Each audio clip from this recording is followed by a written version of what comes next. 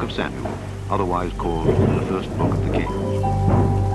Chapter 1. Now there was a certain man of Ramathaim Zophim of Mount Ephraim, and his name was Elkanah, the son of Jeroham, the son of Elihu, the son of Tohu, the son of Zaph, an Ephrathite. And he had two wives. The name of the one was Hannah, and the name of the other Peninnah. And Peninnah had children, but Hannah had no children. And this man went up out of his city yearly to worship and to sacrifice unto the Lord of hosts in Shiloh. And the two sons of Eli, Hophni and Phinehas, the priests of the Lord, were there. And when the time was that Elkanah offered, he gave to Peninnah his wife and to all her sons and her daughters portions. But unto Hannah he gave a worthy portion, for he loved Hannah. But the Lord had shut up her womb. And her adversary also provoked her sore, for to make her fret, because the Lord had shut up her womb. And as he did so year by year, when she went up to the house of the Lord, so she provoked her. Therefore she wept and did not eat. Then said Elkanah her husband to her, Hannah, why weepest thou? And why eatest thou not? And why is thy heart grieved? Am not I better to thee than 10 sons? So Hannah rose up after they had eaten in Shiloh, and after they had drunk. Now Eli the priest sat upon a seat by a post of the temple of the Lord. And she was in bitterness of soul, and prayed unto the Lord, and wept sore. And she vowed a vow, and said, O Lord of hosts, if thou wilt indeed look on the affliction of thine handmaid, and remember me, and not forget thine handmaid, but wilt give unto thine handmaid a man-child, then I will give him unto the Lord all the days of his life, and there shall no razor come upon his head. And it came to pass, as she continued praying before the Lord, that Eli marked her mouth. Now Hannah, she spake in her heart. Only her lips moved, but her voice was not heard. Therefore Eli thought she had been drunken. And Eli said unto her, How long wilt thou be drunken? Put away thy wine from thee. And Hannah answered and said, No, my lord, I am a woman of a sorrowful spirit. I have drunk neither wine nor strong drink, but have poured out my soul before the Lord. Count not thine handmaid for a daughter of Belial, for out of the abundance of my complaint and grief have I spoken hitherto. Then Eli answered and said, Go in peace, and the God of Israel grant thee thy petition that thou hast asked of him. And she said, Let thine handmaid find grace in thy sight. So the woman went her way, and did eat, and her countenance was no more sad. And they rose up in the morning early, and worshipped before the Lord, and returned and came to their house, to Ramah. And Elkanah knew Hannah his wife, and the Lord remembered her. Wherefore it came to pass, when the time was come about after Hannah had conceived, that she bare a son, and called his name Samuel, saying, Because I have asked him of the Lord. And the man Elkanah and all his house went up to offer unto the Lord the yearly sacrifice and his vow. But Hannah went not up, for she said unto her husband, I will not go up until the child be weaned, and then I will bring him, that he may appear before the Lord, and there abide forever. And Elkanah her husband said unto her, Do what seemeth thee good. Tarry until thou have weaned him, only the Lord establish his word. So the woman abode, and gave her son suck, until she weaned him. And when she had weaned him, she took him up with her, with 3 bullocks, and 1 ephah of flour, and a bottle of wine, and brought him unto the house of the Lord in Shiloh. And the child was young. And they slew a bullock, and brought the child to Eli. And she said, O my Lord, as thy soul liveth, my Lord, I am the woman that stood by thee here, praying unto the Lord. For this child I prayed. And the Lord hath given me my petition which I asked of him. Therefore also I have lent him to the Lord. As long as he liveth, he shall be lent to the Lord. And he worshipped the Lord there. Chapter 2. And Hannah prayed and said, My heart rejoiceth in the Lord. Mine horn is exalted in the Lord. My mouth is enlarged over mine enemies, because I rejoice in thy salvation. There is none holy as the Lord, for there is none beside thee. Neither is there any rock like our God. Talk no more so exceeding proudly. Let not arrogancy come out of your mouth. For the Lord is a God of knowledge, and by him actions are weighed.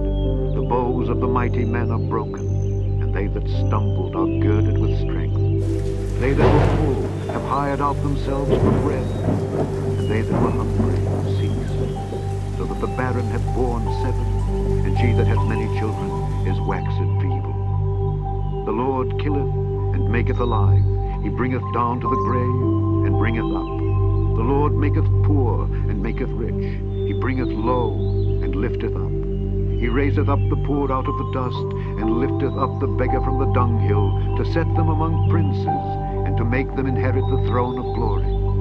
For the pillars of the earth are the Lord's, and he hath set the world upon them. He will keep the feet of his saints, and the wicked shall be silent in darkness.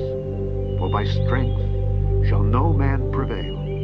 The adversaries of the Lord shall be broken to pieces. Out of heaven shall he thunder upon them. The Lord shall judge the ends of the earth, and he shall give strength unto his king, and exalt the horn of his anointed. And Elkanah went to Ramah to his house, and the child did minister unto the Lord before Eli the priest.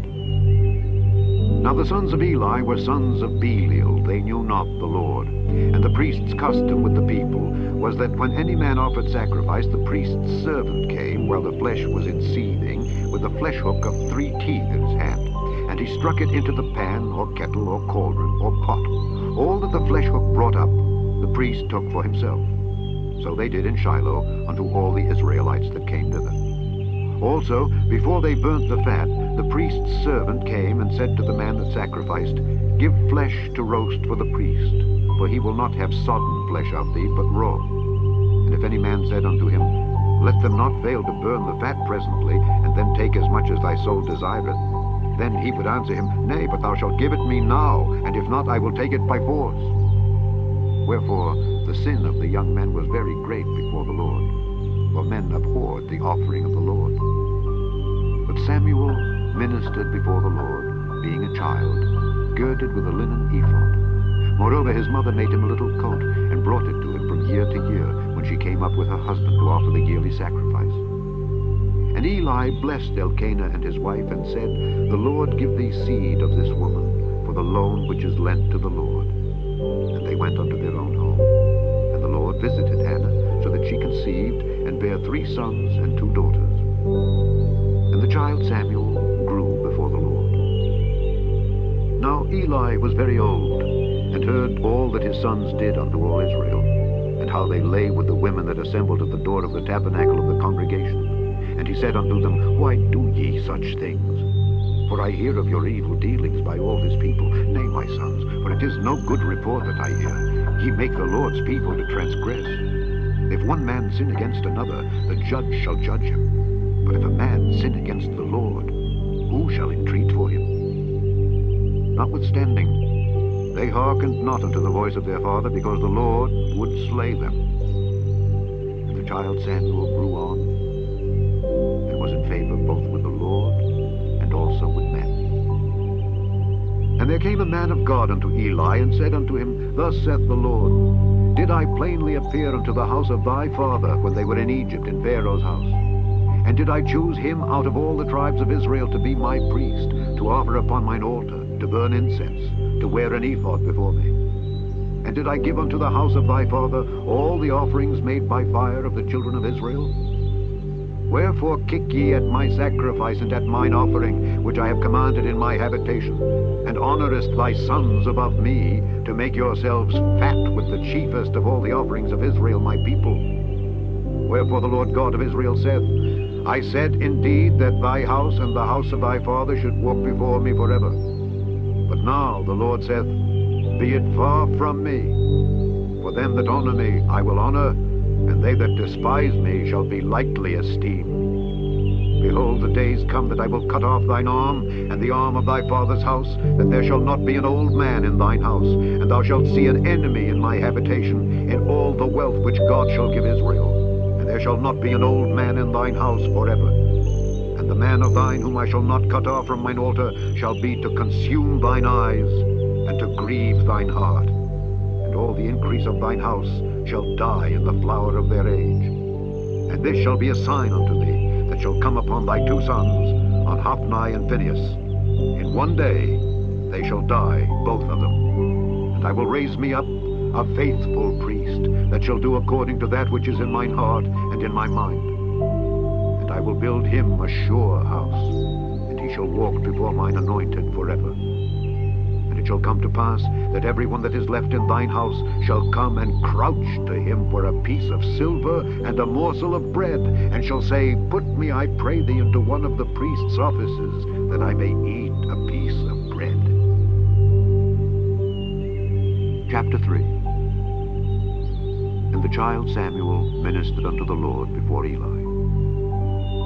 And the word of the Lord was precious in those days. There was no open vision. And it came to pass at that time, when Eli was laid down in his place, and his eyes began to wax dim, that he could not see, and ere the lamp of God went out in the temple of the Lord, where the ark of God was, and Samuel was laid down to sleep, that the Lord called Samuel. And he answered, Here am I. And he ran unto Eli, and said, Here am I, for thou calledst me. And he said, I called not. Lie down again. And he went and lay down. And the Lord called yet again, Samuel. And Samuel arose and went to Eli, and said, Here am I, for thou didst call me. And he answered, I called not, my son. Lie down again. Now Samuel did not yet know the Lord, neither was the word of the Lord yet revealed unto him. And the Lord called Samuel again the third time, and he arose and went to Eli, and said, Here am I, for thou didst call me. And Eli perceived that the Lord had called the child. Therefore Eli said unto Samuel, Go, lie down.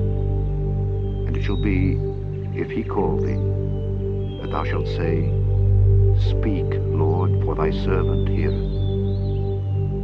So Samuel went and lay down in his place. And the Lord came and stood and called as at other times, Samuel, Samuel. And Samuel answered, Speak, for thy servant heareth. And the Lord said to Samuel, Behold, I will do a thing in Israel, at which both the ears of every one that heareth it shall tingle. In that day I will perform against Eli all things which I have spoken concerning his house. When I begin, I will also make an end. For I have told him that I will judge his house forever for the iniquity which he knoweth, because his sons made themselves vile, and he restrained them not. And therefore I have sworn unto the house of Eli, that the iniquity of Eli's house shall not be purged with sacrifice, nor offering forever. And Samuel lay until the morning, and opened the doors of the house of the Lord. And Samuel feared to show Eli the vision. Then Eli called Samuel, and said, Samuel, my son. And he answered, Here am I. And he said, What is the thing that the Lord hath said unto thee? I pray thee, hide it not from me. God do so to thee, and more also, if thou hide anything from me of all the things that he said unto thee. And Samuel told him every whit, and hid nothing from him. And he said, It is the Lord.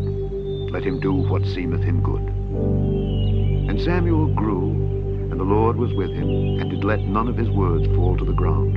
And all Israel, from Dan even to Beersheba, knew that Samuel was established to be a prophet of the Lord. And the Lord appeared again in Shiloh. For the Lord revealed himself to Samuel in Shiloh by the word of the Lord. Chapter 4. And the word of Samuel came to all Israel. Now Israel went out against the Philistines to battle, and pitched beside Ebenezer, and the Philistines pitched in Aphek. And the Philistines put themselves in array against Israel. And when they joined battle, Israel was smitten before the Philistines, and they slew of the army in the field about 4,000 men. And when the people were come into the camp, the elders of Israel said, Wherefore hath the Lord smitten us today before the Philistines? Let us fetch the ark of the covenant of the Lord out of Shiloh unto us, that when it cometh among us, it may save us out of the hand of our enemies. So the people sent to Shiloh, that they might bring from thence the ark of the covenant of the Lord of hosts, which dwelleth between the cherubims. And the two sons of Eli, Hophni and Phinehas, were there with the ark of the covenant of God. And when the ark of the covenant of the Lord came into the camp, all Israel shouted with a great shout, so that the earth rang again. And when the Philistines heard the noise of the shout, they said, What meaneth the noise of this great shout in the camp of the Hebrews? And they understood that the ark of the Lord was come into the camp. And the Philistines were afraid, for they said, God is come into the camp. And they said, Woe unto us, for there hath not been such a thing heretofore. Woe unto us, who shall deliver us out of the hand of these mighty gods? These are the gods that smote the Egyptians with all the plagues in the wilderness. Be strong, and quit yourselves like men, O ye Philistines, that ye be not servants unto the Hebrews, as they have been to you. Quit yourselves like men, and fight. And the Philistines fought, and Israel was smitten, and they fled every man into his tent. And there was a very great slaughter, for there fell of Israel 30,000 footmen. And the ark of God was taken, and the two sons of Eli, Hophni and Phinehas, were slain. And there ran a man of Benjamin out of the army, and came to Shiloh the same day, with his clothes rent, and with earth upon his head. And when he came, lo, Eli sat upon a seat by the wayside, watching, for his heart trembled for the ark of God. And when the man came into the city and told it, all the city cried out. And when Eli heard the noise of the crying, he said, What meaneth the noise of this tumult? And the man came in hastily, and told Eli. Now Eli was 98 years old, and his eyes were dim, that he could not see. And the man said unto Eli, I am he that came out of the army, and I fled today out of the army. And he said, What is there done, my son? And the messenger answered and said, Israel is fled before the Philistines, and there hath been also a great slaughter among the people, and thy two sons also, Hophni and Phinehas, are dead, and the ark of God is taken. And it came to pass, when he made mention of the ark of God, that he fell from off the seat backward by the side of the gate, and his neck brake, and he died. For he was an old man and heavy, and he had judged Israel 40 years. And his daughter-in-law, Phinehas' wife, was with child, near to be delivered. And when she heard the tidings, that the ark of God was taken, and that her father-in-law and her husband were dead, she bowed herself and travailed, for her pains came upon her. And about the time of her death, the women that stood by her said unto her, Fear not, for thou hast borne a son. But she answered not, neither did she regard it. And she named the child Ichabod, saying, The glory is departed from Israel, because the ark of God was taken, and because of her father-in-law and her husband. And she said, The glory is departed from Israel, for the ark of God is taken. Chapter 5. And the Philistines took the ark of God, and brought it from Ebenezer unto Ashdod. When the Philistines took the ark of God, they brought it into the house of Dagon, and set it by Dagon. And when they of Ashdod arose early on the morrow, behold, Dagon was fallen upon his face to the earth before the ark of the Lord. And they took Dagon, and set him in his place again. And when they arose early on the morrow morning, behold, Dagon was fallen upon his face to the ground before the ark of the Lord. And the head of Dagon, and both the palms of his hands, were cut off upon the threshold. Only the stump of Dagon was left to him. Therefore neither the priests of Dagon, nor any that come into Dagon's house, tread on the threshold of Dagon in Ashdod unto this day. The hand of the Lord was heavy upon them of Ashdod, and he destroyed them, and smote them with emerods, even Ashdod and the coasts thereof. And when the men of Ashdod saw that it was so, they said, The ark of the God of Israel shall not abide with us, for his hand is sore upon us, and upon Dagon our God. They sent therefore and gathered all the lords of the Philistines unto them, and said, What shall we do with the ark of the God of Israel? And they answered, Let the ark of the God of Israel be carried about unto Gath. And they carried the ark of the God of Israel about thither. And it was so that after they had carried it about, the hand of the Lord was against the city with a very great destruction. And he smote the men of the city, both small and great, and they had emerods in their secret parts. Therefore they sent the ark of God to Ekron. And it came to pass, as the ark of God came to Ekron, that the Ekronites cried out, saying, They have brought about the ark of the God of Israel to us, to slay us and our people. So they sent and gathered together all the lords of the Philistines, and said, Send away the ark of the God of Israel, and let it go again to his own place, that it slay us not and our people. For there was a deadly destruction throughout all the city. The hand of God was very heavy there. And the men that died not were smitten with the emerods, and the cry of the city went up to heaven. Chapter 6. The ark of the Lord was in the country of the Philistines 7 months. And the Philistines called for the priests and the diviners, saying, What shall we do to the ark of the Lord? Tell us wherewith we shall send it to his place. And they said, If ye send away the ark of the God of Israel, send it not empty, but in any wise return him a trespass offering. Then ye shall be healed, and it shall be known to you why his hand is not removed from you. Then said they, What shall be the trespass offering which we shall return to him? They answered, 5 golden emerods, and 5 golden mice, according to the number of the lords of the Philistines. For one plague was on you all, and on your lords. Wherefore ye shall make images of your emerods, and images of your mice that mar the land. And ye shall give glory unto the God of Israel. Peradventure he will lighten his hand from off you, and from off your gods, and from off your land. Wherefore then do ye harden your heart as the Egyptians and Pharaoh hardened their hearts?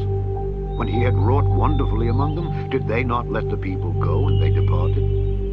Now therefore make a new cart, and take 2 milch kine on which there hath come no yoke, and tie the kine to the cart, and bring their calves home from them. And take the ark of the Lord, and lay it upon the cart. And put the jewels of gold, which ye returned him for a trespass offering, in a coffer by the side thereof, and send it away, that it may go. And see, if it goeth up by the way of his own coast to Bethshemesh, then he hath done us this great evil. But if not, then we shall know that it is not his hand that smote us, it was a chance that happened to us. And the men did so, and took 2 milch kine, and tied them to the cart, and shut up their calves at home. And they laid the ark of the Lord upon the cart, and the coffer with the mice of gold, and the images of their emerods.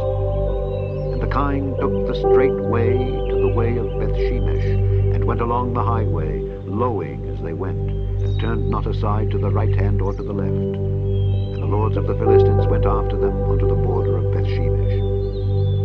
And they of Bethshemesh were reaping their wheat harvest in the valley, and they lifted up their eyes, and saw the ark, and rejoiced to see it. And the cart came into the field of Joshua, a Bethshemite, and stood there where there was a great stone. And they clave the wood of the cart, and offered the kine a burnt offering unto the Lord.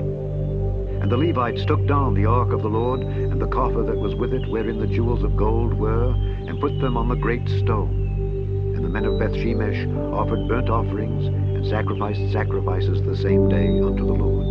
And when the 5 lords of the Philistines had seen it, they returned to Ekron the same day. And these are the golden emerods, which the Philistines returned for a trespass offering unto the Lord. For Ashdod 1, for Gaza 1, for Askelon 1, for Gath 1, for Ekron 1. And the golden mice, according to the number of all the cities of the Philistines belonging to the 5 lords, both of fenced cities and of country villages, even unto the great stone of Abel, whereon they set down the ark of the Lord, which stone remaineth unto this day in the field of Joshua the Bethshemite. And he smote the men of Bethshemesh, because they had looked into the ark of the Lord. Even he smote of the people 50,010 men. And the people lamented, because the Lord had smitten many of the people with a great slaughter. And the men of Bethshemesh said, Who is able to stand before this holy Lord God? And to whom shall he go up from us? And they sent messengers to the inhabitants of Kirjath-jearim, saying, The Philistines have brought again the ark of the Lord. Come ye down, and fetch it up to you. Chapter 7. And the men of Kirjath-jearim came, and fetched up the ark of the Lord, and brought it into the house of Abinadab in the hill, and sanctified Eleazar his son to keep the ark of the Lord. And it came to pass, while the ark abode in Kirjath-jearim, that the time was long, for it was 20 years, and all the house of Israel lamented after the Lord. And Samuel spake unto all the house of Israel, saying, If ye do return unto the Lord with all your hearts, then put away the strange gods and Ashtaroth from among you, and prepare your heart unto the Lord, and serve him only, and he will deliver you out of the hand of the Philistines. Then the children of Israel did put away Baalim and Ashtaroth, and served the Lord only. And Samuel said, Gather all Israel to Mizpeh, and I will pray for you unto the Lord. And they gathered together to Mizpeh, and drew water, and poured it out before the Lord, and fasted on that day, and said there, We have sinned against the Lord. And Samuel judged the children of Israel. And when the Philistines heard that the children of Israel were gathered together to Mizpeh, the lords of the Philistines went up against Israel. And when the children of Israel heard it, they were afraid of the Philistines. And the children of Israel said to Samuel, "Cease not to cry unto the Lord our God for us, that he will save us out of the hand of the Philistines." And Samuel took a sucking lamb and offered it for a burnt offering holy unto the Lord. And Samuel cried unto the Lord for Israel. The Lord heard him. And as Samuel was offering up the burnt offering, the Philistines drew near to battle against Israel. But the Lord thundered with a great thunder on that day upon the Philistines, and discomfited them, and they were smitten before Israel. And the men of Israel went out of Mizpeh, and pursued the Philistines, and smote them until they came unto Beth-kar. Then Samuel took a stone, and set it between Mizpeh and Shen, and called the name of it Ebenezer, saying, "Hitherto hath the Lord helped us." The Philistines disappeared. They came no more into the coast of Israel. The hand of the Lord was against the Philistines all the days of Samuel. And the cities which the Philistines had taken from Israel were restored to Israel, from Ekron even unto Gath. And the coasts thereof did Israel deliver out of the hands of the Philistines. And there was peace between Israel and the Amorites. Samuel judged Israel all the days of his life. And he went from year to year in circuit to Bethel and Gilgal and Mizpeh, and judged Israel in all those places. And his return was to Ramah, for there was his house. And there he judged Israel, and there he built an altar unto the Lord. Chapter 8. And it came to pass, when Samuel was old, that he made his sons judges over Israel. Now the name of his firstborn was Joel, and the name of his second Abiah. They were judges in Beersheba. And his sons walked not in his ways, but turned aside after lucre, and took bribes, and perverted judgment. Then all the elders of Israel gathered themselves together, and came to Samuel unto Ramah, and said unto him, "Behold, thou art old, and thy sons walk not in thy ways. Now make us a king to judge us like all the nations." But the thing displeased Samuel, when they said, "Give us a king to judge us." And Samuel prayed unto the Lord. And the Lord said unto Samuel, "Hearken unto the voice of the people in all that they say unto thee. For they have not rejected thee, but they have rejected me, that I should not reign over them. According to all the works which they have done since the day that I brought them up out of Egypt, even unto this day, wherewith they have forsaken me and served other gods, so do they also unto thee. Now therefore hearken unto their voice. Howbeit, yet protest solemnly unto them, and show them the manner of the king that shall reign over them." And Samuel told all the words of the Lord unto the people that asked of him a king, and he said, "This will be the manner of the king that shall reign over you. He will take your sons, and appoint them for himself, for his chariots, and to be his horsemen, and some shall run before his chariots. And he will appoint him captains over thousands, and captains over 50s, and will set them to ear his ground, and to reap his harvest, and to make his instruments of war, and instruments of his chariots. And he will take your daughters to be confectionaries, and to be cooks, and to be bakers. And he will take your fields, and your vineyards, and your olive yards, even the best of them, and give them to his servants. And he will take the 10th of your seed, and of your vineyards, and give to his officers and to his servants. And he will take your men servants and your maid servants, and your goodliest young men, and your asses, and put them to his work. He will take the 10th of your sheep, and ye shall be his servants. And ye shall cry out in that day because of your king, which he shall have chosen you. And the Lord will not hear you in that day." Nevertheless, the people refused to obey the voice of Samuel, and they said, "Nay, but we will have a king over us, that we also may be like all the nations, and that our king may judge us, and go out before us, and fight our battles." And Samuel heard all the words of the people, and he rehearsed them in the ears of the Lord. And the Lord said to Samuel, "Hearken unto their voice, and make them a king." And Samuel said unto the men of Israel, "Go ye every man unto his city." Chapter 9. Now there was a man of Benjamin, whose name was Kish, the son of Abiel, the son of Zeror, the son of Bechorath, the the son of Aphiah, a Benjamite, a mighty man of power. And he had a son, whose name was Saul, a choice young man and a goodly. And there was not among the children of Israel a goodlier person than he. From his shoulders and upward he was higher than any of the people. And the asses of Kish, Saul's father, were lost. And Kish said to Saul his son, Take now one of the servants with thee, and arise, go seek the asses. And he passed through Mount Ephraim, and passed through the land of Shalisha, but they found them not. Then they passed through the land of Shalem, and there they were not. And he passed through the land of the Benjamites, but they found them not.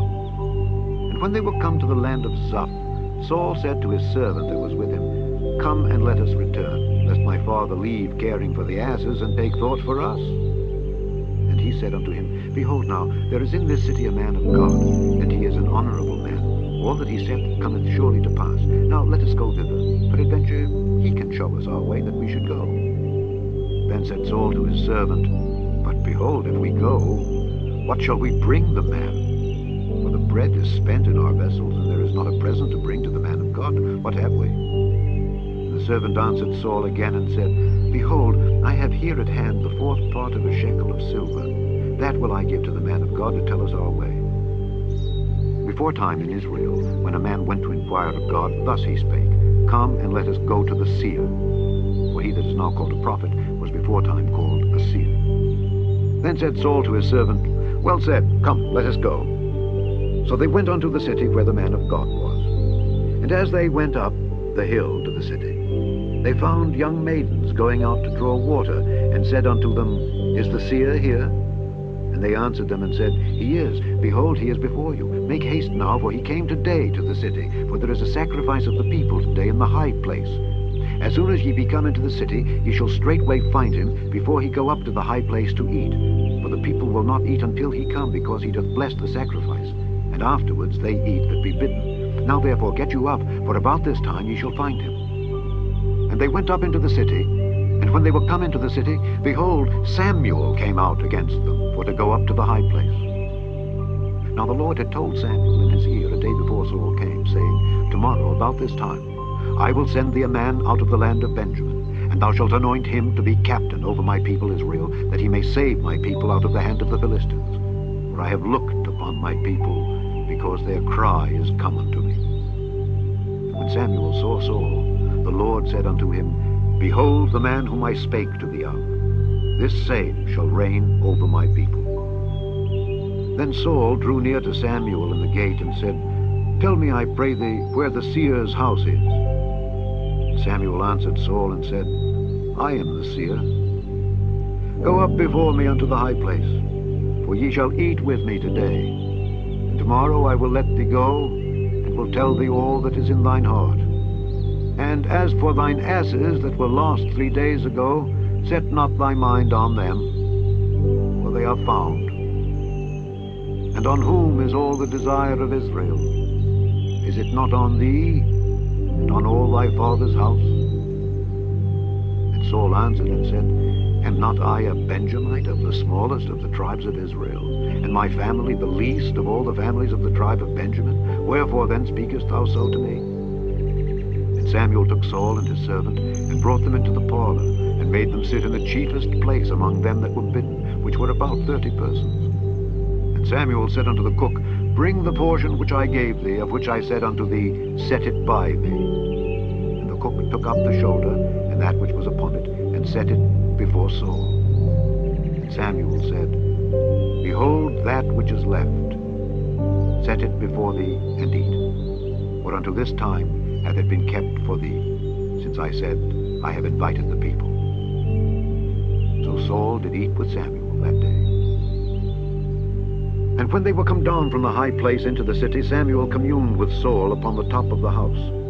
And they arose early, and it came to pass, about the spring of the day, that Samuel called Saul to the top of the house, saying, Up, that I may send thee away. And Saul arose, and they went out, both of them, he and Samuel, abroad. And as they were going down to the end of the city, Samuel said to Saul, Bid the servant pass on before us. And he passed on.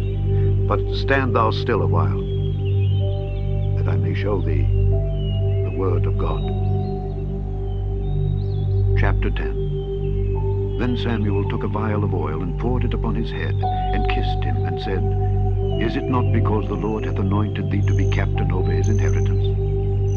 When thou art departed from me today, then thou shalt find 2 men by Rachel's sepulchre in the border of Benjamin at Zelzah, and they will say unto thee, The asses which thou wentest to seek are found. And lo, thy father hath left the care of the asses, and sorroweth for you, saying, What shall I do for my son? Then shalt thou go on forward from thence, and thou shalt come to the plain of Tabor. And there shall meet thee 3 men going up to God to Bethel, one carrying 3 kids, and another carrying 3 loaves of bread, and another carrying a bottle of wine. And they will salute thee, and give thee 2 loaves of bread, which thou shalt receive of their hands. After that, thou shalt come to the hill of God, where is the garrison of the Philistines. And it shall come to pass, when thou art come thither to the city, that thou shalt meet a company of prophets coming down from the high place, with a psaltery, and a tabret, and a pipe, and a harp before them, and they shall prophesy. And the Spirit of the Lord will come upon thee, and thou shalt prophesy with them, and shalt be turned into another man. And let it be, when these signs are come unto thee, that thou do as occasion serve thee, for God is with thee. And thou shalt go down before me to Gilgal. And behold, I will come down unto thee to offer burnt offerings, and to sacrifice sacrifices of peace offerings. 7 days shalt thou tarry till I come to thee, and show thee what thou shalt do. And it was so, that when he had turned his back to go from Samuel, God gave him another heart, and all those signs came to pass that day. When they came thither to the hill, behold, a company of prophets met him, and the Spirit of God came upon him, and he prophesied among them. And it came to pass, when all that knew him before times saw that, behold, he prophesied among the prophets, then the people said one to another, What is this that is come unto the son of Kish? Is Saul also among the prophets? And one of the same place answered and said, But who is their father? Therefore it became a proverb, Is Saul also among the prophets? And when he had made an end of prophesying, he came to the high place. And Saul's uncle said unto him and to his servant, Whither went ye? And he said, To seek the asses. And when we saw that they were nowhere, we came to Samuel. And Saul's uncle said, Tell me, I pray thee, what Samuel said unto you. And Saul said unto his uncle, He told us plainly that the asses were found. But of the matter of the kingdom whereof Samuel spake, he told him not. And Samuel called the people together unto the Lord to Mizpeh, and said unto the children of Israel, Thus saith the Lord God of Israel, I brought up Israel out of Egypt, and delivered you out of the hand of the Egyptians, and out of the hand of all kingdoms, and of them that oppressed you. And ye have this day rejected your God, who himself saved you out of all your adversities and your tribulations. And ye have said unto him, Nay, but set a king over us. Now therefore, present yourselves before the Lord by your tribes and by your thousands. When Samuel had caused all the tribes of Israel to come near, the tribe of Benjamin was taken. When he had caused the tribe of Benjamin to come near by their families, the family of Matri was taken. And Saul, the son of Kish, was taken. And when they sought him, he could not be found. Therefore they inquired of the Lord further, if the man should yet come thither. And the Lord answered, Behold, he hath hid himself among the stuff. And they ran and fetched him thence. And when he stood among the people, he was higher than any of the people from his shoulders and upward. And Samuel said to all the people, See ye him whom the Lord hath chosen, that there is none like him among all the people? And all the people shouted and said, God save the king! Then Samuel told the people the manner of the kingdom, and wrote it in a book, and laid it up before the Lord. And Samuel sent all the people away, every man to his house. And Saul also went home to Gibeah, and there went with him a band of men whose hearts God had touched. But the children of Belial said, How shall this man save us? And they despised him, and brought him no presents. But he held his peace. Chapter 11. Then Nahash the Ammonite came up and encamped against Jabesh-Gilead, and all the men of Jabesh said unto Nahash, Make a covenant with us, and we will serve thee.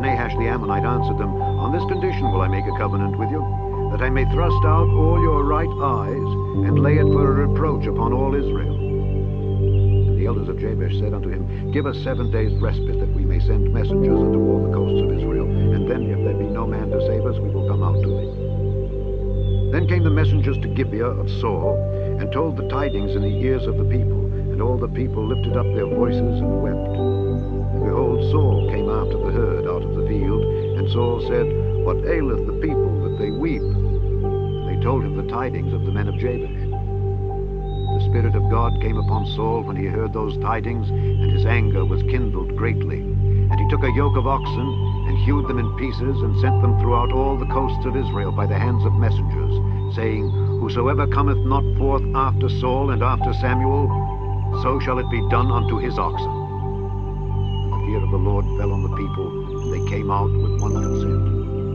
And when he numbered them in Bezek, the children of Israel were 300,000, and the men of Judah 30,000.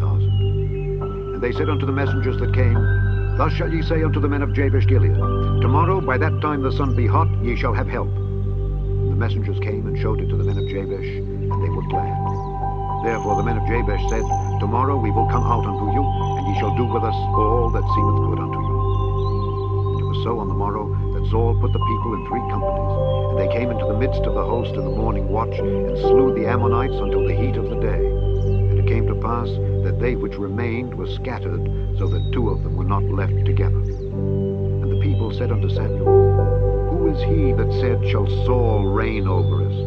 Bring the men, that we may put them to death. And Saul said, There shall not a man be put to death this day, for today the Lord hath wrought salvation in Israel. Then said Samuel to the people, Come and let us go to Gilgal and renew the kingdom there. And all the people went to Gilgal. And there they made Saul king before the Lord in Gilgal. And there they sacrificed sacrifices of peace offerings before the Lord. And there Saul and all the men of Israel rejoiced greatly. Chapter 12. And Samuel said unto all Israel, Behold, I have hearkened unto your voice in all that ye said unto me, and have made a king over you. And now, behold, the king walketh before you.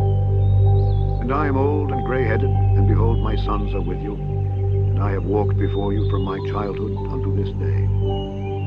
Behold, here I am. Witness against me before the Lord and before his anointed. Whose ox have I taken? Or whose ass have I taken? Or whom have I defrauded? Whom have I oppressed? Or of whose hand have I received any bribe to blind mine eyes therewith? And I will restore it you. And they said, Thou hast not defrauded us, nor oppressed us, neither hast thou taken aught of any man's hand. And he said unto them, The Lord is witness against you, and his anointed is witness this day, that ye have not found aught in my hand. And they answered, He is witness.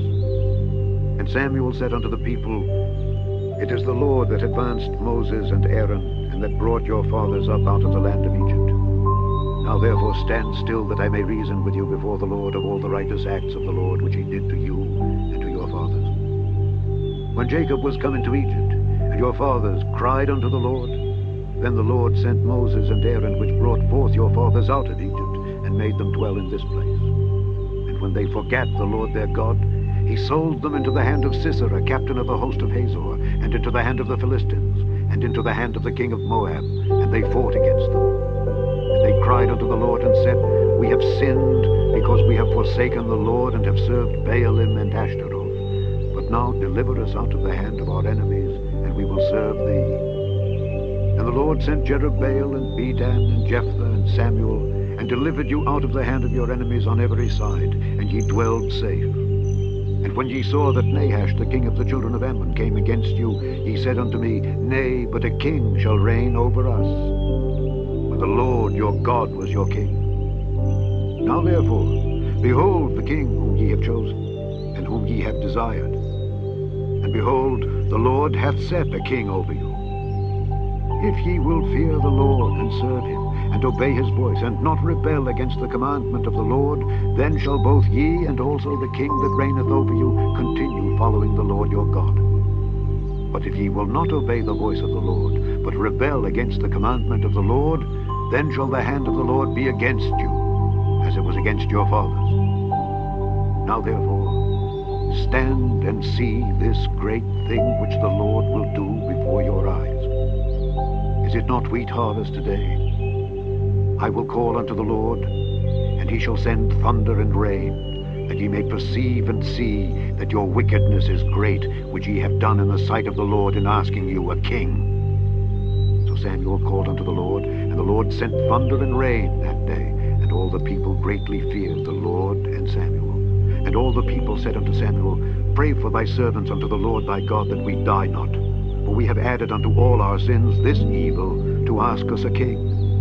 And Samuel said unto the people, Fear not, ye have done all this wickedness. Yet turn not aside from following the Lord, but serve the Lord with all your heart, and turn ye not aside. For then should ye go after vain things, which cannot profit nor deliver, for they are vain. For the Lord will not forsake his people for his great name's sake, because it hath pleased the Lord to make you his people.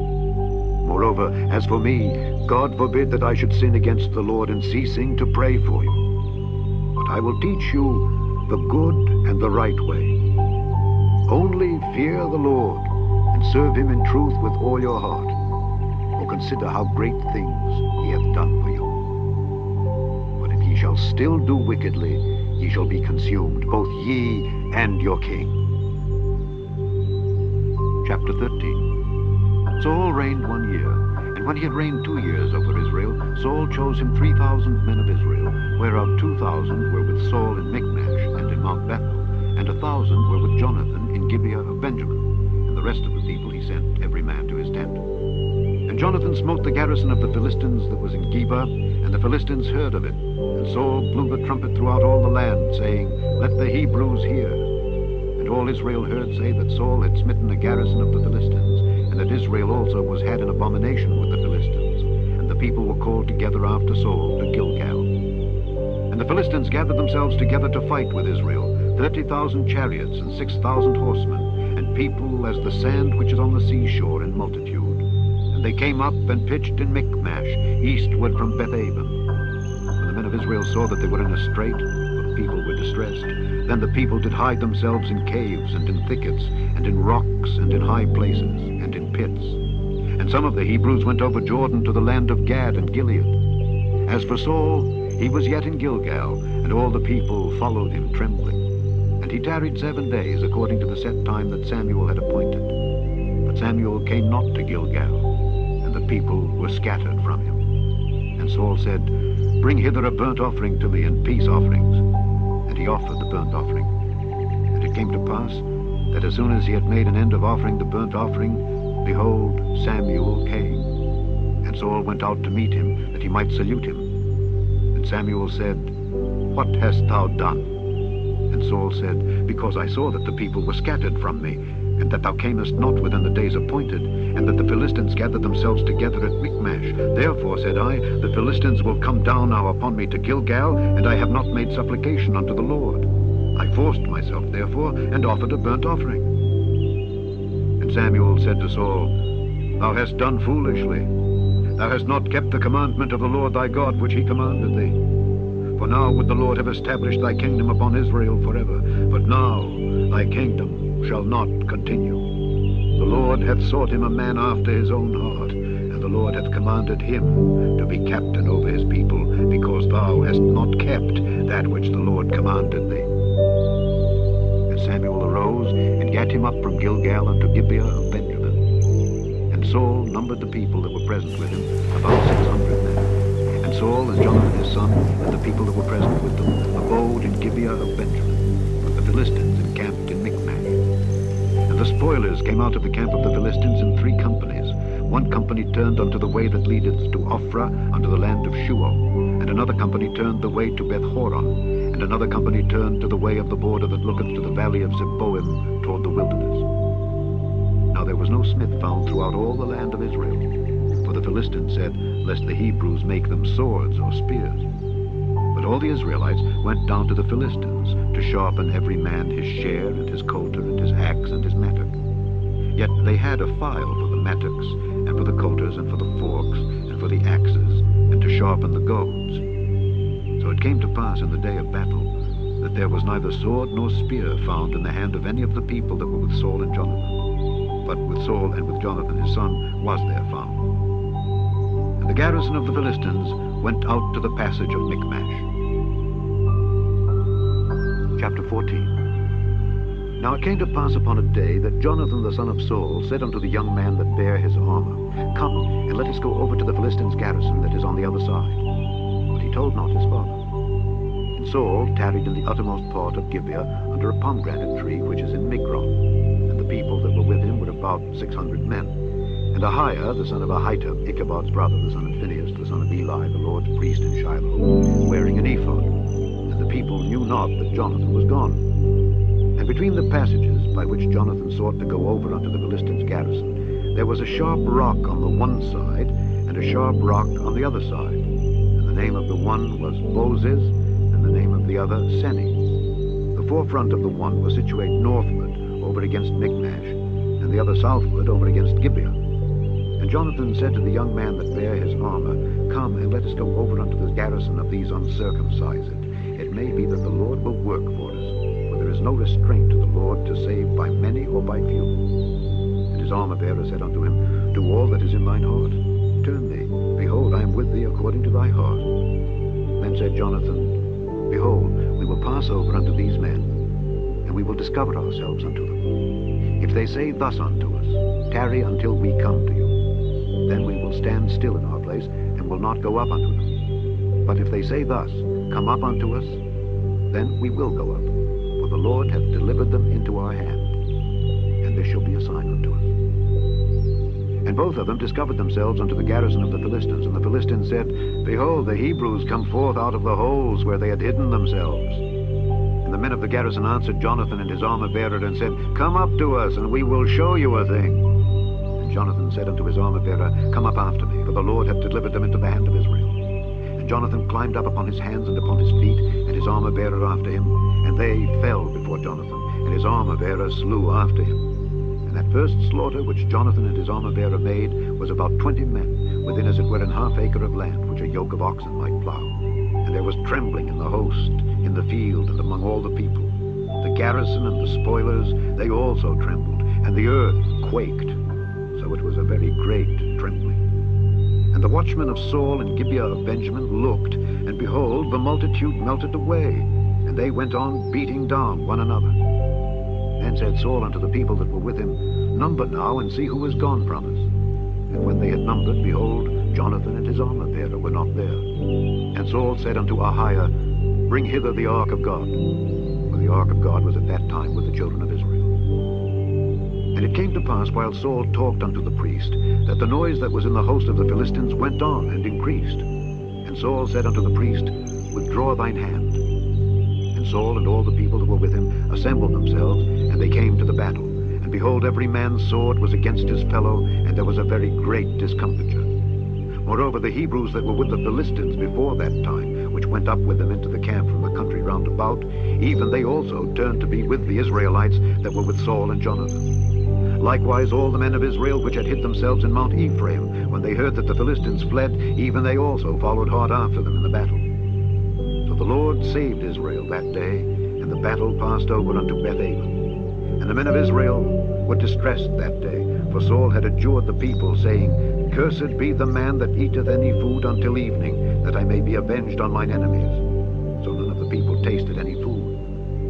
And all they of the land came to a wood, and there was honey upon the ground. And when the people were come into the wood, behold, the honey dropped, but no man put his hand to his mouth, for the people feared the oath. But Jonathan heard not when his father charged the people with the oath. Wherefore he put forth the end of the rod that was in his hand, and dipped it in an honeycomb, and put his hand to his mouth, and his eyes were enlightened. Then answered one of the people, and said, Thy father straitly charged the people with an oath, saying, Cursed be the man that eateth any food this day. And the people were faint. Then said Jonathan, My father hath troubled the land. See, I pray you, how mine eyes have been enlightened, because I tasted a little of this honey. How much more if haply the people had eaten freely today of the spoil of their enemies which they found?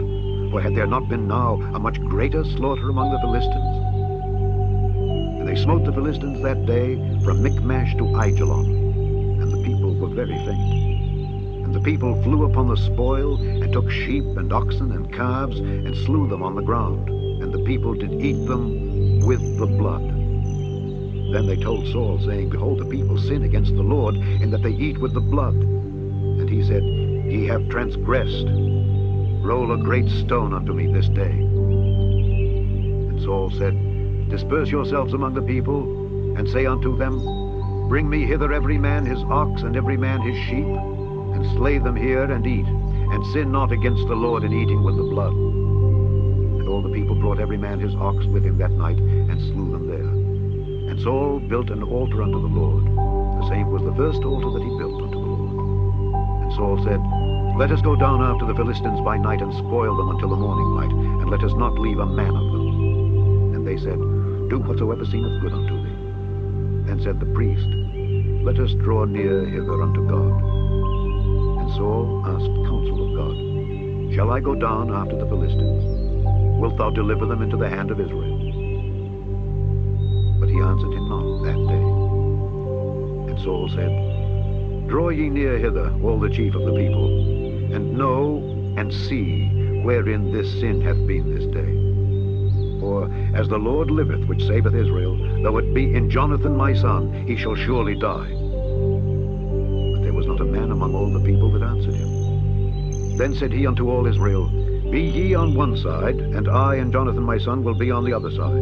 And the people said unto Saul, Do what seemeth good unto thee. Therefore Saul said unto the Lord God of Israel, Give a perfect lot. And Saul and Jonathan were taken, but the people escaped. And Saul said, Cast lots between me and Jonathan my son.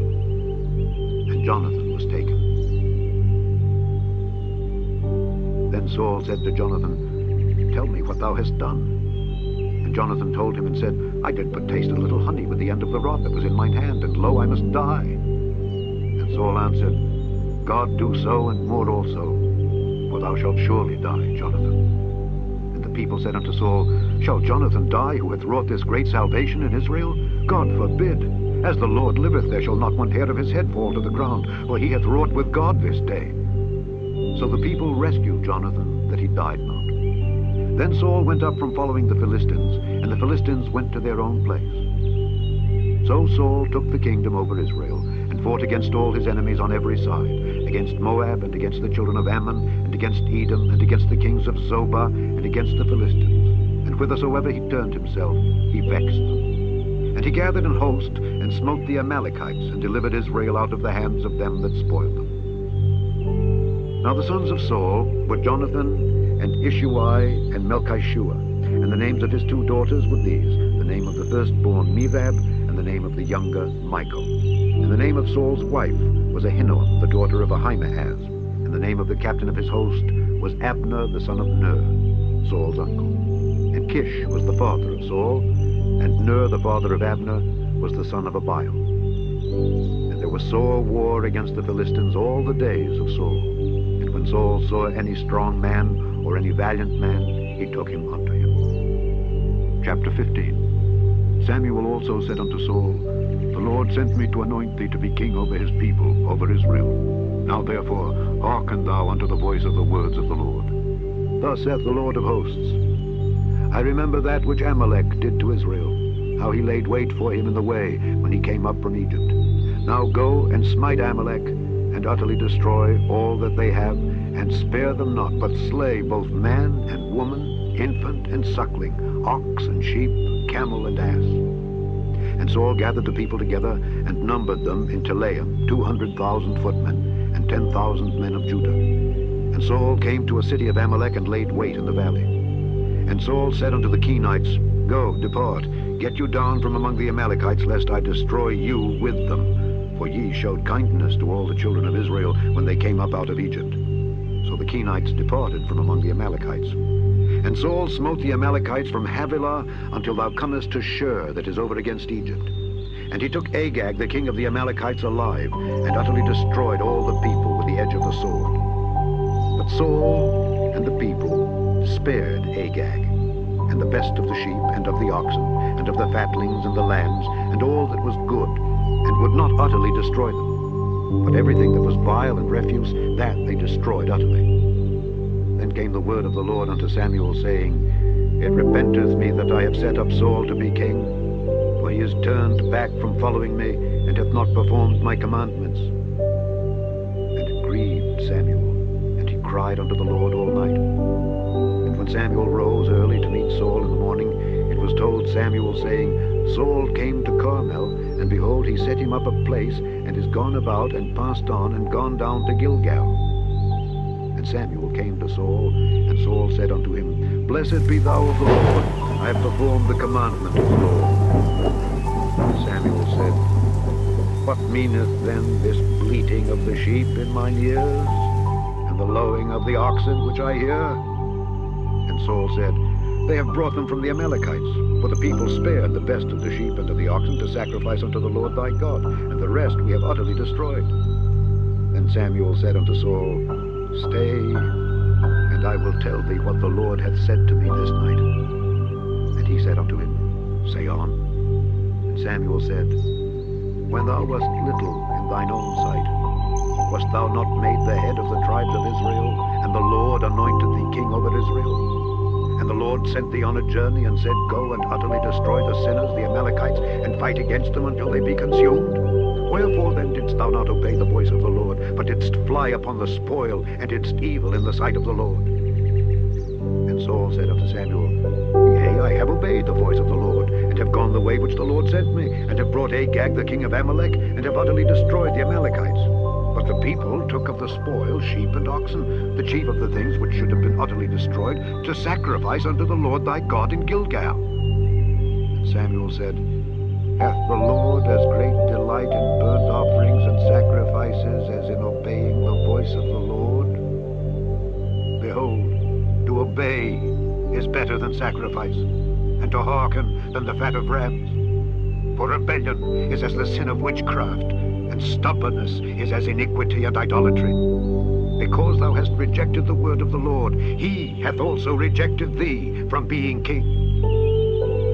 And Saul said unto Samuel, I have sinned, for I have transgressed the commandment of the Lord of thy words, because I feared the people and obeyed their voice. Now therefore I pray thee, pardon my sin, and turn again with me, that I may worship the Lord. And Samuel said unto Saul, I will not return with thee, for thou hast rejected the word of the Lord, and the Lord hath rejected thee from being king over Israel. And as Samuel turned about to go away, he laid hold upon the skirt of his mantle, and it rent. And Samuel said unto him, The Lord hath rent the kingdom of Israel from thee this day, and hath given it to a neighbor of thine that is better than thou. And also, the strength of Israel will not lie nor repent, for he is not a man that he should repent. Then he said, I have sinned. Yet honor me now, I pray thee, before the elders of my people and before Israel, and turn again with me, that I may worship the Lord thy God. So Samuel turned again after Saul, and Saul worshipped the Lord. Then said Samuel, Bring ye hither to me Agag the king of the Amalekites. And Agag came unto him delicately, and Agag said, Surely the bitterness of death is past. And Samuel said, As thy sword hath made women childless, so shall thy mother be childless among women. And Samuel hewed Agag in pieces before the Lord in Gilgal. Then Samuel went to Ramah, and Saul went up to his house to Gibeah of Saul. And Samuel came no more to see Saul until the day of his death. Nevertheless, Samuel mourned for Saul, and the Lord repented that he had made Saul king over Israel. Chapter 16. And the Lord said unto Samuel, How long wilt thou mourn for Saul, seeing I have rejected him from reigning over Israel? Fill thine horn with oil, and go. I will send thee to Jesse the Bethlehemite, for I have provided me a king among his sons. Samuel said, "How can I go? If Saul hear it, he will kill me." And the Lord said, "Take an heifer with thee, and say, I am come to sacrifice to the Lord. And call Jesse to the sacrifice, and I will show thee what thou shalt do. And thou shalt anoint unto me him whom I name unto thee." And Samuel did that which the Lord spake, and came to Bethlehem. And the elders of the town trembled at his coming, and said, "Comest thou peaceably?" And he said, "Peaceably. I am come to sacrifice unto the Lord. Sanctify yourselves, and come with me to the sacrifice." And he sanctified Jesse and his sons, and called them to the sacrifice. And it came to pass, when they were come, that he looked on Eliab, and said, "Surely the Lord's anointed is before him." But the Lord said unto Samuel, "Look not on his countenance, or on the height of his stature, because I have refused him. For the Lord seeth not as man seeth, for man looketh on the outward appearance, but the Lord looketh on the heart." Then Jesse called Abinadab, and made him pass before Samuel. And he said, "Neither hath the Lord chosen this." Then Jesse made Shammah to pass by. And he said, "Neither hath the Lord chosen this." Again Jesse made 7 of his sons to pass before Samuel. And Samuel said unto Jesse, "The Lord hath not chosen these." And Samuel said unto Jesse, "Are here all thy children?" And he said, "There remaineth yet the youngest, and behold, he keepeth the sheep." And Samuel said unto Jesse, "Send and fetch him, for we will not sit down till he come hither." And he sent and brought him in. Now he was ruddy, and withal of a beautiful countenance, and goodly to look to. And the Lord said, "Arise, anoint him, for this is he." Then Samuel took the horn of oil, and anointed him in the midst of his brethren. And the Spirit of the Lord came upon David from that day forward. So Samuel rose up and went to Ramah. But the Spirit of the Lord departed from Saul, and an evil spirit from the Lord troubled him. And Saul's servants said unto him, "Behold now, an evil spirit from God troubleth thee. Let our Lord now command thy servants which are before thee to seek out a man who is a cunning player on an harp. And it shall come to pass, when the evil spirit from God is upon thee, that he shall play with his hand, and thou shalt be well." And Saul said unto his servants, "Provide me now a man that can play well, and bring him to me." Then answered one of the servants, and said, "Behold, I have seen a son of Jesse the Bethlehemite that is cunning in playing, and a mighty valiant man, and a man of war, and prudent in matters, and a comely person, and the Lord is with him." Wherefore Saul sent messengers unto Jesse, and said, "Send me David thy son, which is with the sheep." And Jesse took an ass laden with bread, and a bottle of wine, and a kid, and sent them by David his son unto Saul. And David came to Saul, and stood before him. And he loved him greatly, and he became his armor-bearer. And Saul sent to Jesse, saying, "Let David, I pray thee, stand before me, for he hath found favor in my sight." And it came to pass, when the evil spirit from God was upon Saul, that David took an harp and played with his hand. So Saul was refreshed and was well, and the evil spirit departed from him. Chapter 17. Now the Philistines gathered together their armies to battle, and were gathered together at Shochoh, which belongeth to Judah, and pitched between Shochoh and Azekah in Ephes-dammim. And Saul and the men of Israel were gathered together, and pitched by the valley of Elah, and set the battle in array against the Philistines. And the Philistines stood on a mountain on the one side, and Israel stood on a mountain on the other side, and there was a valley between them. And there went out a champion out of the camp of the Philistines, named Goliath of Gath, whose height was 6 cubits and a span. And he had an helmet of brass upon his head, and he was armed with a coat of mail, and the weight of the coat was 5,000 shekels of brass. And he had greaves of brass upon his legs, and a target of brass between his shoulders. And the staff of his spear was like a weaver's beam, and his spear's head weighed 600 shekels of iron. And one bearing a shield went before him. And he stood and cried unto the armies of Israel, and said unto them, Why are ye come out to set your battle in array? Am not I a Philistine, and ye servants to Saul? Choose you a man for you, and let him come down to me. If he be able to fight with me and to kill me, then will we be your servants. But if I prevail against him and kill him, then shall ye be our servants and serve us. And the Philistine said, I defy the armies of Israel this day. Give me a man that we may fight together. When Saul and all Israel heard those words of the Philistine, they were dismayed and greatly afraid. Now David was the son of that Ephrathite of Bethlehem, Judah, whose name was Jesse, and he had 8 sons. And the man went among men for an old man in the days of Saul. And the 3 eldest sons of Jesse went and followed Saul to the battle. And the names of his 3 sons that went to the battle were Eliab, the firstborn, and next unto him Abinadab, and the third Shammah.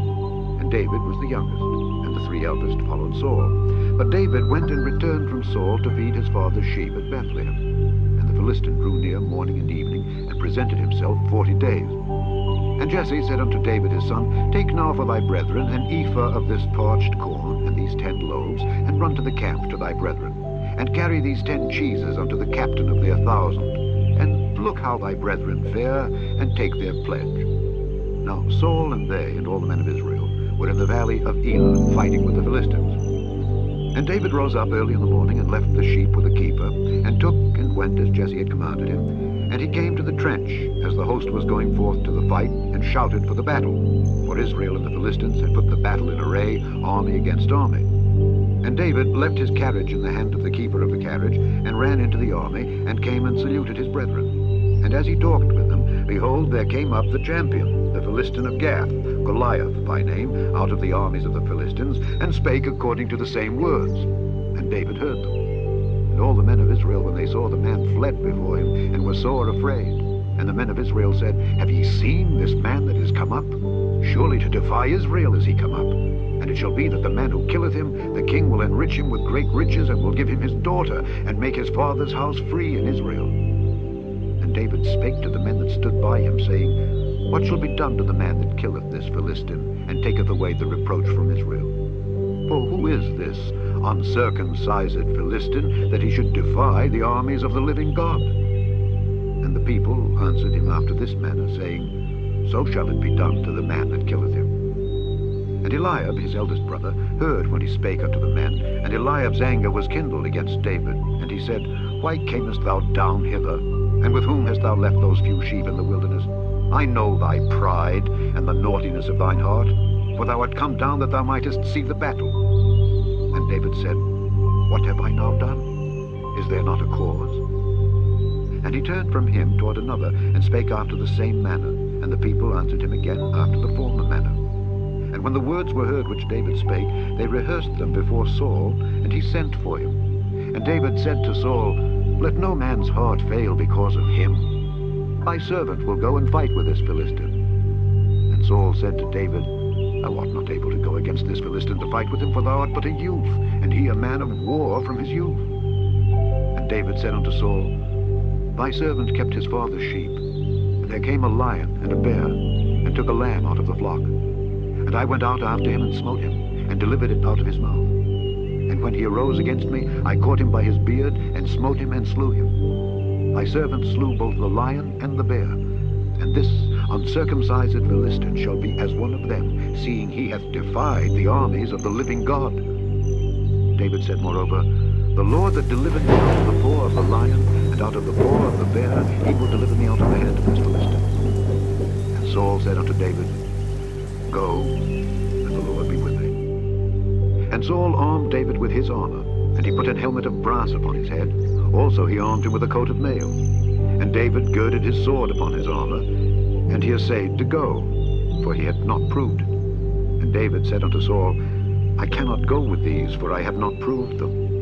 And David put them off him. And he took his staff in his hand, and chose him 5 smooth stones out of the brook, and put them in a shepherd's bag which he had, even in a scrip. And his sling was in his hand, and he drew near to the Philistine. And the Philistine came on and drew near unto David, and the man that bare the shield went before him. And when the Philistine looked about, and saw David, he disdained him, for he was but a youth, and ruddy, and of a fair countenance. And the Philistine said unto David, Am I a dog, that thou comest to me with staves? And the Philistine cursed David by his gods. And the Philistine said to David, Come to me, and I will give thy flesh unto the fowls of the air, and to the beasts of the field. And said David to the Philistine, Thou comest to me with a sword, and with a spear, and with a shield. But I come to thee in the name of the Lord of hosts, the God of the armies of Israel, whom thou hast defied. This day will the Lord deliver thee into mine hand, and I will smite thee, and take thine head from thee. And I will give the carcasses of the host of the Philistines this day unto the fowls of the air and to the wild beasts of the earth, that all the earth may know that there is a God in Israel. And all this assembly shall know that the Lord saveth not with sword and spear, for the battle is the Lord's, and he will give you into our hands. And it came to pass, when the Philistine arose and came and drew nigh to meet David, that David hasted and ran toward the army to meet the Philistine. And David put his hand in his bag, and took thence a stone, and slang it, and smote the Philistine in his forehead, that the stone sunk into his forehead, and he fell upon his face to the earth.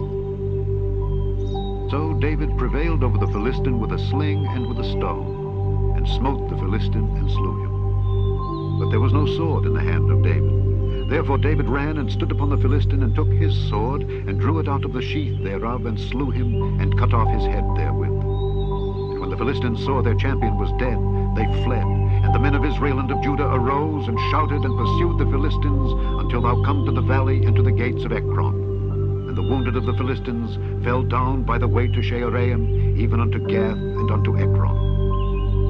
And the children of Israel returned from chasing after the Philistines, and they spoiled their tents. And David took the head of the Philistine and brought it to Jerusalem. But he put his armor in his tent.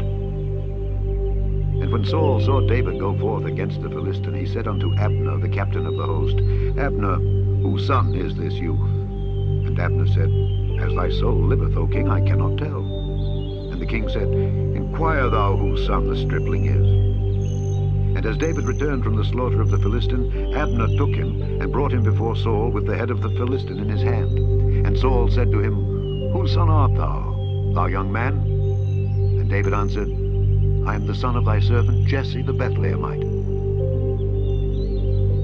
Chapter 18. And it came to pass, when he had made an end of speaking unto Saul, that the soul of Jonathan was knit with the soul of David, and Jonathan loved him as his own soul. And Saul took him that day, and would let him go no more home to his father's house. Then Jonathan and David made a covenant, because he loved him as his own soul. And Jonathan stripped himself of the robe that was upon him, and gave it to David, and his garments, even to his sword, and to his bow, and to his girdle. And David went out whithersoever Saul sent him, and behaved himself wisely. And Saul set him over the men of war, and he was accepted in the sight of all the people, and also in the sight of Saul's servants. And it came to pass, as they came, when David was returned from the slaughter of the Philistine, that the women came out of all cities of Israel, singing and dancing, to meet King Saul with tabrets, with joy, and with instruments of music. And the women answered one another as they played, and said, Saul hath slain his thousands, and David his 10,000s. And Saul was very wroth, and the saying displeased him. And he said, They have ascribed unto David 10,000s, and to me they have ascribed but thousands. And what can he have more but the kingdom? And Saul eyed David from that day and forward. And it came to pass on the morrow that the evil spirit from God came upon Saul, and he prophesied in the midst of the house. And David played with his hand as at other times. And there was a javelin in Saul's hand. And Saul cast the javelin, for he said, I will smite David even to the wall with it. And David avoided out of his presence twice. And Saul was afraid of David, because the Lord was with him, and was departed from Saul. Therefore Saul removed him from him, and made him his captain over 1,000. And he went out and came in before the people. And David behaved himself wisely in all his ways, and the Lord was with him. Wherefore, when Saul saw that he behaved himself very wisely, he was afraid of him. But all Israel and Judah loved David, because he went out and came in before them. And Saul said to David, Behold my elder daughter Merab, her will I give thee to wife. Only be thou valiant for me, and fight the Lord's battles. For Saul said, Let not mine hand be upon him, but let the hand of the Philistines be upon him. And David said unto Saul, Who am I, and what is my life or my father's family in Israel, that I should be son-in-law to the king? But it came to pass at the time when Merab, Saul's daughter, should have been given to David, that she was given unto Adriel the Meholathite to wife. And Michal, Saul's daughter, loved David. And they told Saul, and the thing pleased him. And Saul said, I will give him her, that she may be a snare to him, and that the hand of the Philistines may be against him. Wherefore Saul said to David, Thou shalt this day be my son-in-law in the one of the twain. And Saul commanded his servants, saying, Commune with David secretly, and say, Behold, the king hath delight in thee, and all his servants love thee. Now therefore be the king's son-in-law. And Saul's servants spake those words in the ears of David, and David said, Seemeth it to you a light thing to be a king's son-in-law, seeing that I am a poor man, and lightly esteemed? And the servants of Saul told him, saying, On this manner spake David. And Saul said, Thus shall ye say to David, The king desireth not any dowry, but 100 foreskins of the Philistines, to be avenged of the king's enemies. But Saul thought to make David fall by the hand of the Philistines. And when his servants told David these words, it pleased David well to be the king's son-in-law, and the days were not expired. Wherefore David arose and went, he and his men, and slew of the Philistines 200 men. And David brought their foreskins, and they gave them in full tale to the king, that he might be the king's son-in-law. And Saul gave him Michal his daughter to wife. And Saul saw and knew that the Lord was with David, and that Michal, Saul's daughter, loved him. And Saul was yet the more afraid of David. And Saul became David's enemy continually. Then the princes of the Philistines went forth, and it came to pass after they went forth that David behaved himself more wisely than all the servants of Saul, so that his name was much set by. Chapter 19. And Saul spake to Jonathan his son and to all his servants, that they should kill David. But Jonathan Saul's son delighted much in David. And Jonathan told David, saying, Saul my father seeketh to kill thee. Now therefore I pray thee, take heed to thyself until the morning, and abide in a secret place, and hide thyself. And I will go out and stand beside my father in the field where thou art, and I will commune with my father of thee. And what I see, that I will tell thee. And Jonathan spake good of David unto Saul his father, and said unto him, Let not the king sin against his servant, against David, because he hath not sinned against thee, and because his works have been to thee word very good. For he did put his life in his hand, and slew the Philistine, and the Lord wrought a great salvation for all Israel. Thou sawest it, and didst rejoice. Wherefore then wilt thou sin against innocent blood, to slay David without a cause? And Saul hearkened unto the voice of Jonathan, and Saul sware, As the Lord liveth, he shall not be slain. And Jonathan called David, and Jonathan showed him all those things. And Jonathan brought David to Saul, and he was in his presence as in times past. And there was war again, and David went out and fought with the Philistines, and slew them with a great slaughter, and they fled from him. And the evil spirit from the Lord was upon Saul, as he sat in his house with his javelin in his hand, and David played with his hand. Saul sought to smite David even to the wall with the javelin, but he slipped away out of Saul's presence, and he smote the javelin into the wall. And David fled and escaped that night. Saul also sent messengers unto David's house to watch him and to slay him in the morning.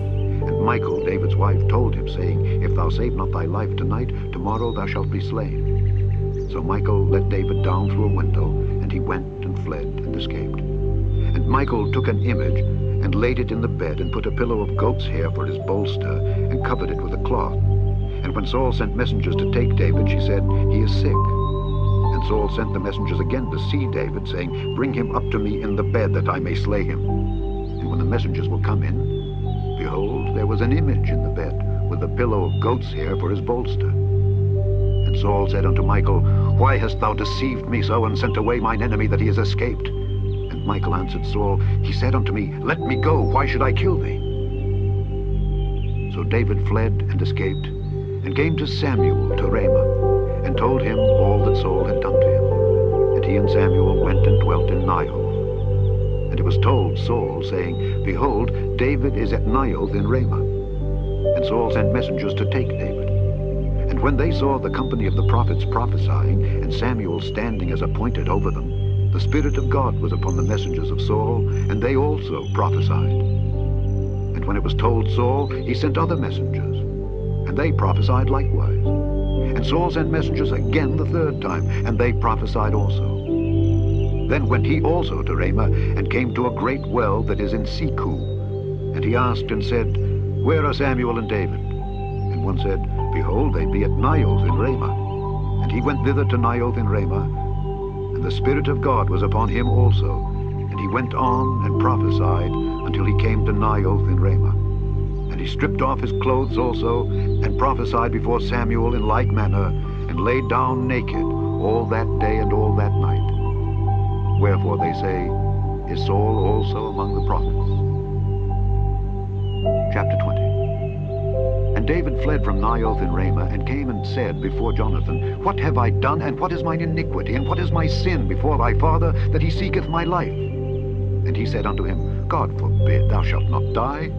Behold, my father will do nothing either great or small, but that he will show it me. And why should my father hide this thing from me? It is not so. And David sware moreover, and said, Thy father certainly knoweth that I have found grace in thine eyes. And he said, Let not Jonathan know this, lest he be grieved. But truly, as the Lord liveth, and as thy soul liveth, there is but a step between me and death. Then said Jonathan unto David, Whatsoever thy soul desireth, I will even do it for thee. And David said unto Jonathan, Behold, tomorrow is the new moon, and I should not fail to sit with the king at meat. But let me go, that I may hide myself in the field unto the third day at even. If thy father at all miss me, then say, David earnestly asked leave of me that he might run to Bethlehem his city, for there is a yearly sacrifice there for all the family. If he say thus, It is well, thy servant shall have peace. But if he be very wroth, then be sure that evil is determined by him. Therefore thou shalt deal kindly with thy servant, for thou hast brought thy servant into a covenant of the Lord with thee. Notwithstanding, if there be in me iniquity, slay me thyself. For why shouldest thou bring me to thy father? And Jonathan said, Far be it from thee. For if I knew certainly that evil were determined by my father to come upon thee, then would not I tell it thee? Then said David to Jonathan, Who shall tell me? Or what if thy father answer thee roughly? And Jonathan said unto David, Come, and let us go out into the field. And they went out, both of them, into the field. And Jonathan said unto David, O Lord God of Israel, when I have sounded my father about tomorrow any time, or the third day, and behold, if there be good toward David, and I then send not unto thee, and show it thee, the Lord do so, and much more to Jonathan. But if it please my father to do thee evil, then I will show it thee, and send thee away, that thou mayest go in peace. And the Lord be with thee, as he hath been with my father. And thou shalt not only, while yet I live, show me the kindness of the Lord, that I die not, but also thou shalt not cut off thy kindness from my house forever. No, not when the Lord hath cut off the enemies of David, every one from the face of the earth. So Jonathan made a covenant with the house of David, saying, Let the Lord even require it at the hand of David's enemies. And Jonathan caused David to swear again, because he loved him, for he loved him as he loved his own soul. Then Jonathan said to David, Tomorrow is the new moon, and thou shalt be missed, because thy seat will be empty. And when thou hast stayed 3 days, then thou shalt go down quickly, and come to the place where thou didst hide thyself, when the business was in hand, and shalt remain by the stone Ezel. And I will shoot 3 arrows on the side thereof, as though I shot at a mark. And behold, I will send a lad, saying, Go find out the arrows. If I expressly say unto the lad, Behold, the arrows are on this side of thee, take them, then come thou, for there is peace to thee, and no hurt, as the Lord liveth. But if I say thus unto the young man, Behold, the arrows are beyond thee, go thy way, for the Lord hath sent thee away. And as touching the matter which thou and I have spoken of, behold, the Lord be between thee and me forever. So David hid himself in the field. And when the new moon was come, the king sat him down to eat meat. And the king sat upon his seat as at other times, even upon a seat by the wall. And Jonathan arose, and Abner sat by Saul's side, and David's place was empty. Nevertheless Saul spake not anything that day, for he thought, Something hath befallen him. He is not clean, surely he is not clean. And it came to pass on the morrow, which was the 2nd day of the month, that David's place was empty. And Saul said unto Jonathan his son, Wherefore cometh not the son of Jesse to meat, neither yesterday nor today? And Jonathan answered Saul, David earnestly asked leave of me to go to Bethlehem. And he said, Let me go, I pray thee, for our family hath a sacrifice in the city, and my brother he hath commanded me to be there. And now, if I have found favor in thine eyes, let me get away, I pray thee, and see my brethren. Therefore he cometh not unto the king's table. Then Saul's anger was kindled against Jonathan, and he said unto him, Thou son of the perverse rebellious woman, do not I know that thou hast chosen the son of Jesse to thine own confusion, and unto the confusion of thy mother's nakedness? For as long as the son of Jesse liveth upon the ground, thou shalt not be established, nor thy kingdom. Wherefore now send and fetch him unto me, for he shall surely die. And Jonathan answered Saul his father, and said unto him, Wherefore shall he be slain? What hath he done? And Saul cast a javelin at him to smite him, whereby Jonathan knew that it was determined of his father to slay David. So Jonathan arose from the table in fierce anger, and did eat no meat the second day of the month, for he was grieved for David, because his father had done him shame. And it came to pass in the morning that Jonathan went out into the field at the time appointed with David, and a little lad with him. And he said unto his lad, Run, find out now the arrows which I shoot. And as the lad ran, he shot an arrow beyond him. And when the lad was come to the place of the arrow which Jonathan had shot, Jonathan cried after the lad, and said, Is not the arrow beyond thee? And Jonathan cried after the lad, Make speed, haste, stay not. And Jonathan's lad gathered up the arrows, and came to his master. But the lad knew not anything. Only Jonathan and David knew the matter. And Jonathan gave his artillery unto his lad, and said unto him, Go, carry them to the city. And as soon as the lad was gone, David arose out of a place toward the south, and fell on his face to the ground, and bowed himself 3 times. And they kissed one another, and wept one with another, until David exceeded. And Jonathan said to David, Go in peace, for as much as we have sworn both of us in the name of the Lord, saying, The Lord be between me and thee, and between my seed and thy seed forever. And he arose and departed, and Jonathan went into the city. Chapter 21. Then came David to Nob, to Ahimelech the priest. And Ahimelech was afraid at the meeting of David, and said unto him, Why art thou alone, and no man with thee?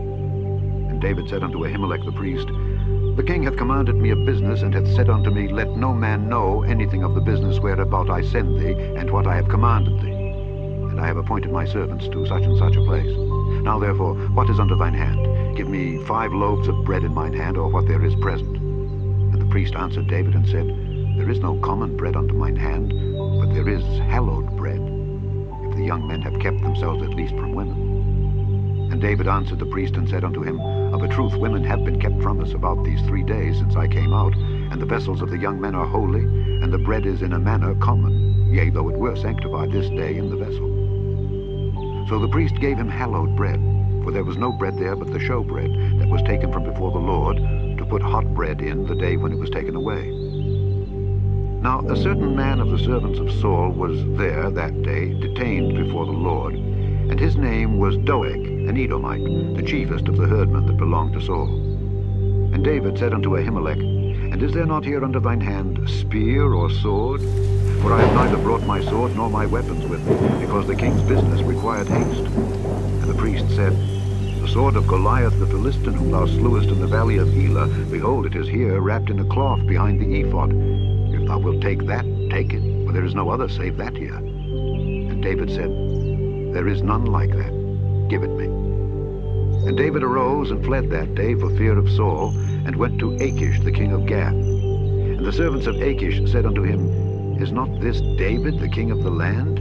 Did they not sing one to another of him in dances, saying, Saul hath slain his thousands, and David his 10,000s? And David laid up these words in his heart, and was sore afraid of Achish the king of Gath. And he changed his behavior before them, and feigned himself mad in their hands, and scrabbled on the doors of the gate, and let his spittle fall down upon his beard.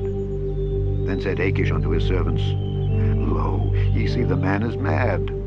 Wherefore then have ye brought him to me? Have I need of madmen, that ye have brought this fellow to play the madman in my presence? Shall this fellow come into my house? Chapter 22. David therefore departed thence, and escaped to the cave Adullam. And when his brethren and all his father's house heard it, they went down thither to him. And every one that was in distress, and every one that was in debt, and every one that was discontented, gathered themselves unto him. And he became a captain over them, and there were with him about 400 men. And David went thence to Mizpeh of Moab, and he said unto the king of Moab, Let my father and my mother, I pray thee, come forth and be with you, till I know what God will do for me. And he brought them before the king of Moab, and they dwelt with him all the while that David was in the hold. And the prophet Gad said unto David, Abide not in the hold, depart and get thee into the land of Judah. Then David departed, and came into the forest of Hereth. When Saul heard that David was discovered and the men that were with him, now Saul abode in Gibeah under a tree in Ramah, having his spear in his hand, and all his servants were standing about him. Then Saul said unto his servants that stood about him, Hear now, ye Benjamites, will the son of Jesse give every one of you fields and vineyards, and make you all captains of thousands and captains of hundreds, that all of you have conspired against me? And there is none that showeth me that my son hath made a league with the son of Jesse? And there is none of you that is sorry for me, or showeth unto me that my son hath stirred up my servant against me, to lie in wait as at this day? Then answered Doeg the Edomite, which was set over the servants of Saul, and said, I saw the son of Jesse coming to Nob, to Ahimelech the son of Ahitub. And he inquired of the Lord for him, and gave him victuals, and gave him the sword of Goliath the Philistine. Then the king sent to call Ahimelech the priest, the son of Ahitub, and all his father's house, the priests that were in Nob. And they came all of them to the king. And Saul said, Hear now, thou son of Ahitub. And he answered, Here I am, my lord. And Saul said unto him, Why have ye conspired against me, thou and the son of Jesse, in that thou hast given him bread and a sword, and hast inquired of God for him, that he should rise against me to lie in wait, as at this day? Then Ahimelech answered the king and said, And who is so faithful among all thy servants as David, which is the king's son-in-law, and goeth at thy bidding, and is honorable in thine house? Did I then begin to inquire of God for him? Be it far from me. Let not the king impute anything unto his servant, nor to all the house of my father. For thy servant knew nothing of all this, less or more. And the king said, Thou shalt surely die, Ahimelech, thou and all thy father's house. And the king said unto the footmen that stood about him, Turn and slay the priests of the Lord, because their hand also is with David, and because they knew when he fled, and did not show it to me. But the servants of the king would not put forth their hand to fall upon the priests of the Lord. And the king said to Doeg, Turn thou and fall upon the priests. And Doeg the Edomite turned, and he fell upon the priests, and slew on that day 75 persons that did wear a linen ephod. And Nob, the city of the priests, smote he with the edge of the sword, both men and women, children and sucklings, and oxen and asses and sheep, with the edge of the sword. And one of the sons of Ahimelech, the son of Ahitub, named Abiathar, escaped and fled after David. And Abiathar showed David that Saul had slain the Lord's priests. And David said unto Abiathar, I knew it that day, when Doeg the Edomite was there, that he would surely tell Saul. I have occasioned the death of all the persons of my father's house. Abide thou with me, fear not, for he that seeketh my life seeketh thy life. But with me thou shalt be in safeguard. Chapter 23. Then they told David, saying, Behold, the Philistines fight against Keilah, and they rob the threshing floors. Therefore David inquired of the Lord, saying, Shall I go and smite these Philistines? And the Lord said unto David, Go and smite the Philistines, and save Keilah. And David's men said unto him, Behold, we be afraid here in Judah. How much more then if we come to Keilah against the armies of the Philistines? Then David inquired of the Lord yet again, and the Lord answered him and said, Arise, go down to Keilah, for I will deliver the Philistines into thine hand.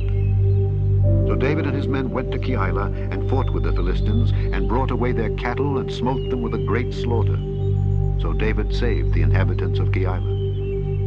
And it came to pass, when Abiathar the son of Ahimelech fled to David to Keilah, that he came down with an ephod in his hand. And it was told Saul that David was come to Keilah, and Saul said, God hath delivered him into mine hand, for he is shut in by entering into a town that hath gates and bars. And Saul called all the people together to war, to go down to Keilah, to besiege David and his men. And David knew that Saul secretly practiced mischief against him, and he said to Abiathar the priest, Bring hither the ephod. Then said David, O Lord God of Israel, thy servant hath certainly heard that Saul seeketh to come to Keilah, to destroy the city for my sake. Will the men of Keilah deliver me up into his hand? Will Saul come down, as thy servant hath heard? O Lord God of Israel, I beseech thee, tell thy servant. The Lord said, He will come down. Then said David, Will the men of Keilah deliver me and my men into the hand of Saul? And the Lord said, They will deliver thee up. Then David and his men, which were about 600, arose and departed out of Keilah, and went whithersoever they could go. And it was told Saul that David was escaped from Keilah, and he forbare to go forth. And David abode in the wilderness in strongholds, and remained in a mountain in the wilderness of Ziph. And Saul sought him every day, but God delivered him not into his hand. And David saw that Saul was come out to seek his life, and David was in the wilderness of Ziph in a wood. And Jonathan, Saul's son, arose and went to David into the wood, and strengthened his hand in God. And he said unto him, Fear not, for the hand of Saul my father shall not find thee, and thou shalt be king over Israel, and I shall be next unto thee. And that also Saul my father knoweth. And they two made a covenant before the Lord. And David abode in the wood, and Jonathan went to his house. Then came up the Ziphites to Saul to Gibeah, saying, Doth not David hide himself with us in strongholds in the wood, in the hill of Hachilah, which is on the south of Jeshimon? Now therefore, O king, come down according to all the desire of thy soul to come down, and our part shall be to deliver him into the king's hand. And Saul said, Blessed be ye of the Lord, for ye have compassion on me. Go, I pray you, prepare yet, and know and see his place where his haunt is, and who hath seen him there. For it is told me that he dealeth very subtly. See therefore, and take knowledge of all the lurking places where he hideth himself, and come ye again to me with the certainty, and I will go with you, and it shall come to pass, if he be in the land, that I will search him out throughout all the thousands of Judah. And they arose and went to Ziph before Saul. But David and his men were in the wilderness of Maon, in the plain on the south of Jeshimon. Saul also and his men went to seek him. And they told David. Wherefore he came down into a rock, and abode in the wilderness of Maon. And when Saul heard that, he pursued after David in the wilderness of Maon. And Saul went on this side of the mountain, and David and his men on that side of the mountain. And David made haste to get away for fear of Saul, for Saul and his men compassed David and his men round about to take them. But there came a messenger unto Saul, saying, Haste thee and come, for the Philistines have invaded the land. Wherefore Saul returned from pursuing after David, and went against the Philistines. Therefore they called that place Selah Hamalekov. And David went up from thence, and dwelt in strongholds at Engedi. Chapter 24. And it came to pass, when Saul was returned from following the Philistines, that it was told him, saying, Behold, David is in the wilderness of Engedi.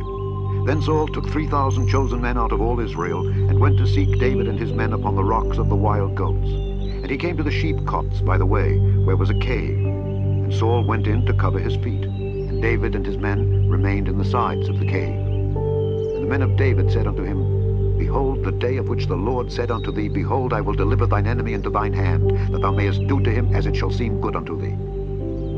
Then David arose, and cut off the skirt of Saul's robe privily. And it came to pass afterward, that David's heart smote him, because he had cut off Saul's skirt. And he said unto his men, The Lord forbid that I should do this thing unto my master, the Lord's anointed, to stretch forth mine hand against him, seeing he is the anointed of the Lord. So David stayed his servants with these words, and suffered them not to rise against Saul. But Saul rose up out of the cave, and went on his way. David also arose afterward, and went out of the cave, and cried after Saul, saying, My lord the king. And when Saul looked behind him, David stooped with his face to the earth, and bowed himself. And David said to Saul, Wherefore hearest thou men's words, saying, Behold, David seeketh thy hurt? Behold, this day thine eyes have seen how that the Lord had delivered thee today into mine hand in the cave. And some bade me kill thee. But mine eye spared thee, and I said, I will not put forth mine hand against my Lord, for he is the Lord's anointed. Moreover, my father, see the skirt of thy robe in my hand. For in that I cut off the skirt of thy robe, and killed thee not, know thou and see that there is neither evil nor transgression in mine hand, and I have not sinned against thee. Yet thou huntest my soul to take it. The Lord judge between me and thee, and the Lord avenge me of thee, but mine hand shall not be upon thee. As saith the proverb of the ancients, wickedness proceedeth from the wicked, but mine hand shall not be upon thee. After whom is the king of Israel come out? After whom dost thou pursue? After a dead dog, after a flea. The Lord therefore be judge, and judge between me and thee, and see and plead my cause, and deliver me out of thine hand. And it came to pass, when David had made an end of speaking these words unto Saul, that Saul said, Is this thy voice, my son David?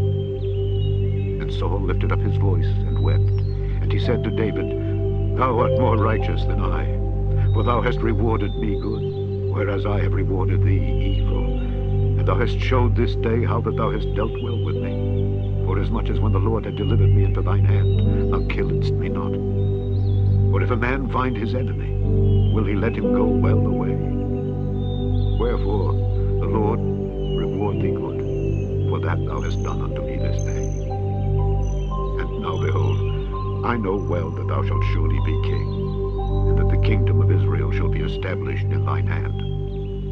Swear now therefore unto me by the Lord, that thou wilt not cut off my seed after me, and that thou wilt not destroy my name out of my father's house. And David sware unto Saul, and Saul went home. But David and his men gat them up unto the hold.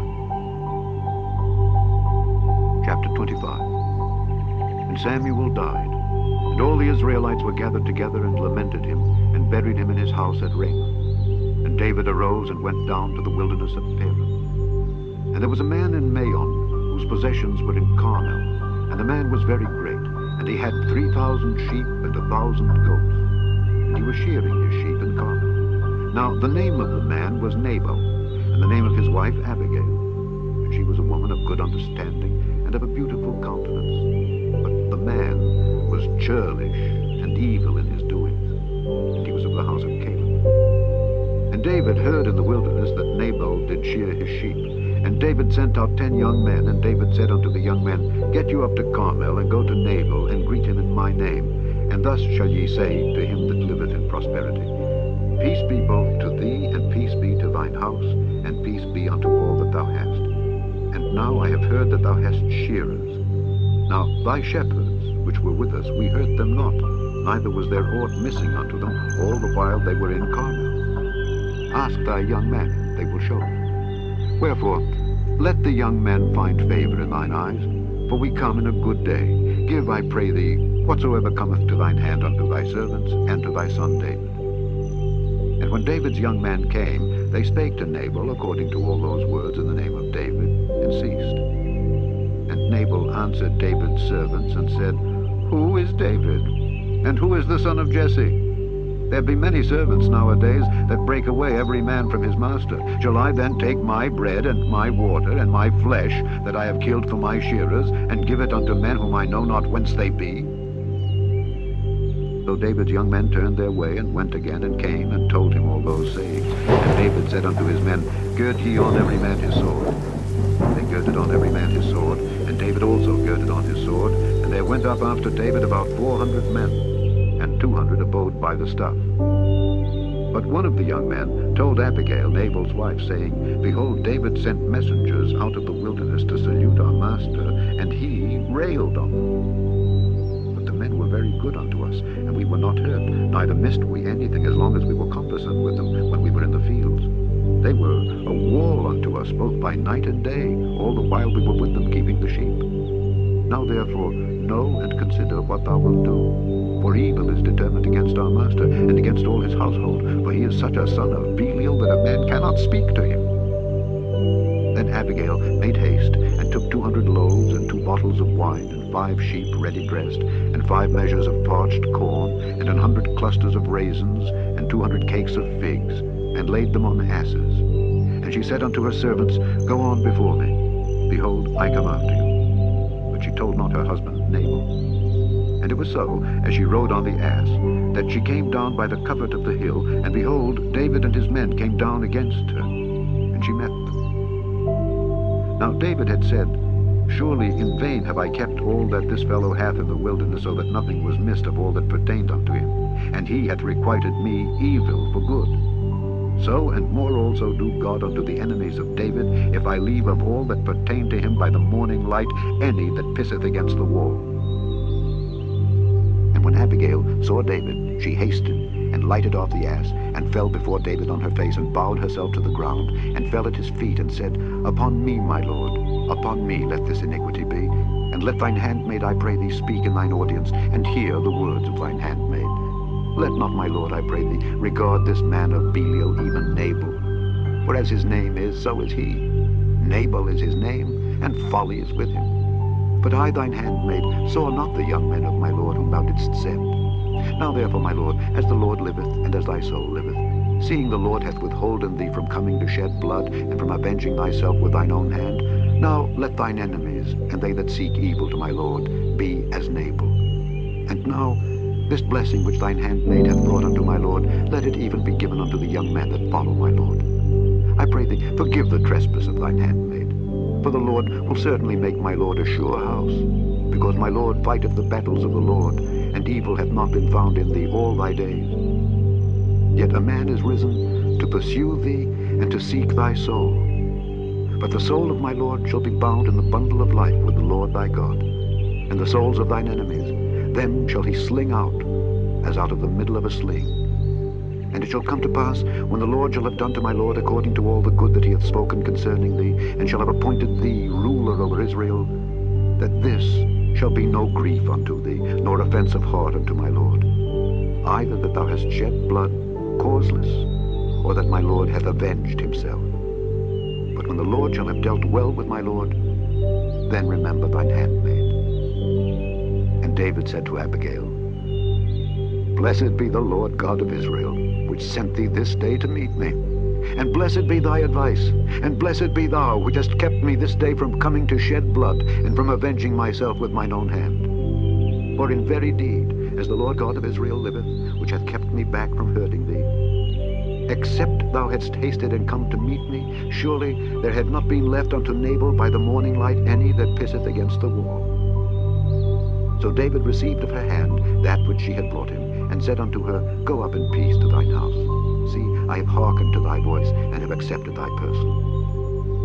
And Abigail came to Nabal, and behold, he held a feast in his house like the feast of a king. And Nabal's heart was merry within him, for he was very drunken. Wherefore she told him nothing, less or more, until the morning light. But it came to pass in the morning, when the wine was gone out of Nabal, and his wife had told him these things, that his heart died within him, and he became as a stone. And it came to pass about 10 days after, that the Lord smote Nabal, that he died. And when David heard that Nabal was dead, he said, Blessed be the Lord that hath pleaded the cause of my reproach from the hand of Nabal, and hath kept his servant from evil. For the Lord hath returned the wickedness of Nabal upon his own head. And David sent and communed with Abigail, to take her to him to wife. And when the servants of David were come to Abigail to Carmel, they spake unto her, saying, David sent us unto thee to take thee to him to wife. And she arose and bowed herself on her face to the earth, and said, Behold, let thine handmaid be a servant to wash the feet of the servants of my lord. And Abigail hasted and arose, and rode upon an ass with 5 damsels of hers that went after her. And she went after the messengers of David, and became his wife. David also took Ahinoam of Jezreel, and they were also both of them his wives. But Saul had given Michal his daughter, David's wife, to Phalti the son of Laish, which was of Galim.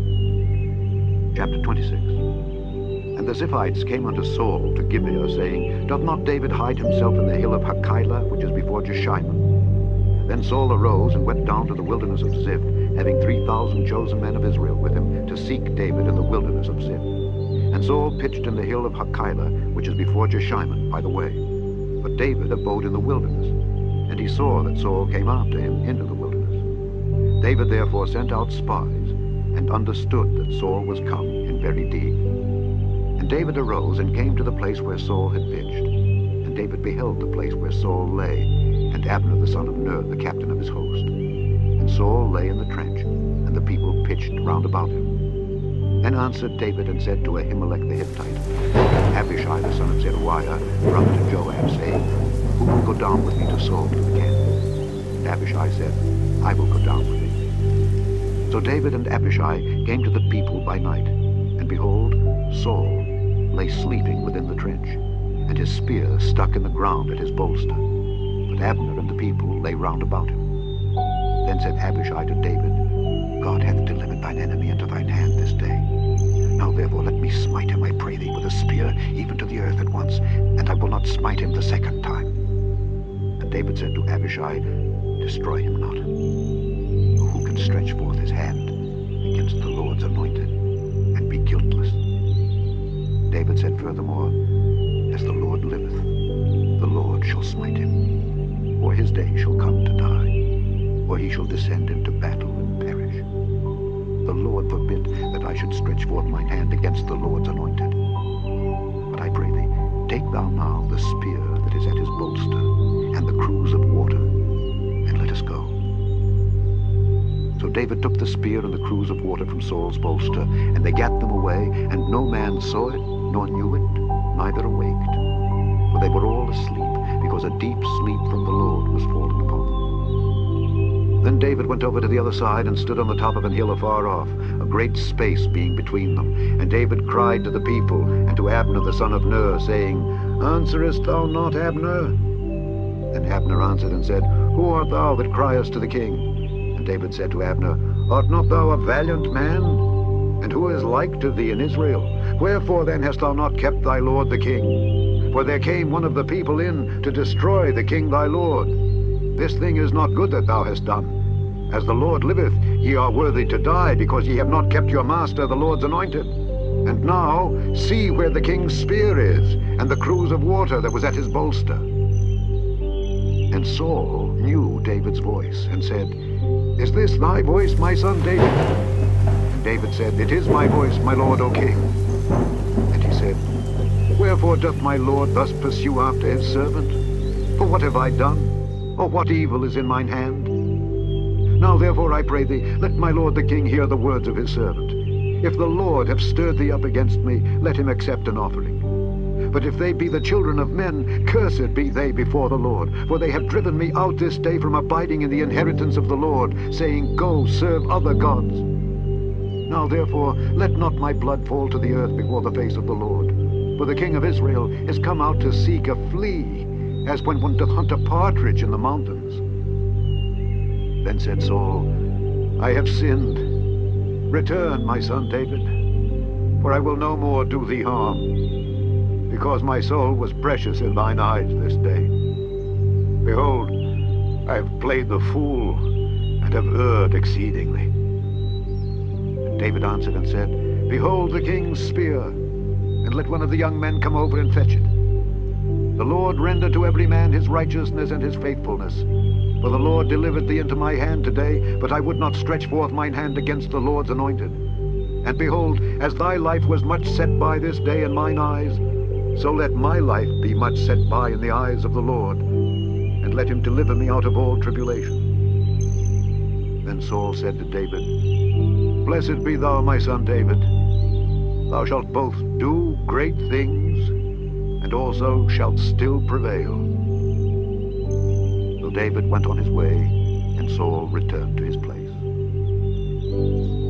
Chapter 27. And David said in his heart, I shall now perish one day by the hand of Saul. There is nothing better for me than that I should speedily escape into the land of the Philistines. And Saul shall despair of me to seek me any more in any coast of Israel. So shall I escape out of his hand. And David arose, and he passed over with the 600 men that were with him unto Achish the son of Maoch, king of Gath. And David dwelt with Achish at Gath, he and his men, every man with his household, even David with his 2 wives, Ahinoam the Jezreelitess, and Abigail the Carmelitess, Nabal's wife. And it was told Saul that David was fled to Gath, and he sought no more again for him. And David said unto Achish, If I have now found grace in thine eyes, let them give me a place in some town in the country, that I may dwell there. For why should thy servant dwell in the royal city with thee? Then Achish gave him Ziklag that day. Wherefore Ziklag pertaineth unto the kings of Judah unto this day. And the time that David dwelt in the country of the Philistines was a full year and 4 months. And David and his men went up and invaded the Geshurites and the Gezrites and the Amalekites, For those nations were of old the inhabitants of the land, as thou goest to Shur, even unto the land of Egypt. And David smote the land, and left neither man nor woman alive, and took away the sheep and the oxen and the asses and the camels and the apparel, and returned and came to Achish. And Achish said, Whither have ye made a road today? And David said, Against the south of Judah, and against the south of the Jerahmeelites, and against the south of the Kenites. And David saved neither man nor woman alive to bring tidings to Gath, saying, Lest they should tell on us, saying, So did David, and so will be his manner all the while he dwelleth in the country of the Philistines. And Achish believed David, saying, He hath made his people Israel utterly to abhor him. Therefore he shall be my servant forever. Chapter 28. And it came to pass in those days that the Philistines gathered their armies together for warfare to fight with Israel. And Achish said unto David, Know thou assuredly that thou shalt go out with me to battle, thou and thy men. And David said to Achish, Surely thou shalt know what thy servant can do. And Achish said to David, Therefore will I make thee keeper of mine head forever. Now Samuel was dead, and all Israel had lamented him, and buried him in Ramah, even in his own city. And Saul had put away those that had familiar spirits and the wizards out of the land. And the Philistines gathered themselves together, and came and pitched in Shunem. And Saul gathered all Israel together, and they pitched in Gilboa. And when Saul saw the host of the Philistines, he was afraid, and his heart greatly trembled. And when Saul inquired of the Lord answered him not, neither by dreams, nor by Urim, nor by prophets. Then said Saul unto his servants, Seek me a woman that hath a familiar spirit, that I may go to her and inquire of her. And his servant said to him, Behold, there is a woman that hath a familiar spirit at Endor. And Saul disguised himself, and put on other raiment, and he went and 2 men with him, and they came to the woman by night. And he said, I pray thee, divine unto me by the familiar spirit, and bring me him up whom I shall name unto thee. And the woman said unto him, Behold, thou knowest what Saul hath done, how he hath cut off those that have familiar spirits and the wizards out of the land. Wherefore then layest thou a snare for my life, to cause me to die? And Saul sware to her by the Lord, saying, As the Lord liveth, there shall no punishment happen to thee for this thing. Then said the woman, Whom shall I bring up unto thee? And he said, Bring me up Samuel. And when the woman saw Samuel, she cried with a loud voice. And the woman spake to Saul, saying, Why hast thou deceived me? For thou art Saul.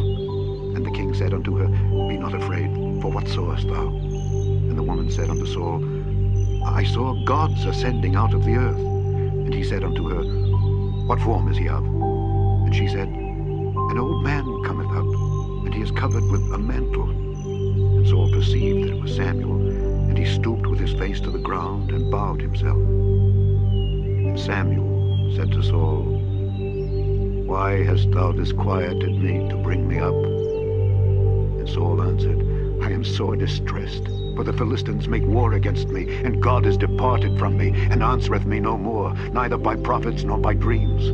Therefore I have called thee, that thou mayest make known unto me what I shall do. And said Samuel, Wherefore then dost thou ask of me, seeing the Lord is departed from thee, and is become thine enemy? And the Lord hath done to him as he spake by me.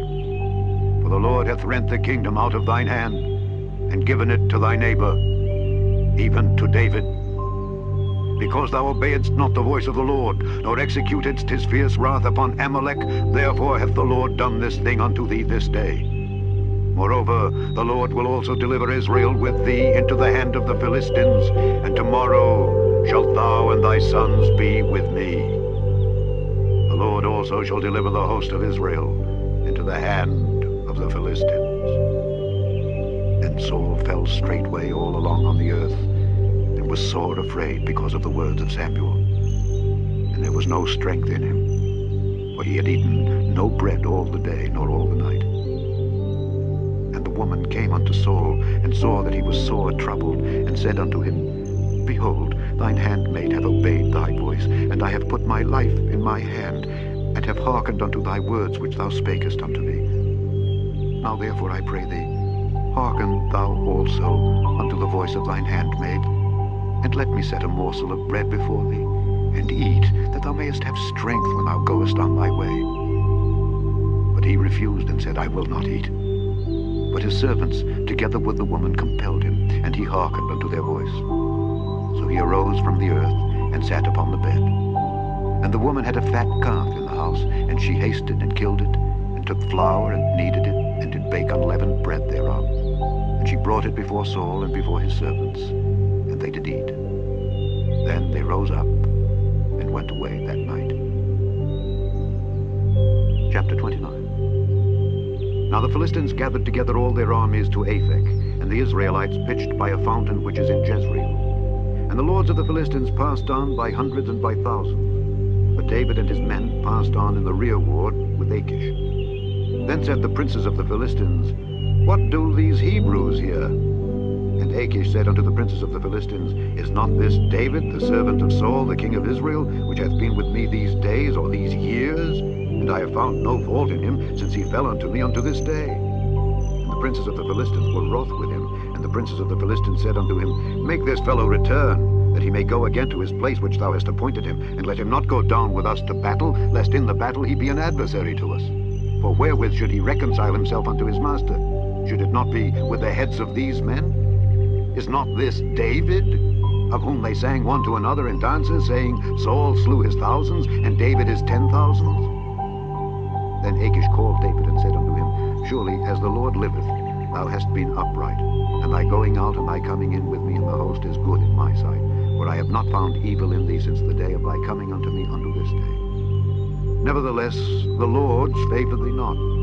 Wherefore now return and go in peace, that thou displease not the lords of the Philistines. And David said unto Achish, But what have I done? And what hast thou found in thy servant so long as I've been with thee unto this day, that I may not go fight against the enemies of my lord the king?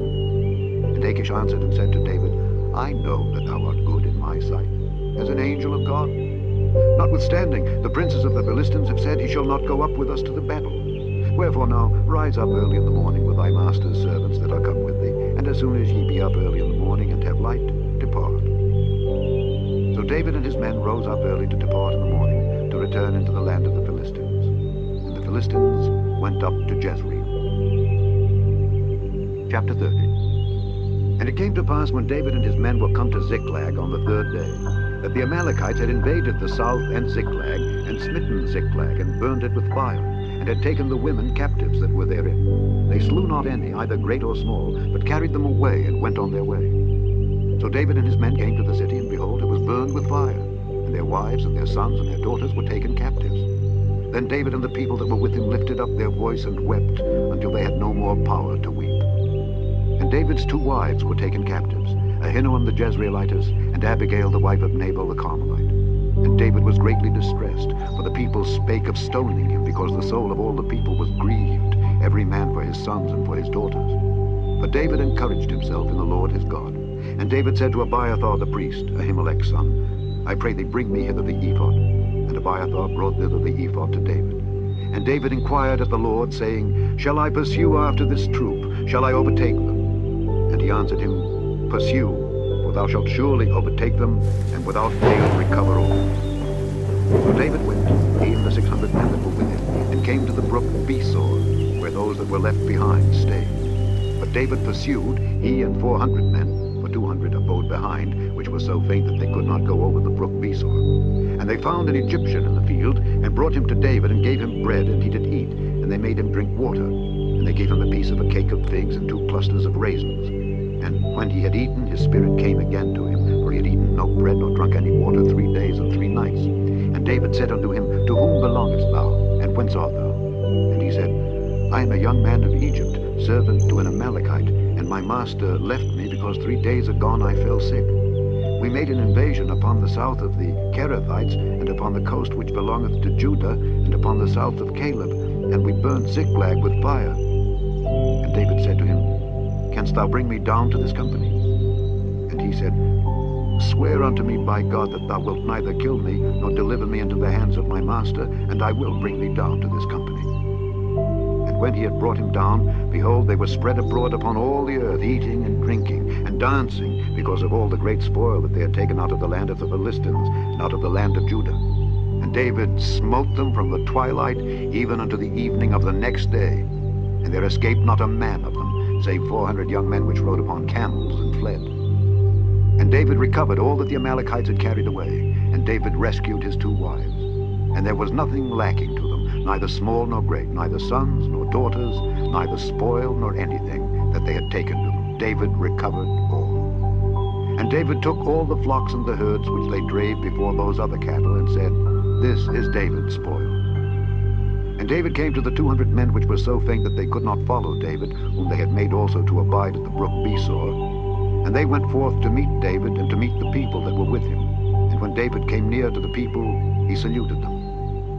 Then answered all the wicked men and men of Belial, of those that went with David, and said, Because they went not with us, we will not give them aught of the spoil that we have recovered, save to every man his wife and his children, that they may lead them away and depart. Then said David, Ye shall not do so, my brethren, with that which the Lord hath given us, who hath preserved us and delivered the company that came against us into our hand. For who will hearken unto you in this matter? But as his part is that goeth down to the battle, so shall his part be that tarrieth by the stuff. They shall part alike. And it was so from that day forward that he made it a statute and an ordinance for Israel unto this day.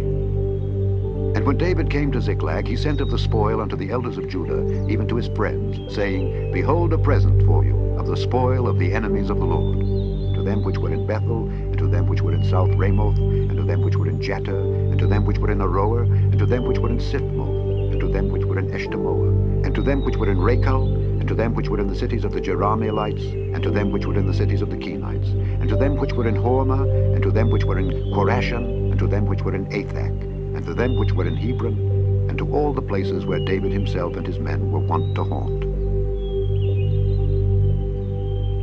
Chapter 31. Now the Philistines fought against Israel, and the men of Israel fled from before the Philistines, and fell down slain in Mount Gilboa. And the Philistines followed hard upon Saul and upon his sons, and the Philistines slew Jonathan and Abinadab and Malchishua, Saul's sons. And the battle went sore against Saul, and the archers hit him, and he was sore wounded of the archers. Then said Saul unto his armor-bearer, Draw thy sword and thrust me through therewith, lest these uncircumcised come and thrust me through and abuse me. But his armor-bearer would not, for he was sore afraid.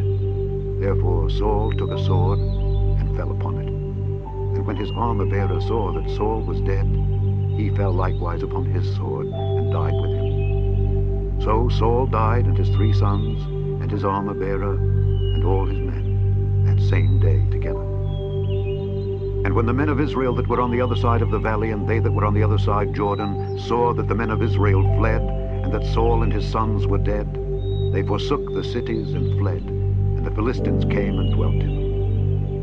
And it came to pass on the morrow, when the Philistines came to strip the slain, that they found Saul and his 3 sons fallen in Mount Gilboa. And they cut off his head, and stripped off his armor, and sent into the land of the Philistines round about, to publish it in the house of their idols and among the people.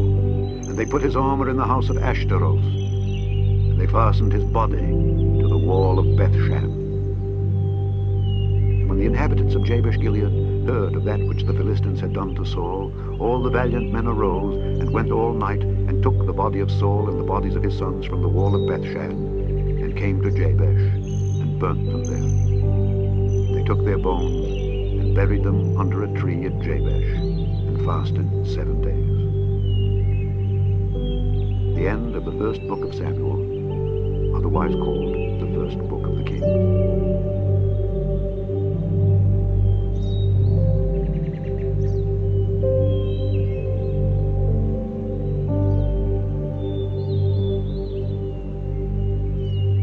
Second Samuel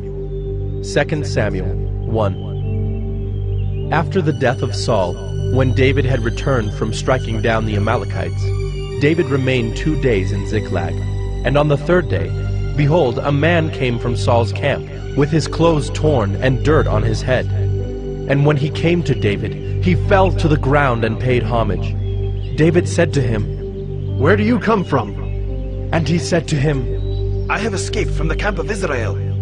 And David said to him, "How did it go? Tell me." and he answered, The people fled from the battle, and also many of the people have fallen and are dead. And Saul and his son Jonathan are also dead.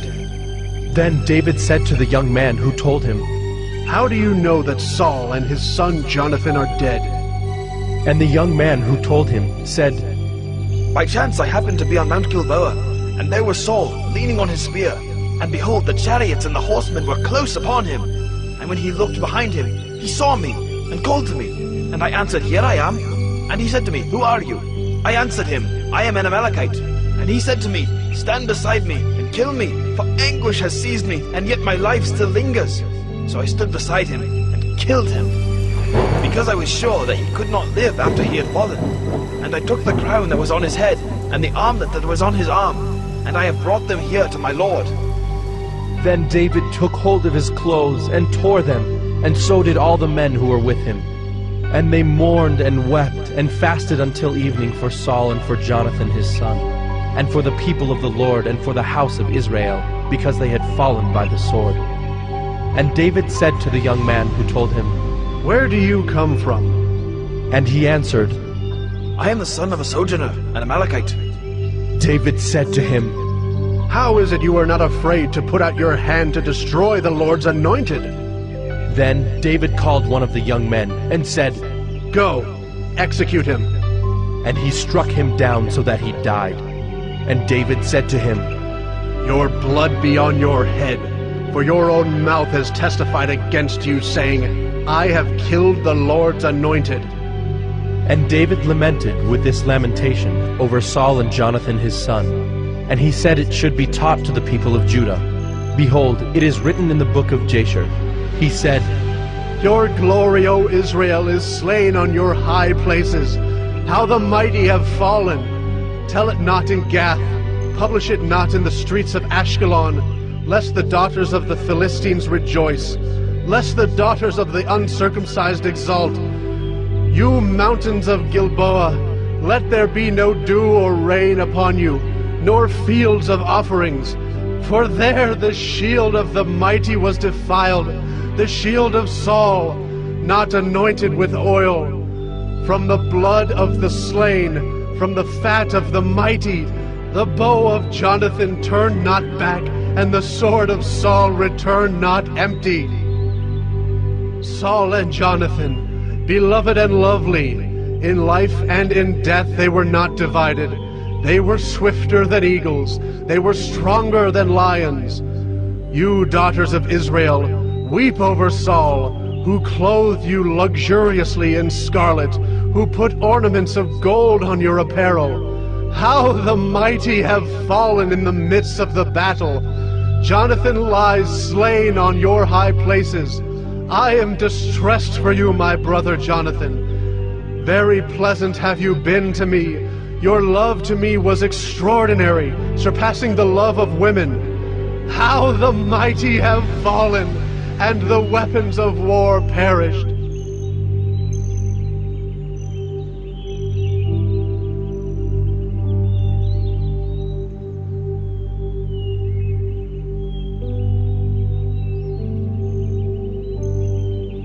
Second Samuel 2. After this, David inquired of the Lord, Shall I go up into any of the cities of Judah?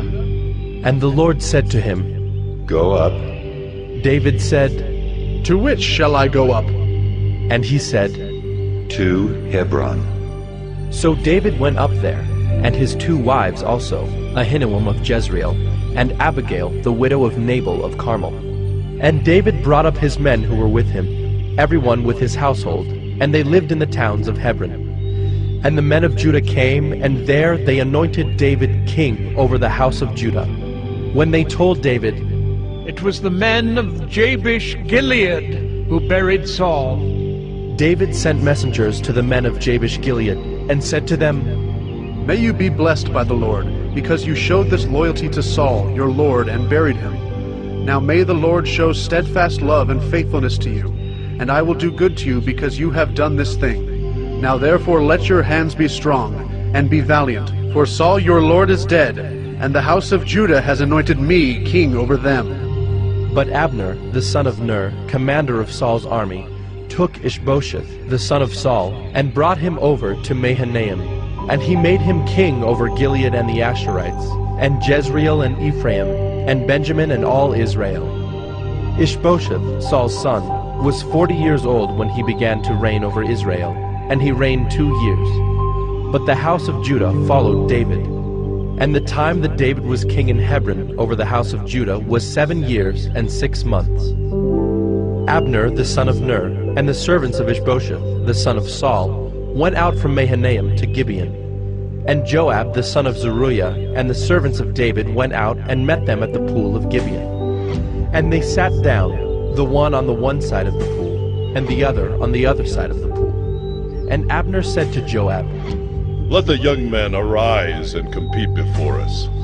And Joab said, Let them arise.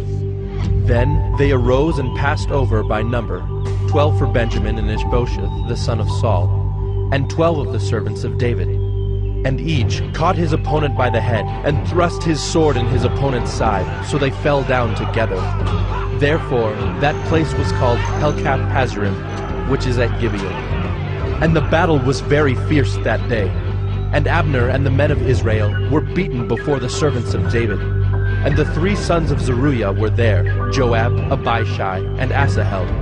Now Asahel was as swift of foot as a wild gazelle. And Asahel pursued Abner, and as he went, he turned neither to the right hand nor to the left from following Abner. Then Abner looked behind him and said, "Is it you, Asahel?"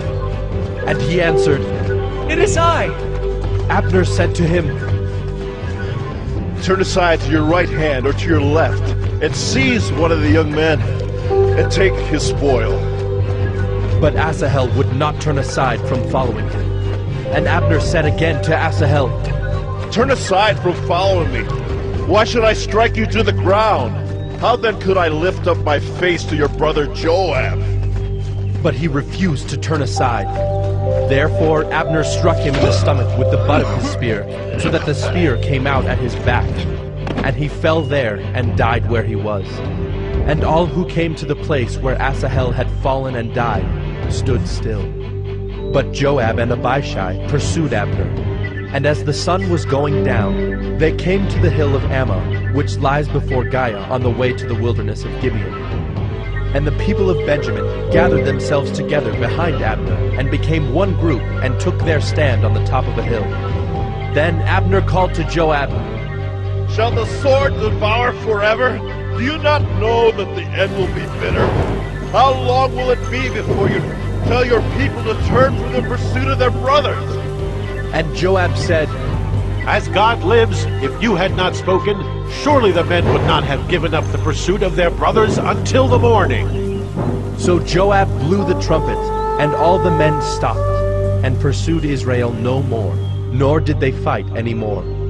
And Abner and his men went all that night through the Arabah. They crossed the Jordan, and marching the whole morning they came to Mahanaim. Joab returned from the pursuit of Abner. And when he had gathered all the people together, there were missing from David's servants 19 men besides Asahel. But the servants of David had struck down of Benjamin 360 of Abner's men. And they took up Asahel, and buried him in the tomb of his father, which was at Bethlehem. And Joab and his men marched all night, and the day broke upon them at Hebron.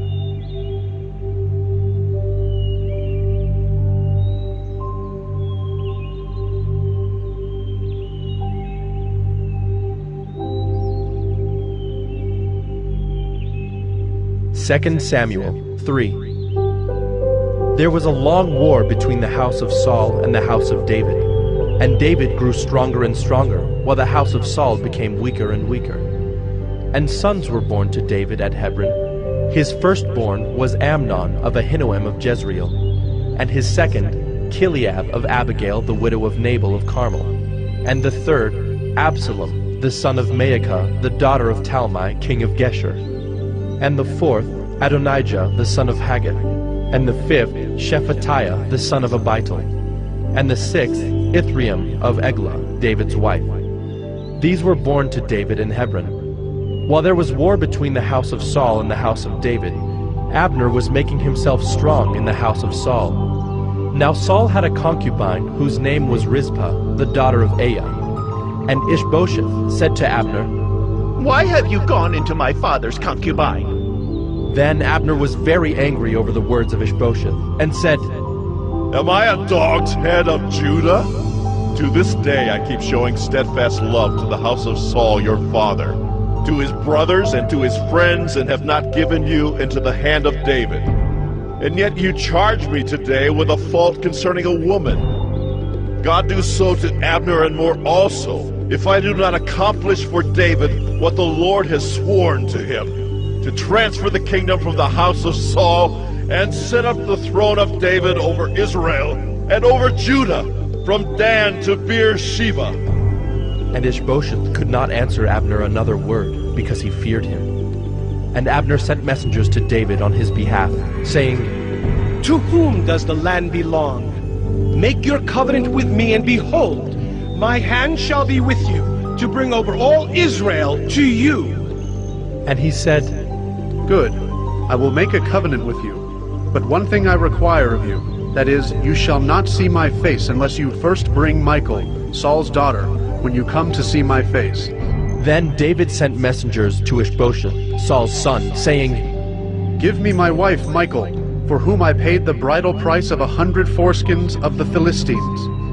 And Ishbosheth sent and took her from her husband Paltiel, the son of Laish. But her husband went with her, weeping after her all the way to Bahurim. Then Abner said to him, Go, return. And he returned. And Abner conferred with the elders of Israel, saying, For some time past you have been seeking David as king over you. Now then bring it about. For the Lord has promised David, saying, By the hand of my servant David I will save my people Israel from the hand of the Philistines and from the hand of all their enemies. Abner also spoke to Benjamin. And then Abner went to tell David at Hebron all that Israel and the whole house of Benjamin thought good to do. When Abner came with 20 men to David at Hebron, David made a feast for Abner and the men who were with him. And Abner said to David, I will arise and go, and will gather all Israel to my lord the king, that they may make a covenant with you, and that you may reign over all that your heart desires. So David sent Abner away, and he went in peace. Just then the servants of David arrived with Joab from a raid, bringing much spoil with them. But Abner was not with David at Hebron, for he had sent him away, and he had gone in peace. When Joab and all the army that was with him came, it was told Joab, Abner the son of Ner came to the king, and he has let him go, and he has gone in peace. Then Joab went to the king and said, What have you done? Behold, Abner came to you. Why is it that you have sent him away so that he is gone? You know that Abner the son of Ner came to deceive you, and to know your going out and your coming in, and to know all that you are doing. When Joab came out from David's presence, he sent messengers after Abner, and they brought him back from the cistern of Sirah. But David did not know about it. And when Abner returned to Hebron, Joab took him aside into the midst of the gate to speak with him privately. And there he struck him in the stomach so that he died for the blood of Asahel his brother. Afterward, when David heard of it, he said, I and my kingdom are forever guiltless before the Lord for the blood of Abner the son of Ner. May it fall upon the head of Joab and upon all his father's house, and may the house of Joab never be without one who has a discharge, or who is leprous, or who holds a spindle, or who falls by the sword, or who lacks bread. So Joab and Abishai his brother killed Abner, because he had put their brother Asahel to death in the battle at Gibeon. Then David said to Joab and to all the people who were with him, Tear your clothes and put on sackcloth and mourn before Abner. And King David followed the bier. They buried Abner at Hebron, and the king lifted up his voice and wept at the grave of Abner, and all the people wept. And the king lamented for Abner, saying, Should Abner die as a fool dies? Your hands were not bound, your feet were not fettered. As one falls before the wicked, you have fallen. And all the people wept again over him. Then all the people came to persuade David to eat bread while it was yet day. But David swore, saying, God, do so to me and more also, if I taste bread or anything else till the sun goes down. And all the people took notice of it, and it pleased them, as everything that the king did pleased all the people. So all the people and all Israel understood that day that it had not been the king's will to put to death Abner the son of Ner. And the king said to his servants, Do you not know that a prince and a great man has fallen this day in Israel? And I was gentle today, though anointed king. These men, the sons of Zeruiah, are more severe than I. The Lord repay the evildoer according to his wickedness.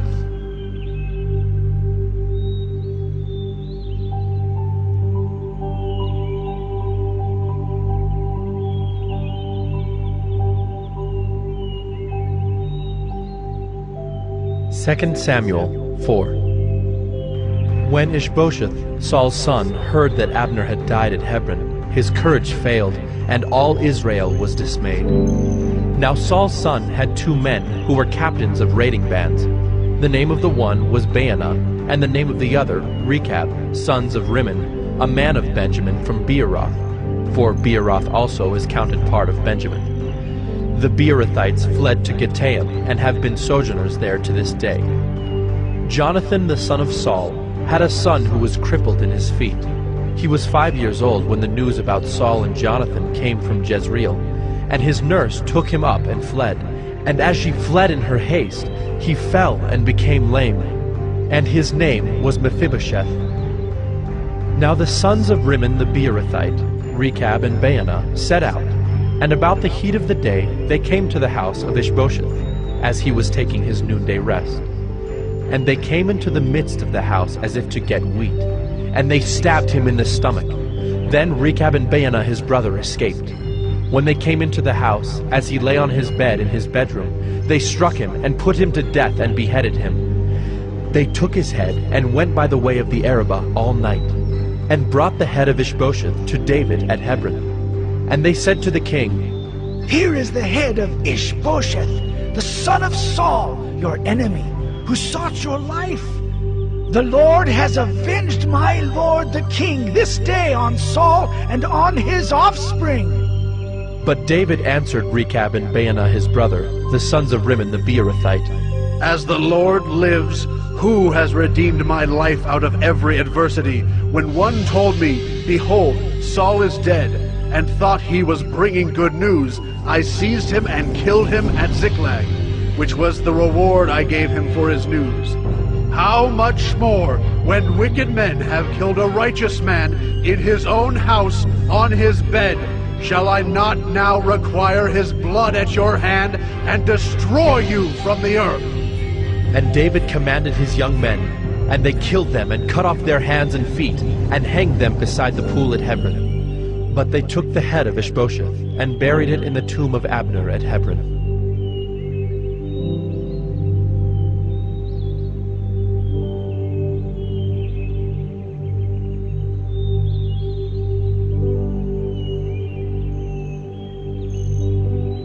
Second Samuel 5. Then all the tribes of Israel came to David at Hebron and said, Behold, we are your bone and flesh. In times past, when Saul was king over us, it was you who led out and brought in Israel. And the Lord said to you, You shall be shepherd of my people Israel, and you shall be prince over Israel. So all the elders of Israel came to the king at Hebron, and King David made a covenant with them at Hebron before the Lord, and they anointed David king over Israel. David was 30 years old when he began to reign, and he reigned 40 years. At Hebron he reigned over Judah 7 years and 6 months, and at Jerusalem he reigned over all Israel and Judah 33 years. And the king and his men went to Jerusalem against the Jebusites, the inhabitants of the land, who said to David, You will not come in here, but the blind and the lame will ward you off. Thinking, David cannot come in here. Nevertheless, David took the stronghold of Zion, that is the city of David. And David said on that day, Whoever would strike the Jebusites, let him get up the water shaft to attack the lame and the blind who are hated by David's soul. Therefore it is said, "The blind and the lame shall not come into the house." And David lived in the stronghold, and called it the City of David. And David built the city all around from the Millo inward. And David became greater and greater, for the Lord the God of hosts was with him. And Hiram, king of Tyre, sent messengers to David, and cedar trees, also carpenters and masons, who built David a house. And David knew that the Lord had established him king over Israel, and that he had exalted his kingdom for the sake of his people Israel. And David took more concubines and wives from Jerusalem after he came from Hebron, and more sons and daughters were born to David. And these are the names of those who were born to him in Jerusalem: Shemua, Shobab, Nathan, Solomon, Ibhar, Elishua, Nepheg, Japhiah, Elishama, Eliada, and Eliphalet. When the Philistines heard that David had been anointed king over Israel, all the Philistines went up to search for David. But David heard of it and went down to the stronghold. Now the Philistines had come and spread out in the valley of Rephaim. And David inquired of the Lord, "Shall I go up against the Philistines? Will you give them into my hand?" And the Lord said to David, Go up, for I will certainly give the Philistines into your hand. And David came to Baal Perazim, and David defeated them there. And he said, "The Lord has burst through my enemies before me like a bursting flood." Therefore the name of that place is called Baal Perazim. And the Philistines left their idols there, and David and his men carried them away. And the Philistines came up yet again, and spread out in the valley of Rephaim. And when David inquired of the Lord, he said, You shall not go up. Go around to their rear, and come against them opposite the balsam trees. And when you hear the sound of marching in the tops of the balsam trees, then rouse yourself, for then the Lord has gone out before you to strike down the army of the Philistines. And David did as the Lord commanded him, and struck down the Philistines from Geba to Gezer.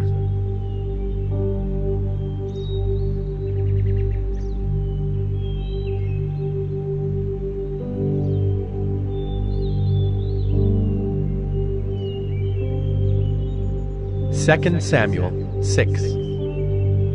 David again gathered all the chosen men of Israel, 30,000. And David arose and went with all the people who were with him from Baale Judah, to bring up from there the ark of God, which is called by the name of the Lord of hosts, who sits enthroned on the cherubim. And they carried the ark of God on a new cart, and brought it out of the house of Abinadab, which was on the hill. And Uzzah and Ahio, the sons of Abinadab, were driving the new cart with the ark of God, and Ahio went before the ark. And David and all the house of Israel were making merry before the Lord, with songs and lyres and harps, and tambourines and castanets and cymbals. And when they came to the threshing floor of Nacon, Uzzah put out his hand to the ark of God, and took hold of it, for the oxen stumbled. And the anger of the Lord was kindled against Uzzah, and God struck him down there because of his error, and he died there beside the ark of God. And David was angry because the Lord had burst forth against Uzzah. And that place is called Perez Uzzah to this day. And David was afraid of the Lord that day. And he said, "How can the ark of the Lord come to me?" So David was not willing to take the ark of the Lord into the city of David. But David took it aside to the house of Obed-Edom the Gittite. And the ark of the Lord remained in the house of Obed-Edom the Gittite 3 months. And the Lord blessed Obed-Edom and all his household. And it was told King David, "The Lord has blessed the household of Obed-Edom and all that belongs to him because of the ark of God." So David went and brought up the ark of God from the house of Obed-Edom to the city of David with rejoicing. And when those who bore the ark of the Lord had gone 6 steps, he sacrificed an ox and a fattened animal. And David danced before the Lord with all his might. And David was wearing a linen ephod. So David and all the house of Israel brought up the ark of the Lord with shouting and with the sound of the horn. As the ark of the Lord came into the city of David, Michal, the daughter of Saul, looked out of the window, and saw King David leaping and dancing before the Lord, and she despised him in her heart. And they brought in the ark of the Lord and set it in its place, inside the tent that David had pitched for it. And David offered burnt offerings and peace offerings before the Lord. And when David had finished offering the burnt offerings and the peace offerings, he blessed the people in the name of the Lord of hosts, and distributed among all the people, the whole multitude of Israel, both men and women, a cake of bread, a portion of meat, and a cake of raisins to each one. Then all the people departed, each to his house. And David returned to bless his household. But Michal, the daughter of Saul, came out to meet David, and said, "How the king of Israel honored himself today, uncovering himself today before the eyes of his servants, female servants. As one of the vulgar fellows shamelessly uncovers himself." And David said to Michal, "It was before the Lord who chose me above your father and above all his house, to appoint me as prince over Israel, the people of the Lord, and I will make merry before the Lord. I will make myself yet more contemptible than this, and I will be abased in your eyes. But by the female servants of whom you have spoken, by them I shall be held in honor." And Michal, the daughter of Saul, had no child to the day of her death.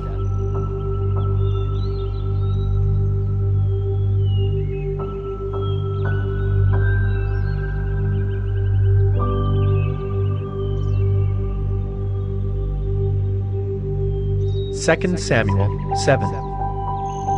Now when the king lived in his house, and the Lord had given him rest from all his surrounding enemies, the king said to Nathan the prophet, "See now, I dwell in a house of cedar, but the ark of God dwells in a tent." And Nathan said to the king, "Go, do all that is in your heart, for the Lord is with you." But that same night the word of the Lord came to Nathan. Go and tell my servant David, thus says the Lord, would you build me a house to dwell in? I have not lived in a house since the day I brought up the people of Israel from Egypt to this day. But I have been moving about in a tent for my dwelling.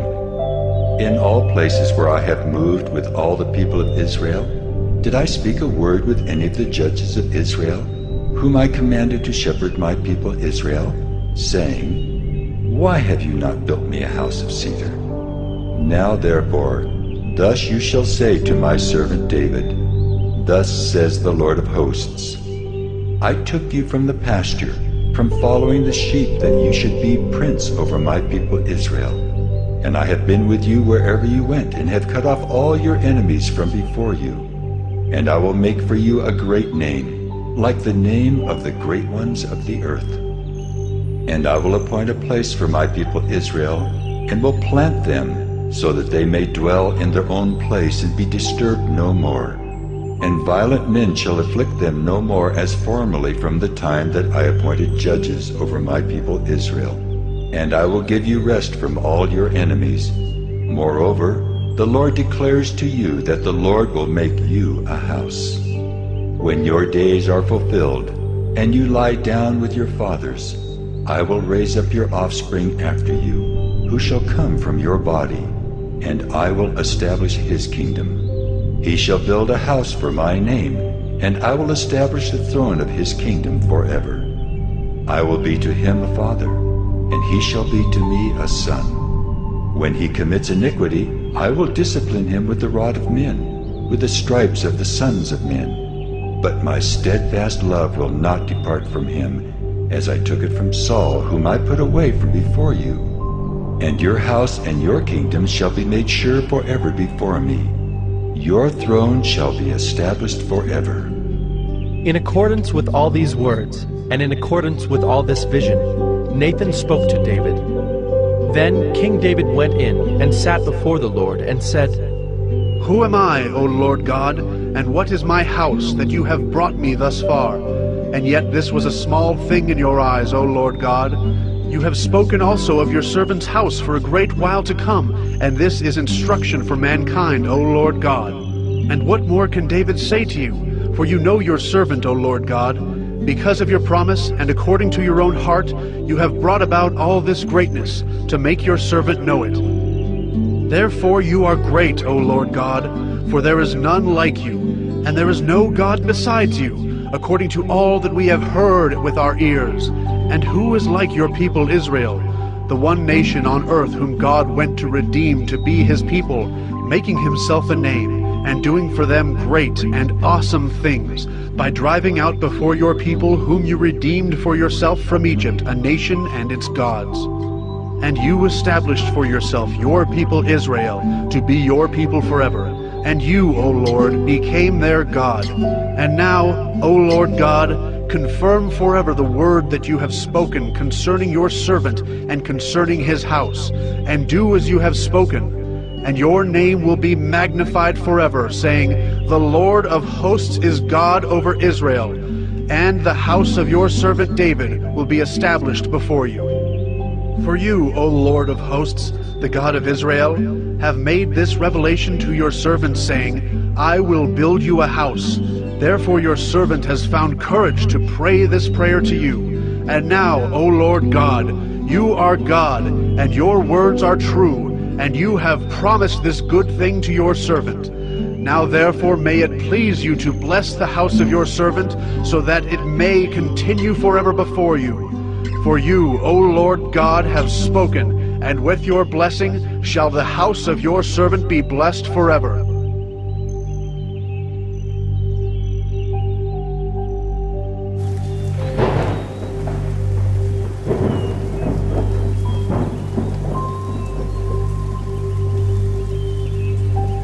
Second Samuel 8. After this, David defeated the Philistines and subdued them. And David took Metheg-Ammah out of the hand of the Philistines. And he defeated Moab, and he measured them with a line, making them lie down on the ground. 2 lines he measured to be put to death, and 1 full line to be spared. And the Moabites became servants to David and brought tribute. David also defeated Hadad-Ezer, the son of Rehob, king of Zobah, as he went to restore his power at the river Euphrates. And David took from him 1,700 horsemen and 20,000 foot soldiers. And David hamstrung all the chariot horses, but left enough for 100 chariots. And when the Syrians of Damascus came to help Hadad-Ezer, king of Zobah, David struck down 22,000 men of the Syrians. Then David put garrisons in Aram of Damascus, and the Syrians became servants to David and brought tribute. And the Lord gave victory to David wherever he went. And David took the shields of gold that were carried by the servants of Hadad-Ezer, and brought them to Jerusalem. And from Betah and from Berothai, cities of Hadad-Ezer, King David took very much bronze. When Toi, king of Hamath, heard that David had defeated the whole army of Hadad-Ezer, Toi sent his son Joram to King David to ask about his health and to bless him, because he had fought against Hadad-Ezer and defeated him. For Hadad-Ezer had often been at war with Toi. And Joram brought with him articles of silver, of gold, and of bronze. These also King David dedicated to the Lord, together with the silver and gold that he dedicated from all the nations he subdued, from Edom, Moab, the Ammonites, the Philistines, Amalek, and from the spoil of Hadad-Ezer, the son of Rehob, king of Zobah. And David made a name for himself when he returned from striking down 18,000 Edomites in the valley of Salt. Then he put garrisons in Edom. Throughout all Edom he put garrisons, and all the Edomites became David's servants. And the Lord gave victory to David wherever he went. So David reigned over all Israel, and David administered justice and equity to all his people. Joab, the son of Zeruiah, was over the army, and Jehoshaphat, the son of Ahilud, was recorder. And Zadok, the son of Ahitub, and Ahimelech, the son of Abiathar, were priests. And Seraiah was secretary. And Benaiah, the son of Jehoiada, was over the Kerethites and the Pelethites, and David's sons were priests.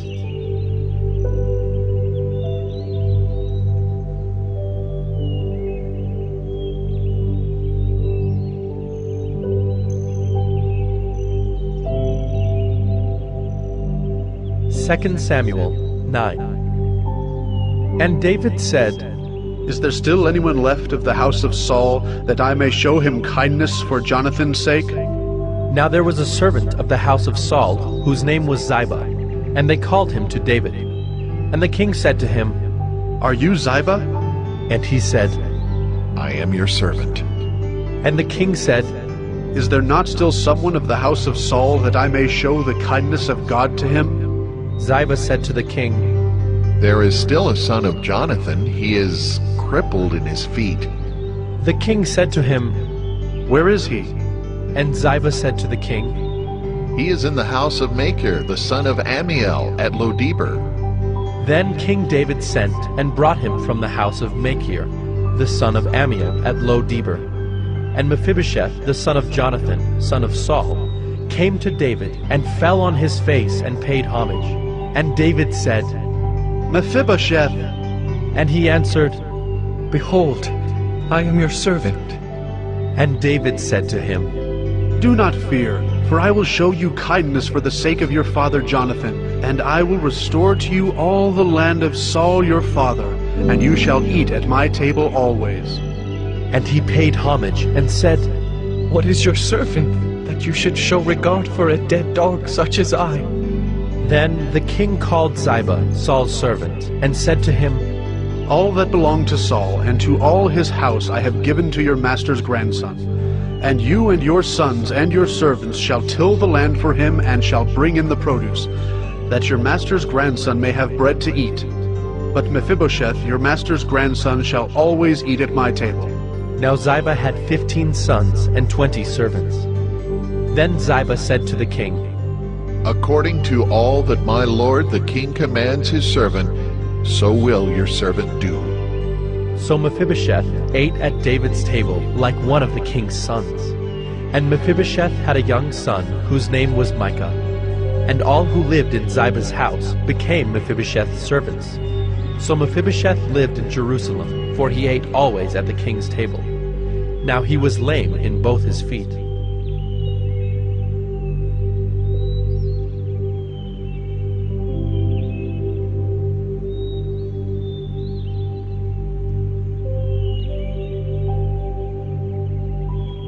Second Samuel 10. After this, the king of the Ammonites died, and Hanun his son reigned in his place. And David said, "I will deal loyally with Hanun the son of Nahash, as his father dealt loyally with me." So David sent by his servants to console him concerning his father.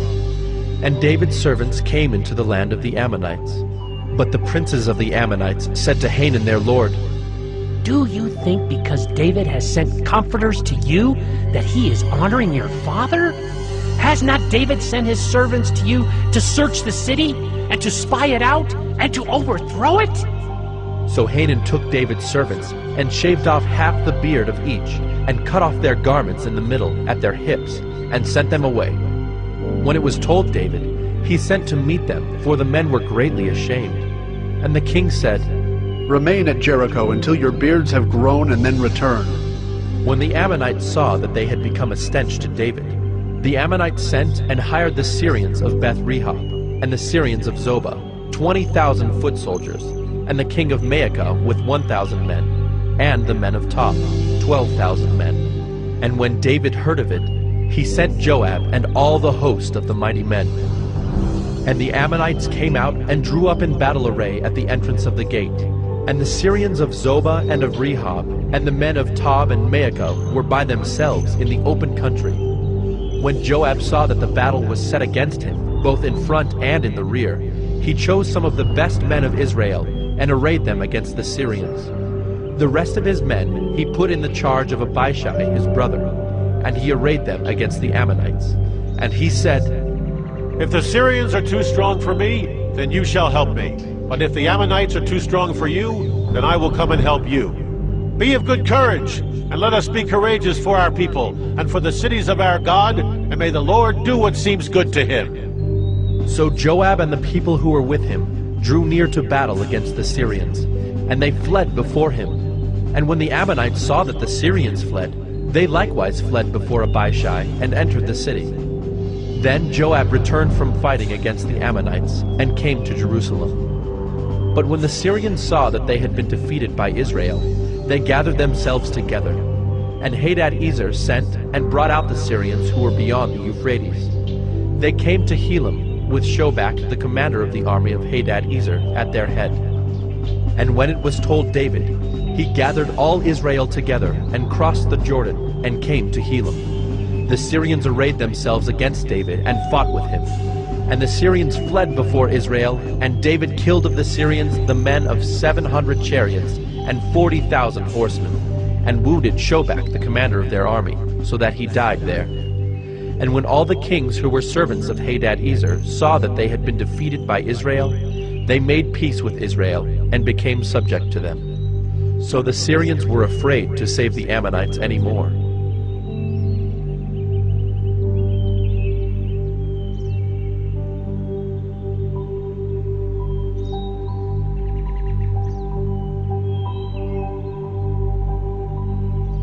Second Samuel 11.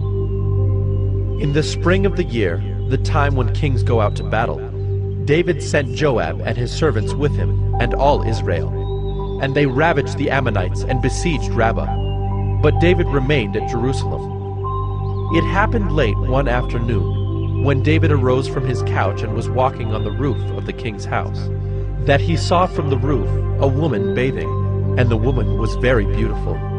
And David sent and inquired about the woman. And one said, "Is not this Bathsheba, the daughter of Eliam, the wife of Uriah the Hittite?" So David sent messengers and took her, and she came to him, and he lay with her. Now she had been purifying herself from her uncleanness. Then she returned to her house. And the woman conceived, and she sent and told David, "I am pregnant." So David sent word to Joab, "Send me Uriah the Hittite." And Joab sent Uriah to David. When Uriah came to him, David asked how Joab was doing, and how the people were doing, and how the war was going. Then David said to Uriah, "Go down to your house and wash your feet."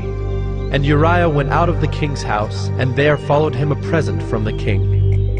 But Uriah slept at the door of the king's house with all the servants of his lord, and did not go down to his house. When they told David, "Uriah did not go down to his house," David said to Uriah, "Have you not come from a journey? Why did you not go down to your house?" Uriah said to David, "The ark and Israel and Judah dwell in booths, and my lord Joab and the servants of my lord are camping in the open field. Shall I then go to my house, to eat and to drink, and to lie with my wife? As you live and as your soul lives, I will not do this thing." Then David said to Uriah, "Remain here today also, and tomorrow I will send you back." So Uriah remained in Jerusalem that day and the next. And David invited him, and he ate in his presence and drank, so that he made him drunk. And in the evening he went out to lie on his couch with the servants of his lord, but he did not go down to his house. In the morning David wrote a letter to Joab, and sent it by the hand of Uriah. In the letter he wrote, "Set Uriah in the forefront of the hardest fighting, and then draw back from him, that he may be struck down and die." And as Joab was besieging the city, he assigned Uriah to the place where he knew there were valiant men. And the men of the city came out and fought with Joab, and some of the servants of David among the people fell. Uriah the Hittite also died. Then Joab sent and told David all the news about the fighting. And he instructed the messenger, "When you have finished telling all the news about the fighting to the king, then, if the king's anger rises, and if he says to you, 'Why did you go so near the city to fight?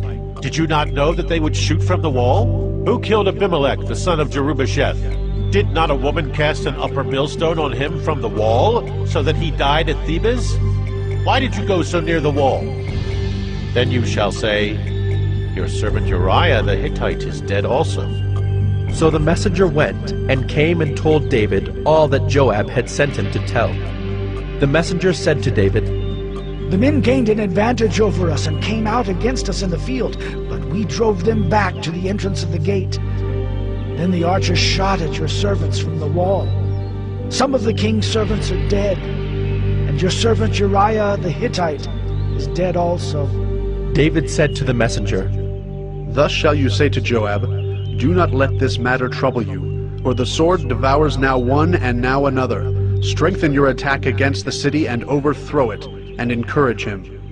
When the wife of Uriah heard that Uriah her husband was dead, she lamented over her husband. And when the mourning was over, David sent and brought her to his house, and she became his wife and bore him a son. But the thing that David had done displeased the Lord.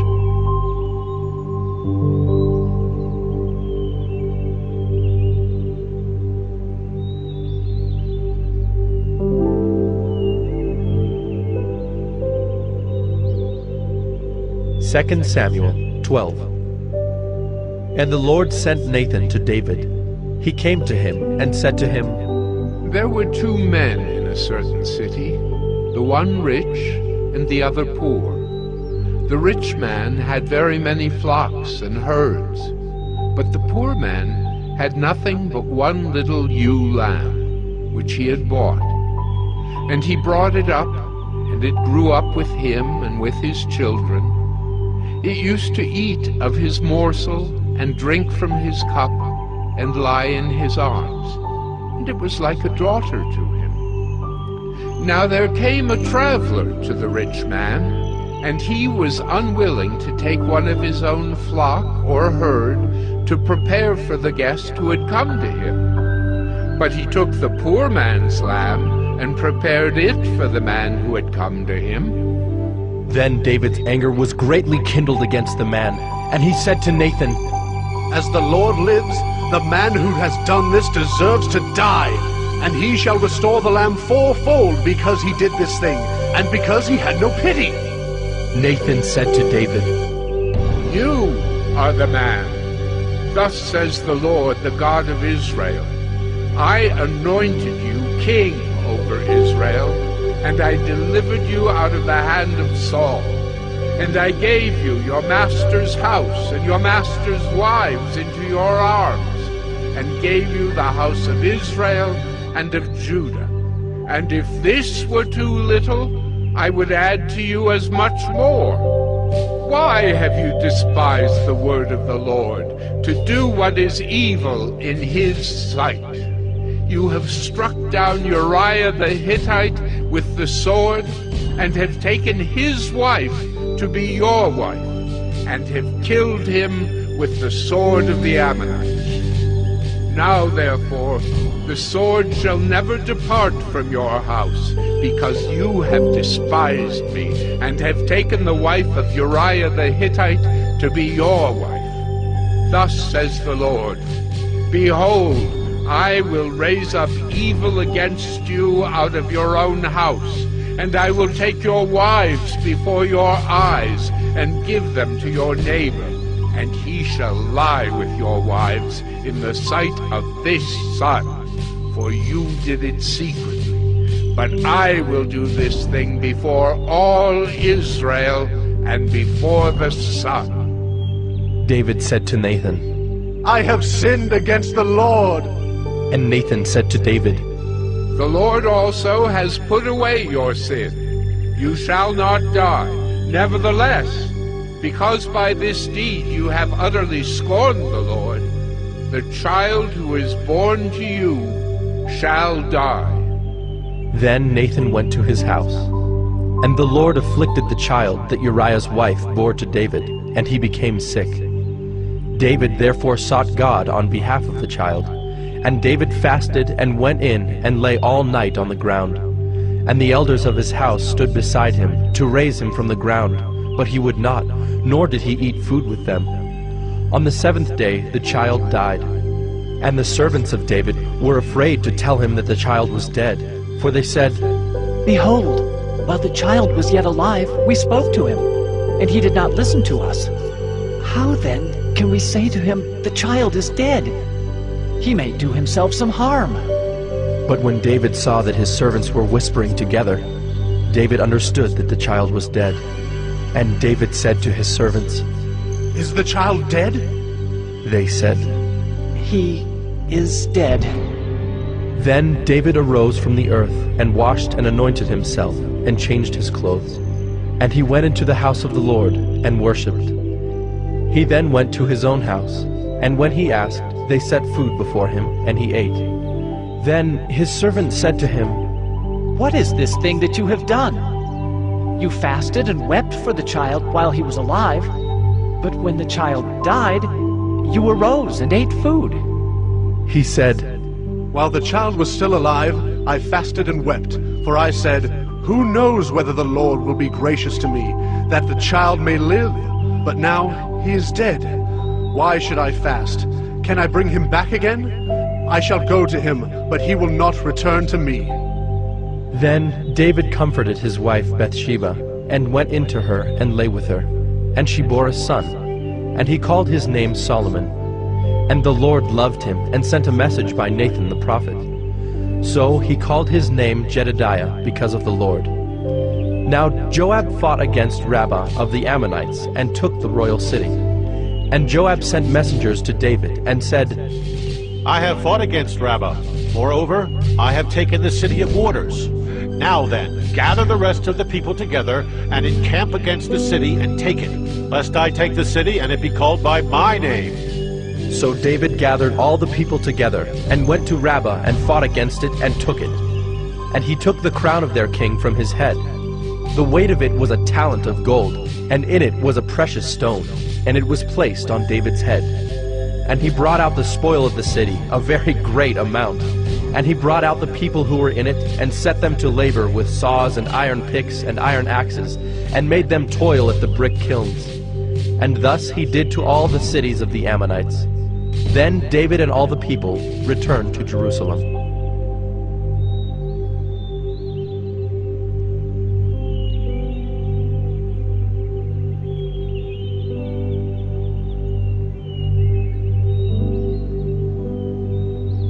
Second Samuel 13. Now Absalom, David's son, had a beautiful sister, whose name was Tamar. And after a time, Amnon, David's son, loved her. And Amnon was so tormented that he made himself ill because of his sister Tamar, for she was a virgin, and it seemed impossible to Amnon to do anything to her. But Amnon had a friend, whose name was Jonadab, the son of Shimeah, David's brother. And Jonadab was a very crafty man. And he said to him, O son of the king, why are you so haggard morning after morning? Will you not tell me? Amnon said to him, I love Tamar, my brother Absalom's sister. Jonadab said to him, Lie down on your bed and pretend to be ill, and when your father comes to see you, say to him, Let my sister Tamar come and give me bread to eat, and prepare the food in my sight, that I may see it and eat it from her hand. So Amnon lay down and pretended to be ill. And when the king came to see him, Amnon said to the king, Please, let my sister Tamar come and make a couple of cakes in my sight, that I may eat from her hand. Then David sent home to Tamar, saying, Go to your brother Amnon's house and prepare food for him. So Tamar went to her brother Amnon's house, where he was lying down. And she took dough and kneaded it, and made cakes in his sight, and baked the cakes. And she took the pan and emptied it out before him, but he refused to eat. And Amnon said, Send out everyone from me. So everyone went out from him. Then Amnon said to Tamar, Bring the food into the chamber, that I may eat from your hand. And Tamar took the cakes she had made, and brought them into the chamber to Amnon her brother. But when she brought them near him to eat, he took hold of her, and said to her, Come, lie with me, my sister. She answered him, No, my brother, do not violate me, for such a thing is not done in Israel. Do not do this outrageous thing. As for me, where could I carry my shame? And as for you, you would be as one of the outrageous fools in Israel. Now therefore, please, speak to the king, for he will not withhold me from you. But he would not listen to her, and being stronger than she, he violated her and lay with her. Then Amnon hated her with very great hatred, so that the hatred with which he hated her was greater than the love with which he had loved her. And Amnon said to her, Get up! Go! But she said to him, No, my brother, for this wrong in sending me away is greater than the other that you did to me. But he would not listen to her. He called the young man who served him and said, "Put this woman out of my presence and bolt the door after her." Now she was wearing a long robe with sleeves, for thus were the virgin daughters of the king dressed. So his servant put her out and bolted the door after her. And Tamar put ashes on her head and tore the long robe that she wore. And she laid her hand on her head and went away, crying aloud as she went. And her brother Absalom said to her, "Has Amnon your brother been with you? Now hold your peace, my sister. He is your brother. Do not take this to heart." So Tamar lived a desolate woman in her brother Absalom's house. When King David heard of all these things, he was very angry. But Absalom spoke to Amnon, neither good nor bad. For Absalom hated Amnon because he had violated his sister Tamar. After 2 full years, Absalom had sheep shearers at Baal Hazor, which is near Ephraim. And Absalom invited all the king's sons. And Absalom came to the king and said, "Behold, your servant has sheep shears. Please let the king and his servants go with your servant." But the king said to Absalom, "No, my son, let us not all go, lest we be burdensome to you." He pressed him, but he would not go, but gave him his blessing. Then Absalom said, "If not, please let my brother Amnon go with us." And the king said to him, "Why should he go with you?" But Absalom pressed him until he let Amnon and all the king's sons go with him. Then Absalom commanded his servants, "Mark when Amnon's heart is merry with wine, and when I say to you, 'Strike Amnon, then kill him.' Do not fear, have I not commanded you? Be courageous and be valiant." So the servants of Absalom did to Amnon as Absalom had commanded. Then all the king's sons arose, and each mounted his mule and fled. While they were on the way, news came to David, Absalom has struck down all the king's sons, and not one of them is left. Then the king arose and tore his garments and lay on the earth. And all his servants who were standing by tore their garments. But Jonadab, the son of Shimeah, David's brother, said, "Let not my lord suppose that they have killed all the young men, the king's sons, for Amnon alone is dead. For by the command of Absalom, this has been determined from the day he violated his sister Tamar. Now, therefore, let not my lord the king so take it to heart as to suppose that all the king's sons are dead, for Amnon alone is dead." But Absalom fled, and the young man who kept the watch lifted up his eyes and looked, and behold, many people were coming from the road behind him, by the side of the mountain. And Jonadab said to the king, "Behold, the king's sons have come. As your servant said, so it has come about." And as soon as he had finished speaking, behold, the king's sons came and lifted up their voice and wept. And the king also, and all his servants, wept very bitterly. But Absalom fled, and went to Talmai, the son of Ammihud, king of Geshur. And David mourned for his son day after day. So Absalom fled, and went to Geshur, and was there 3 years. And the spirit of the king longed to go out to Absalom, because he was comforted about Amnon, since he was dead.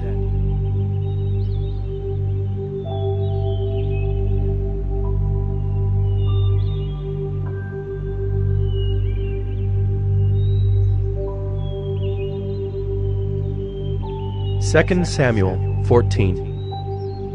Now Joab, the son of Zeruiah, knew that the king's heart went out to Absalom. And Joab sent to Tekoa, and brought from there a wise woman, and said to her, "Pretend to be a mourner, and put on mourning garments. Do not anoint yourself with oil, but behave like a woman who has been mourning many days for the dead. Go to the king, and speak thus to him." So Joab put the words in her mouth. When the woman of Tekoa came to the king, she fell on her face to the ground and paid homage, and said, "Save me, O king." And the king said to her, "What is your trouble?" She answered, "Alas, I am a widow. My husband is dead. And your servant had 2 sons, and they quarreled with one another in the field. There was no one to separate them. And one struck the other and killed him.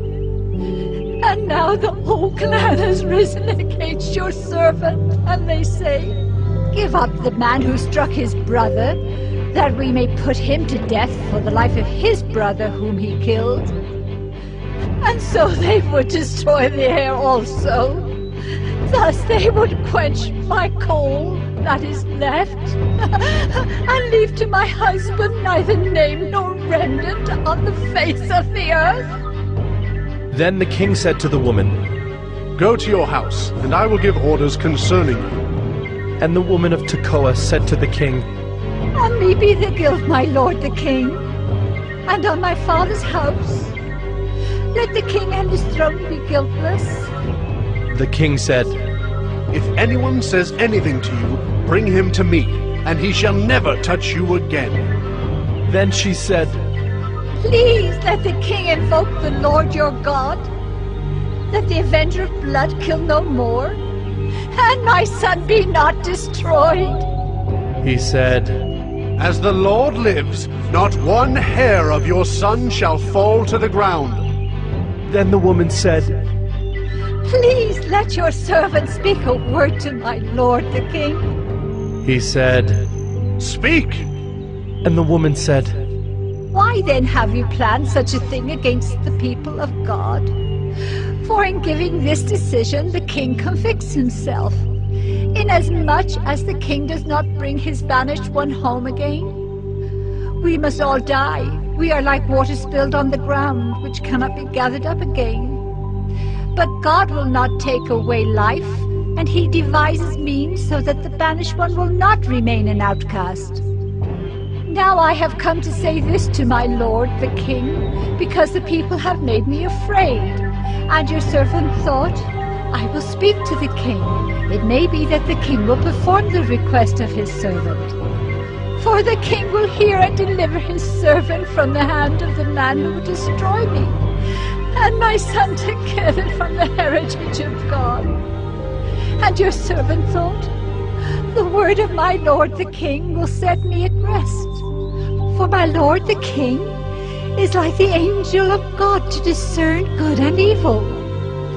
The Lord your God be with you. Then the king answered the woman, "Do not hide from me anything I ask you." And the woman said, Let my lord the king speak. The king said, "Is the hand of Joab with you in all this?" The woman answered and said, As surely as you live, my lord the king, one cannot turn to the right hand or to the left from anything that my lord the king has said. It was your servant Joab who commanded me. It was he who put all these words in the mouth of your servant.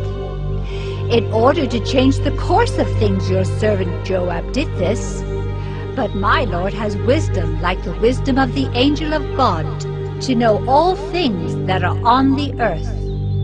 Then the king said to Joab, "Behold now, I grant this. Go, bring back the young man Absalom."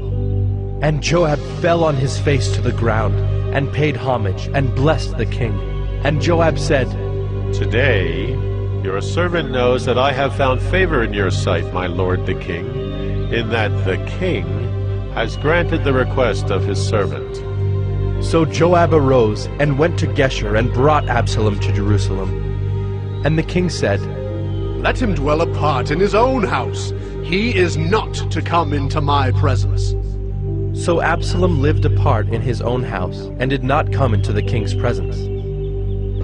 Now in all Israel there was no one so much to be praised for his handsome appearance as Absalom. From the sole of his foot to the crown of his head there was no blemish in him. And when he cut the hair of his head, for at the end of every year he used to cut it, when it was heavy on him he cut it, he weighed the hair of his head, 200 shekels by the king's weight. There were born to Absalom 3 sons, and 1 daughter, whose name was Tamar. She was a beautiful woman. So Absalom lived 2 full years in Jerusalem without coming into the king's presence. Then Absalom sent for Joab to send him to the king, but Joab would not come to him. And he sent a second time, but Joab would not come. Then he said to his servants, See, Joab's field is next to mine, and he has barley there. Go and set it on fire. So Absalom's servants set the field on fire. Then Joab arose and went to Absalom at his house and said to him, Why have your servants set my field on fire? Absalom answered Joab, Behold, I sent word to you. Come here that I may send you to the king to ask, Why have I come from Geshur? It would be better for me to be there still. Now therefore let me go into the presence of the king, and if there is guilt in me, let him put me to death.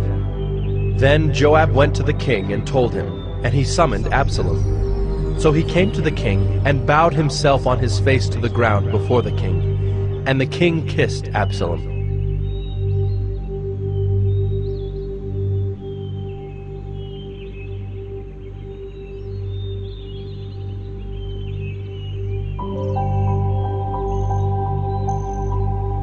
Second Samuel 15. After this, Absalom got himself a chariot and horses, and 50 men to run before him. And Absalom used to rise early, and stand beside the way of the gate. And when any man had a dispute to come before the king for judgment, Absalom would call to him, and say, From what city are you? And when he said, Your servant is of such and such a tribe in Israel, Absalom would say to him, See, your claims are good and right, but there is no man designated by the king to hear you. Then Absalom would say, Oh, that I were judge in the land. Then every man with a dispute or cause might come to me, and I would give him justice. And whenever a man came near to pay homage to him, he would put out his hand and take hold of him and kiss him. Thus Absalom did to all of Israel who came to the king for judgment. So Absalom stole the hearts of the men of Israel. And at the end of 4 years, Absalom said to the king, Please, let me go and pay my vow, which I have vowed to the Lord in Hebron. For your servant vowed a vow while I lived at Geshur in Aram, saying, If the Lord will indeed bring me back to Jerusalem, then I will offer worship to the Lord. The king said to him, Go in peace. So he arose and went to Hebron.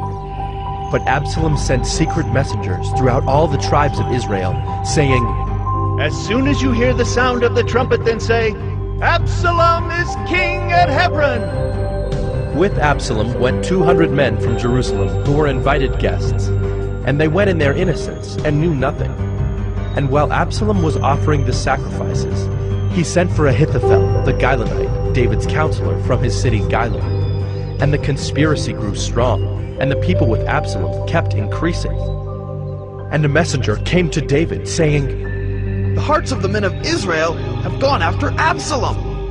Then David said to all his servants who were with him at Jerusalem, Arise, and let us flee, or else there will be no escape for us from Absalom. Go quickly, lest he overtake us quickly and bring down ruin on us and strike the city with the edge of the sword. And the king's servants said to the king, Behold, your servants are ready to do whatever my lord the king decides. So the king went out and all his household after him. And the king left 10 concubines to keep the house. And the king went out and all the people after him, and they halted at the last house. And all his servants passed by him, and all the Kerethites, and all the Pelethites, and all the 600 Gittites who had followed him from Gath, passed on before the king. Then the king said to Ittai the Gittite, Why do you also go with us? Go back and stay with the king, for you are a foreigner, and also an exile from your home. You came only yesterday, and shall I today make you wander about with us? Since I go, I know not where. Go back and take your brothers with you, and may the Lord show steadfast love and faithfulness to you. But Ittai answered the king, As the Lord lives, and as my lord the king lives, wherever my lord the king shall be, whether for death or for life, there also will your servant be. And David said to Ittai, Go then, pass on. So Ittai the Gittite passed on with all his men and all the little ones who were with him. And all the land wept aloud as all the people passed by. And the king crossed the brook Kidron, and all the people passed on toward the wilderness. And Abiathar came up, and behold, Zadok came also with all the Levites, bearing the ark of the covenant of God. And they set down the ark of God until the people had all passed out of the city. Then the king said to Zadok, "Carry the ark of God back into the city. If I find favor in the eyes of the Lord, he will bring me back and let me see both it and his dwelling place. But if he says, 'I have no pleasure in you,' behold, here I am. Let him do to me what seems good to him." The king also said to Zadok the priest, "Are you not a seer? Go back to the city in peace with your 2 sons, Ahimaaz your son, and Jonathan the son of Abiathar. See, I will wait at the fords of the wilderness until word comes from you to inform me." So Zadok and Abiathar carried the ark of God back to Jerusalem, and they remained there. But David went up the ascent of the Mount of Olives, weeping as he went, barefoot and with his head covered. And all the people who were with him covered their heads, and they went up weeping as they went. And it was told David, "Ahithophel is among the conspirators with Absalom." And David said, "O Lord, please turn the counsel of Ahithophel into foolishness." While David was coming to the summit, where God was worshipped, behold, Hushai the Archite came to meet him with his coat torn and dirt on his head. David said to him, "If you go on with me, you will be a burden to me. But if you return to the city and say to Absalom, 'I will be your servant, O king, as I have been your father's servant in time past, so now I will be your servant,' then you will defeat for me the counsel of Ahithophel. Are not Zadok and Abiathar the priest with you there? So whatever you hear from the king's house, tell it to Zadok and Abiathar the priests. Behold, their 2 sons are with them there, Ahimaaz, Zadok's son, and Jonathan, Abiathar's son, and by them you shall send to me everything you hear." So Hushai, David's friend, came into the city, just as Absalom was entering Jerusalem.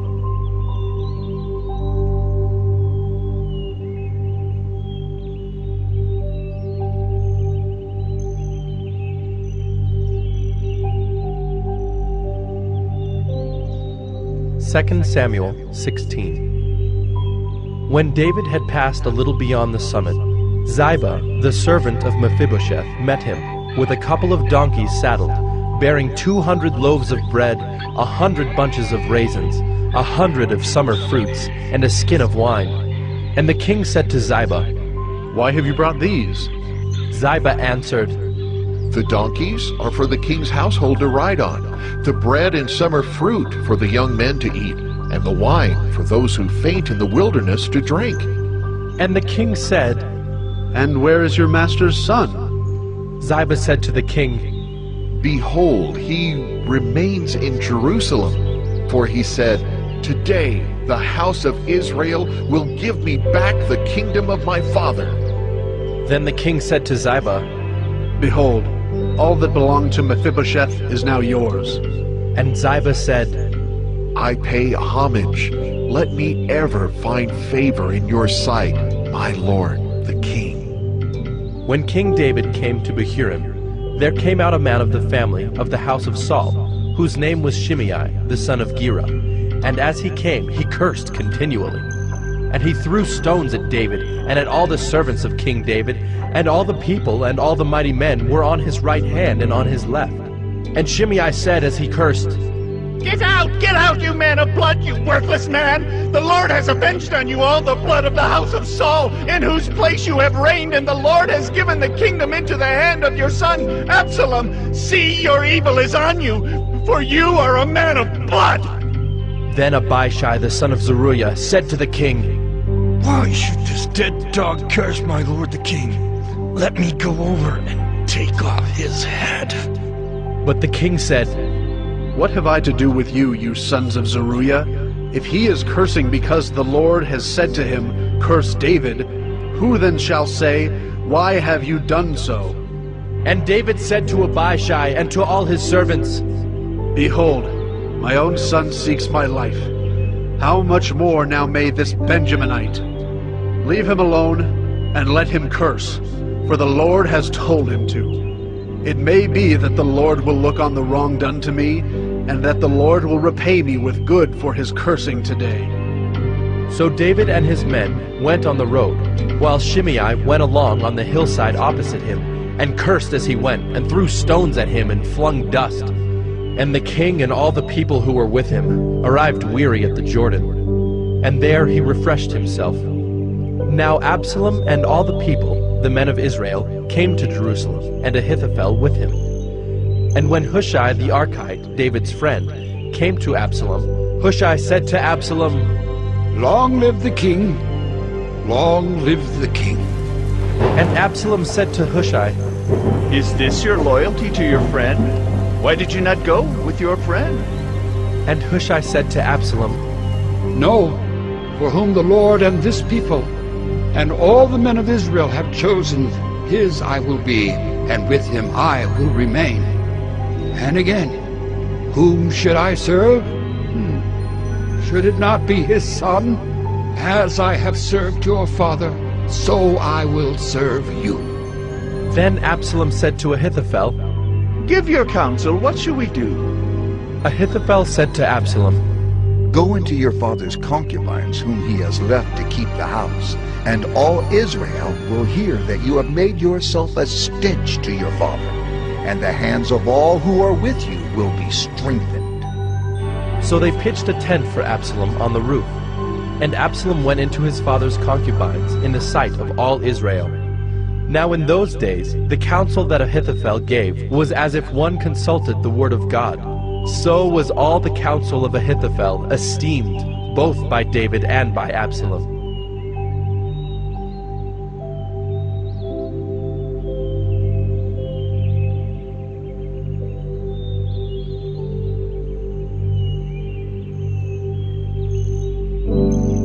Second Samuel 17. Moreover, Ahithophel said to Absalom, "Let me choose 12,000 men, and I will arise and pursue David tonight.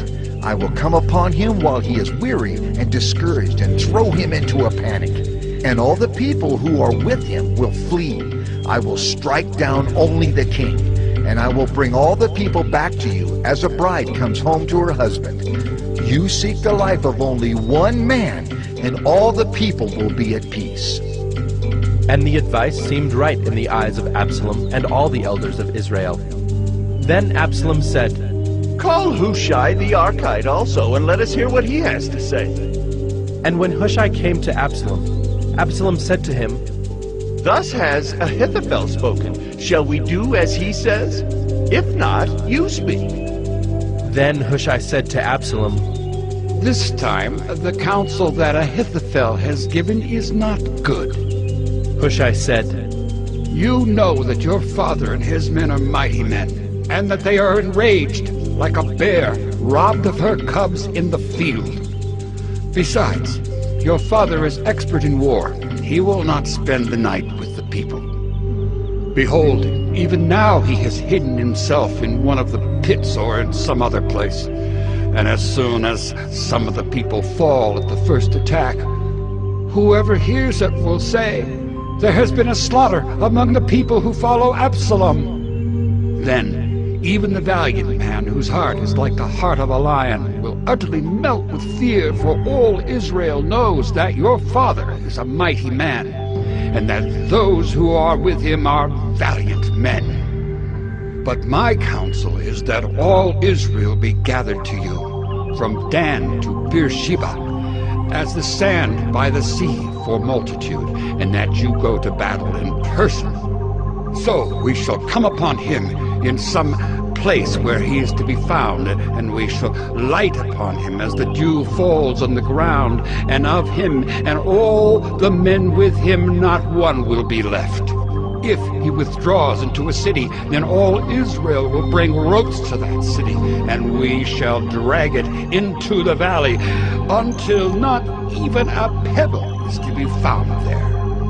And Absalom and all the men of Israel said, "The counsel of Hushai the Archite is better than the counsel of Ahithophel." For the Lord had ordained to defeat the good counsel of Ahithophel, so that the Lord might bring harm upon Absalom. Then Hushai said to Zadok and Abiathar the priests, Thus and so did Ahithophel counsel Absalom and the elders of Israel, and thus and so have I counseled. Now, therefore, send quickly and tell David, do not stay tonight at the fords of the wilderness, but by all means pass over, lest the king and all the people who are with him be swallowed up. Now Jonathan and Ahimaaz were waiting at Enrogel. A female servant was to go and tell them, and they were to go and tell King David, for they were not to be seen entering the city. But a young man saw them and told Absalom. So both of them went away quickly and came to the house of a man at Bahurim, who had a well in his courtyard, and they went down into it. And the woman took and spread a covering over the well's mouth, and scattered grain on it, and nothing was known of it. When Absalom's servants came to the woman at the house, they said, Where are Ahimaaz and Jonathan? And the woman said to them, They have gone over the brook of water. And when they had sought and could not find them, they returned to Jerusalem.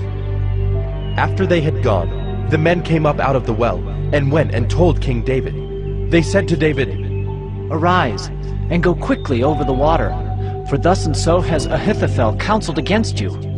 Then David arose, and all the people who were with him, and they crossed the Jordan. By daybreak not one was left who had not crossed the Jordan. When Ahithophel saw that his counsel was not followed, he saddled his donkey and went off home to his own city. He set his house in order and hanged himself, and he died and was buried in the tomb of his father. Then David came to Mahanaim, and Absalom crossed the Jordan with all the men of Israel. Now Absalom had set Amasa over the army instead of Joab. Amasa was the son of a man named Ithra the Ishmaelite, who had married Abigail, the daughter of Nahash, sister of Zeruiah, Joab's mother. And Israel and Absalom encamped in the land of Gilead. When David came to Mahanaim, Shobai, the son of Nahash from Rabbah of the Ammonites, and Machir, the son of Ammiel from Lo-debar, and Barzillai, the Gileadite from Rogelim, brought beds, basins, and earthen vessels, wheat, barley, flour, parched grain, beans, and lentils, honey and curds and sheep and cheese from the herd, for David and the people with him to eat. For they said, The people are hungry and weary and thirsty in the wilderness.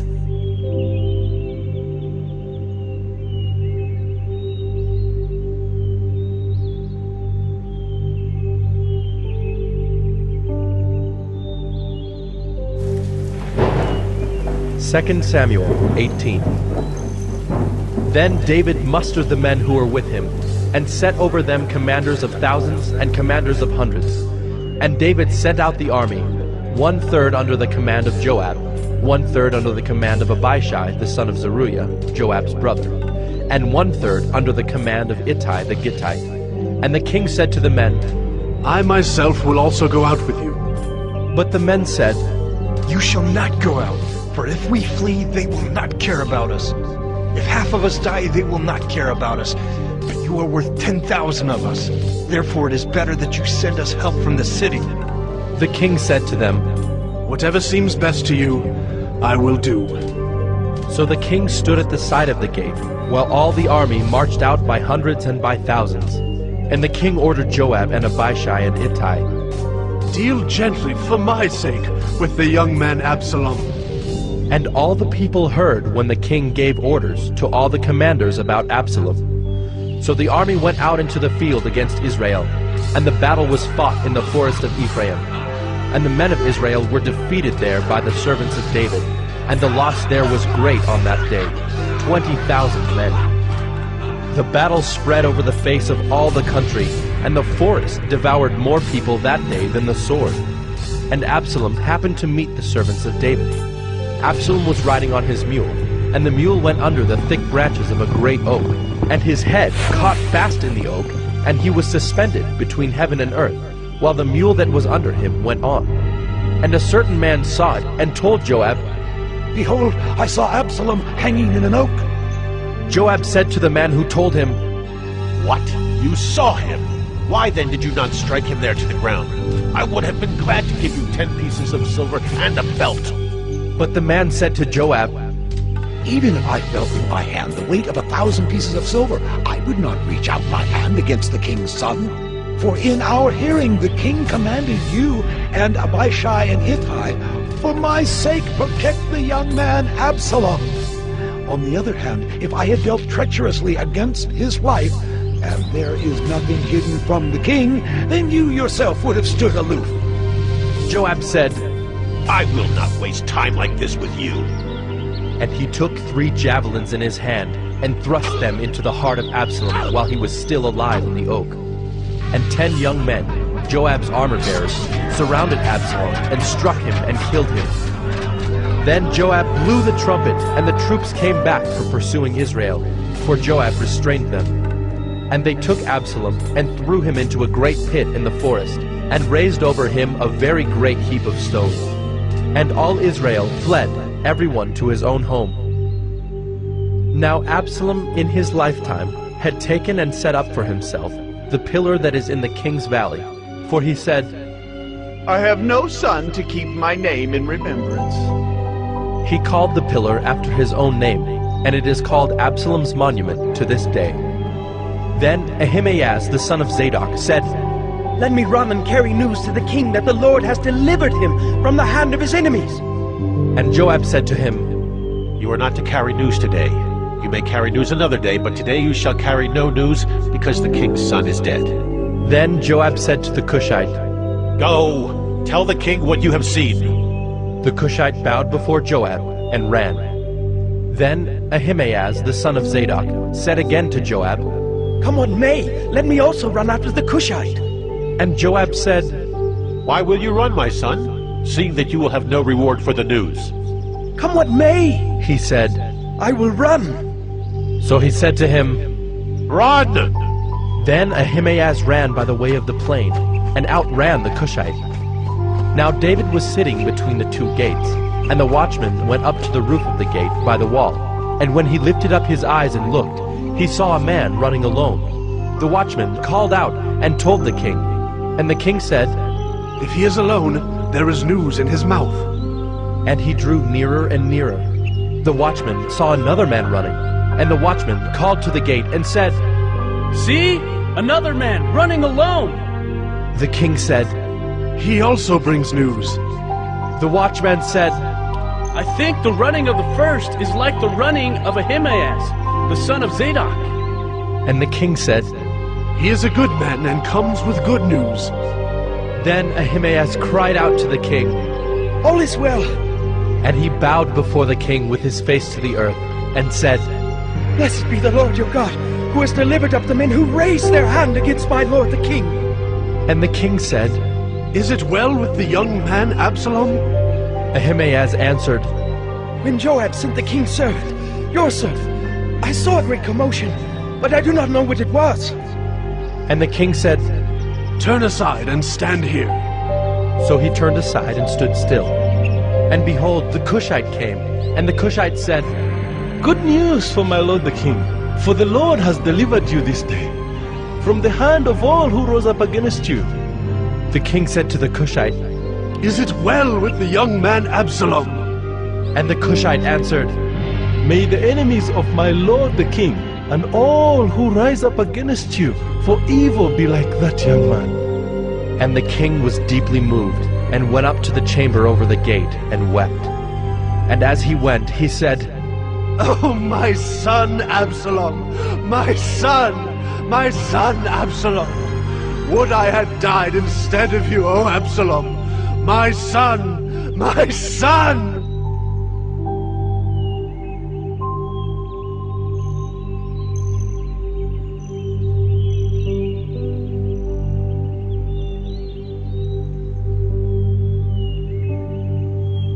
Second Samuel 19. It was told Joab, Behold, the king is weeping and mourning for Absalom. So the victory that day was turned into mourning for all the people, for the people heard that day, The king is grieving for his son. And the people stole into the city that day, as people steal in who are ashamed when they flee in battle. The king covered his face, and the king cried with a loud voice, Oh, my son Absalom! Oh, Absalom! My son! My son! Then Joab came into the house to the king and said, You have today covered with shame the faces of all your servants, who have this day saved your life, and the lives of your sons and your daughters, and the lives of your wives and your concubines, because you love those who hate you, and hate those who love you. For you have made it clear today that commanders and servants are nothing to you. For today I know that if Absalom were alive, and all of us were dead today, then you would be pleased. Now therefore arise, go out and speak kindly to your servants, for I swear by the Lord, if you do not go, not a man will stay with you this night, and this will be worse for you than all the evil that has come upon you from your youth until now.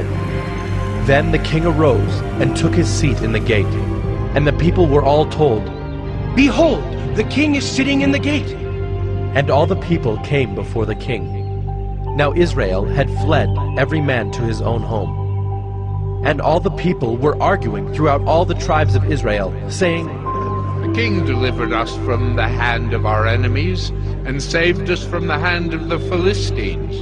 And now he has fled out of the land from Absalom. But Absalom, whom we anointed over us, is dead in battle. Now therefore, why do you say nothing about bringing the king back? And King David sent this message to Zadok and Abiathar the priests. Say to the elders of Judah, why should you be the last to bring the king back to his house, when the word of all Israel has come to the king? You are my brothers, you are my bone and my flesh. Why then should you be the last to bring back the king? And say to Amasa, are you not my bone and my flesh? God do so to me and more also, if you are not commander of my army from now on in place of Joab. And he swayed the heart of all the men of Judah as one man, so that they sent word to the king, Return, both you and all your servants. So the king came back to the Jordan, and Judah came to Gilgal to meet the king and to bring the king over the Jordan. And Shimei, the son of Gera the Benjaminite from Bahurim, hurried to come down with the men of Judah to meet King David. And with him were 1,000 men from Benjamin. And Ziba the servant of the house of Saul, with his 15 sons and his 20 servants, rushed down to the Jordan before the king, and they crossed the ford to bring over the king's household and to do his pleasure. And Shimei the son of Gera fell down before the king as he was about to cross the Jordan, and said to the king, Let not my lord hold me guilty, or remember how your servant did wrong on the day my lord the king left Jerusalem. Do not let the king take it to heart, for your servant knows that I have sinned. Therefore, behold, I have come this day, the first of all the house of Joseph, to come down to meet my lord the king. Abishai, the son of Zeruiah, answered, Shall not Shimei be put to death for this, because he cursed the Lord's anointed? But David said, What have I to do with you, you sons of Zeruiah, that you should this day be as an adversary to me? Shall anyone be put to death in Israel this day? For do I not know that I am this day king over Israel? And the king said to Shimei, You shall not die. And the king gave him his oath. And Mephibosheth, the son of Saul, came down to meet the king. He had neither taken care of his feet, nor trimmed his beard, nor washed his clothes from the day the king departed until the day he came back in safety. And when he came to Jerusalem to meet the king said to him, Why did you not go with me, Mephibosheth? He answered, My lord, O king, my servant deceived me. For your servant said to him, I will saddle a donkey for myself, that I may ride on it and go with the king. For your servant is lame. He has slandered your servant to my lord the king. But my lord the king is like the angel of God. Do, therefore, what seems good to you. For all my father's house were but men doomed to death before my lord the king. But you set your servant among those who eat at your table. What further right have I than to cry to the king? And the king said to him, Why speak any more of your affairs? I have decided. You and Ziba shall divide the land. And Mephibosheth said to the king, Oh, let him take it all, since my lord the king has come safely home. Now Barzillai the Gileadite had come down from Rogelim, and he went on with the king to the Jordan to escort him over the Jordan. Barzillai was a very aged man, 80 years old. He had provided the king with food while he stayed at Mahanaim, for he was a very wealthy man. And the king said to Barzillai, "Come over with me, and I will provide for you with me in Jerusalem." But Barzillai said to the king, How many years have I still to live, that I should go up with the king to Jerusalem? I am this day 80 years old. Can I discern what is pleasant and what is not? Can your servant taste what he eats or what he drinks? Can I still listen to the voice of singing men and singing women? Why then should your servant be an added burden to my lord the king? Your servant will go a little way over the Jordan with the king. Why should the king repay me with such a reward? Please let your servant return, that I may die in my own city, near the grave of my father and my mother. But here is your servant Kimham. Let him go over with my lord the king, and do for him whatever seems good to you. And the king answered, Kimham shall go over with me, and I will do for him whatever seems good to you. And all that you desire of me I will do for you. Then all the people went over the Jordan, and the king went over. And the king kissed Barzillai and blessed him, and he returned to his own home. The king went on to Gilgal, and Kimham went on with him. All the people of Judah, and also half the people of Israel, brought the king on his way. Then all the men of Israel came to the king, and said to the king, Why have our brothers the men of Judah stolen you away, and brought the king and his household over the Jordan, and all David's men with him? All the men of Judah answered the men of Israel, Because the king is our close relative. Why then are you angry over this matter? Have we eaten at all at the king's expense? Or has he given us any gift? And the men of Israel answered the men of Judah, We have 10 shares in the king, and in David also we have more than you. Why then did you despise us? Were we not the first to speak of bringing back our king? But the words of the men of Judah were fiercer than the words of the men of Israel.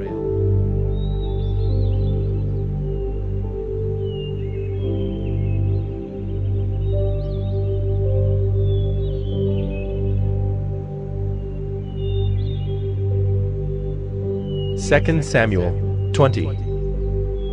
Now there happened to be there a worthless man, whose name was Sheba, the son of Bichri, a Benjaminite. And he blew the trumpet and said, We have no portion in David, and we have no inheritance in the son of Jesse. Every man to his tents, O Israel! So all the men of Israel withdrew from David and followed Sheba, the son of Bichri. But the men of Judah followed their king steadfastly from the Jordan to Jerusalem. And David came to his house at Jerusalem. And the king took the 10 concubines whom he had left to care for the house, and put them in a house under guard, and provided for them, but did not go into them. So they were shut up until the day of their death, living as if in widowhood. Then the king said to Amasa, Call the men of Judah together to me within 3 days, and be here yourself. So Amasa went to summon Judah, but he delayed beyond the set time that had been appointed him. And David said to Abishai, Now Sheba, the son of Bichri, will do us more harm than Absalom. Take your lord's servants and pursue him, lest he get himself to fortified cities and escape from us. And there went out after him Joab's men, and the Kerethites and the Pelethites, and all the mighty men. They went out from Jerusalem to pursue Sheba, the son of Bichri. When they were at the great stone that is in Gibeon, Amasa came to meet them. Now Joab was wearing a soldier's garment, and over it was a belt with a sword in its sheath, fastened on his thigh. And as he went forward, it fell out. And Joab said to Amasa, Is it well with you, my brother? And Joab took Amasa by the beard with his right hand to kiss him. But Amasa did not observe the sword that was in Joab's hand. So Joab struck him with it in the stomach and spilled his entrails to the ground without striking a second blow, and he died.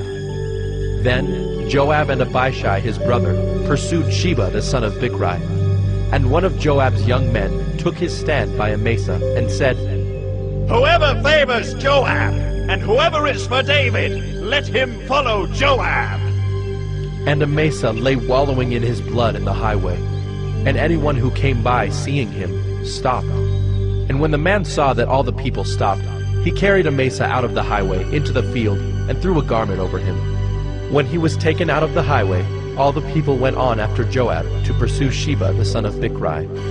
And Sheba passed through all the tribes of Israel to Abel of Beth-maachah, and all the Bichrites assembled and followed him in. And all the men who were with Joab came and besieged him in Abel of Beth-maachah. They cast up a mound against the city, and it stood against the rampart, and they were battering the wall to throw it down. Then a wise woman called from the city, Listen! Listen! Tell Joab, come here that I may speak to you. And he came near her, and the woman said, Are you Joab? He answered, I am. Then she said to him, Listen to the words of your servant. And he answered, I am listening.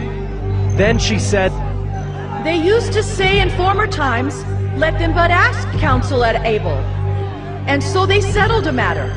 I am one of those who are peaceable and faithful in Israel. You seek to destroy a city that is a mother in Israel. Why will you swallow up the heritage of the Lord? Joab answered, Far be it from me, far be it that I should swallow up or destroy. That is not true. But a man of the hill country of Ephraim, called Sheba the son of Bichri, has lifted up his hand against King David. Give up him alone, and I will withdraw from the city. And the woman said to Joab, Behold, his head shall be thrown to you over the wall. Then the woman went to all the people in her wisdom, and they cut off the head of Sheba the son of Bichri, and threw it out to Joab. So he blew the trumpet, and they dispersed from the city, every man to his home. And Joab returned to Jerusalem to the king.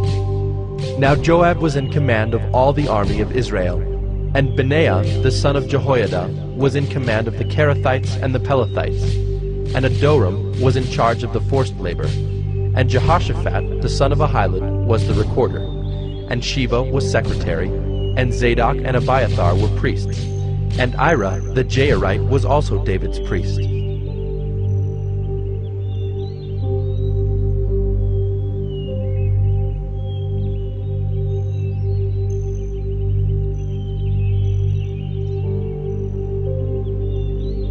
Second Samuel 21. Now there was a famine in the days of David for 3 years, year after year. And David sought the face of the Lord. And the Lord said, There is blood guilt on Saul and on his house, because he put the Gibeonites to death. So the king called the Gibeonites and spoke to them. Now the Gibeonites were not of the people of Israel, but of the remnant of the Amorites. Although the people of Israel had sworn to spare them, Saul had sought to strike them down in his zeal for the people of Israel and Judah. And David said to the Gibeonites, What shall I do for you, and how shall I make atonement, that you may bless the heritage of the Lord? The Gibeonites said to him, It is not a matter of silver or gold between us and Saul or his house. Neither is it for us to put any man to death in Israel. And he said, What do you say that I shall do for you? They said to the king, The man who consumed us and planned to destroy us, so that we should have no place in all the territory of Israel. Let 7 of his sons be given to us, so that we may hang them before the Lord at Gibeah of Saul, the chosen of the Lord. And the king said, I will give them. But the king spared Mephibosheth, the son of Saul's son, Jonathan, because of the oath of the Lord that was between them, between David and Jonathan, the son of Saul. The king took the 2 sons of Rizpah, the daughter of Aiah, whom she bore to Saul, Armoni and Mephibosheth, and the 5 sons of Merab, the daughter of Saul, whom she bore to Adriel, the son of Barzillai the Maholathite. And he gave them into the hands of the Gibeonites, and they hanged them on the mountain before the Lord, and the 7 of them perished together. They were put to death in the first days of harvest, at the beginning of barley harvest. Then Rizpah, the daughter of Aiah, took sackcloth and spread it for herself on the rock, from the beginning of harvest until rain fell upon them from the heavens. And she did not allow the birds of the air to come upon them by day, or the beasts of the field by night. When David was told what Rizpah, the daughter of Aiah, the concubine of Saul, had done, David went and took the bones of Saul and the bones of his son Jonathan from the men of Jabesh-Gilead, who had stolen them from the public square of Bethshan, where the Philistines had hanged them, on the day the Philistines killed Saul on Gilboa. And he brought up from there the bones of Saul and the bones of his son Jonathan, and they gathered the bones of those who were hanged. And they buried the bones of Saul and his son Jonathan in the land of Benjamin in Zelah, in the tomb of Kish his father. And they did all that the king commanded. And after that, God responded to the plea for the land. There was war again between the Philistines and Israel, and David went down together with his servants, and they fought against the Philistines. And David grew weary. And Ishbi-Benob, one of the descendants of the giants, whose spear weighed 300 shekels of bronze, and who was armed with a new sword, thought to kill David. But Abishai, the son of Zeruiah, came to his aid, and attacked the Philistine, and killed him. Then David's men swore to him, "You shall no longer go out with us to battle, lest you quench the lamp of Israel." After this, there was again war with the Philistines at Gob. Then Sibbecai, the Hushathite, struck down Saph, who was one of the descendants of the giants. And there was again war with the Philistines at Gob, and Elhanan, the son of Jaare-Oregim, the Bethlehemite, struck down Goliath the Gittite, the shaft of whose spear was like a weaver's beam. And there was again war at Gath, where there was a man of great stature, who had 6 fingers on each hand, and 6 toes on each foot, 24 in number. And he also was descended from the giants.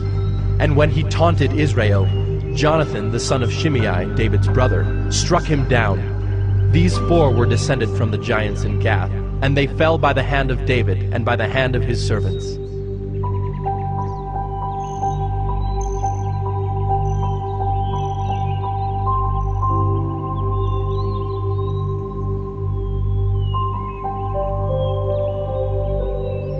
Second Samuel 22. And David spoke to the Lord the words of this song on the day when the Lord delivered him from the hand of all his enemies and from the hand of Saul. He said, "The Lord is my rock and my fortress and my deliverer, my God, my rock in whom I take refuge, my shield and the horn of my salvation, my stronghold and my refuge, my Savior. You save me from violence. I call upon the Lord, who is worthy to be praised, and I am saved from my enemies. For the waves of death encompassed me, the torrents of destruction assailed me, the cords of Sheol entangled me, the snares of death confronted me. In my distress I called upon the Lord. To my God I called. From his temple he heard my voice, and my cry came to his ears. Then the earth reeled and rocked. The foundations of the heavens trembled and quaked, because he was angry. Smoke went up from his nostrils, and devouring fire from his mouth. Glowing coals flamed forth from him. He bowed the heavens and came down. Thick darkness was under his feet. He rode on a cherub and flew. He was seen on the wings of the wind. He made darkness around him his canopy, thick clouds, a gathering of water. Out of the brightness before him coals of fire flamed forth. The Lord thundered from heaven, and the Most High uttered his voice. And he sent out arrows and scattered them, lightning and routed them. Then the channels of the sea were seen. The foundations of the world were laid bare. At the rebuke of the Lord, at the blast of the breath of his nostrils. He sent from on high. He took me. He drew me out of many waters. He rescued me from my strong enemy, from those who hated me, for they were too mighty for me. They confronted me in the day of my calamity, but the Lord was my support. He brought me out into a broad place. He rescued me because he delighted in me. The Lord dealt with me according to my righteousness. According to the cleanness of my hands he rewarded me. For I have kept the ways of the Lord, and have not wickedly departed from my God. For all his rules were before me, and from his statutes I did not turn aside. I was blameless before him, and I kept myself from guilt. And the Lord has rewarded me according to my righteousness, according to my cleanness in his sight. With the merciful you show yourself merciful. With the blameless man you show yourself blameless.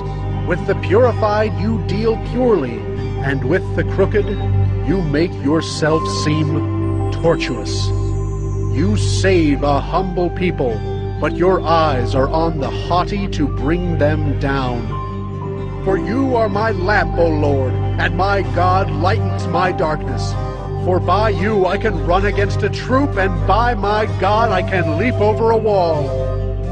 This God, his way is perfect. The word of the Lord proves true. He is a shield for all those who take refuge in him.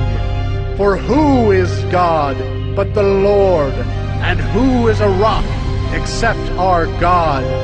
This God is my strong refuge, and has made my way blameless. He made my feet like the feet of a deer, and set me secure on the heights. He trains my hands for war, so that my arms can bend a bow of bronze. You have given me the shield of your salvation, and your gentleness made me great. You gave a wide place for my steps under me, and my feet did not slip. I pursued my enemies and destroyed them, and did not turn back until they were consumed. I consumed them. I thrust them through so that they did not rise. They fell under my feet. For you equipped me with strength for the battle. You made those who rise against me sink under me. You made my enemies turn their backs to me, those who hated me, and I destroyed them. They looked, but there was none to save. They cried to the Lord, but he did not answer them. I beat them fine as the dust of the earth. I crushed them and stamped them down like the mire of the streets. You delivered me from strife with my people. You kept me as the head of the nations. People whom I had not known served me. Foreigners came cringing to me. As soon as they heard of me, they obeyed me. Foreigners lost heart and came trembling out of their fortresses. The Lord lives, and blessed be my rock, and exalted be my God, the rock of my salvation, the God who gave me vengeance and brought down peoples under me, who brought me out from my enemies. You exalted me above those who rose against me. You delivered me from men of violence. For this I will praise you, O Lord, among the nations, and sing praises to your name. Great salvation he brings to his king, and shows steadfast love to his anointed, to David and his offspring forever.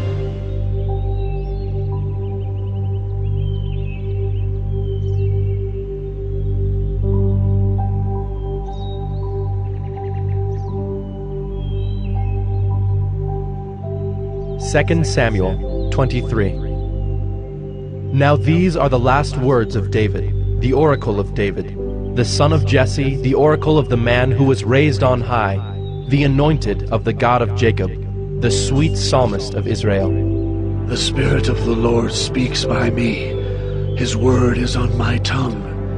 The God of Israel has spoken. The Rock of Israel has said to me, when one rules justly over men, ruling in the fear of God, He dawns on them like the morning light, like the sun shining forth on a cloudless morning, like rain that makes grass to sprout from the earth.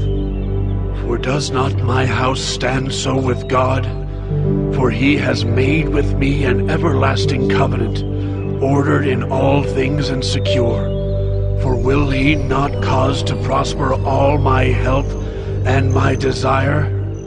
But worthless men are all like thorns that are thrown away, for they cannot be taken with the hand. But the man who touches them arms himself with iron and the shaft of a spear, and they are utterly consumed with fire. These are the names of the mighty men whom David had. Josheb-Basshebeth, a Tekemonite. He was chief of the three. He wielded his spear against 800 whom he killed at one time. And next to him, among the three mighty men, was Eleazar the son of Dodo, son of Ahohi. He was with David when they defied the Philistines who were gathered there for battle, and the men of Israel withdrew. He rose and struck down the Philistines until his hand was weary, and his hand clung to the sword. And the Lord brought about a great victory that day, and the men returned after him, only to strip the slain. And next to him was Shammah, the son of Agi, the Hararite. The Philistines gathered together at Lehi, where there was a plot of ground full of lentils, and the men fled from the Philistines. But he took his stand in the midst of the plot, and defended it, and struck down the Philistines, and the Lord worked a great victory. And 3 of the 30 chief men went down and came about harvest time to David at the cave of Adullam, when a band of Philistines was encamped in the valley of Rephaim. David was then in the stronghold, and the garrison of the Philistines was then at Bethlehem. And David said longingly, "Oh, that someone would give me water to drink from the well of Bethlehem that is by the gate." Then the 3 mighty men broke through the camp of the Philistines, and drew water out of the well of Bethlehem that was by the gate, and carried and brought it to David. But he would not drink of it.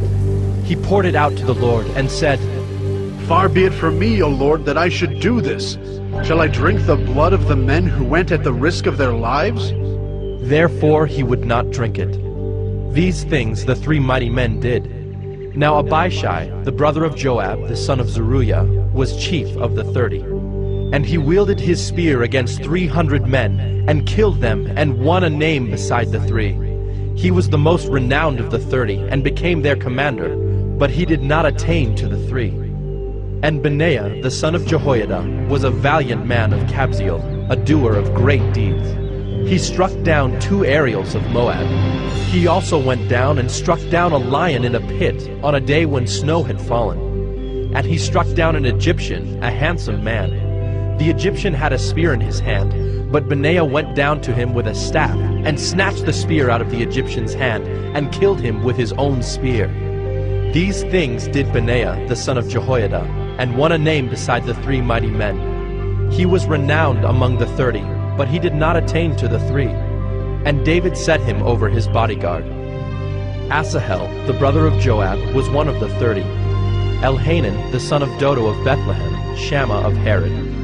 Elika of Harod, Helez the Paltite, Ira the son of Ikish of Tekoa, Abiezer of Anathoth, Mabunai the Hushathite, Zalman the Ahohite, Meharai of Netophah, Heleb the son of Baanah of Netophah, Ittai the son of Ribai of Gibeah of the people of Benjamin, Benaiah of Pirathon, Hiddai of the brooks of Gaash, Abi-Albon the Arbathite, Asmaveth of Bahiram, Eliabah the Shaalbonite, the sons of Jashen, Jonathan, Shammah the Hararite, Ahiam the son of Sherar the Hararite, Eliphalet the son of Ahashbai of Maacah, Eliam the son of Ahithophel of Gilo, Hezro of Carmel, Pearai the Arbite, Igal the son of Nathan of Zobah, Bani the Gadite, Zelek the Ammonite, Naharai of Beeroth, the armor-bearer of Joab, the son of Zeruiah, Ira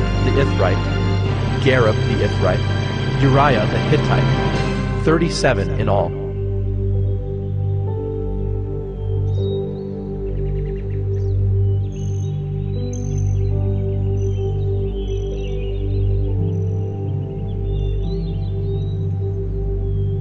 2 Samuel 24.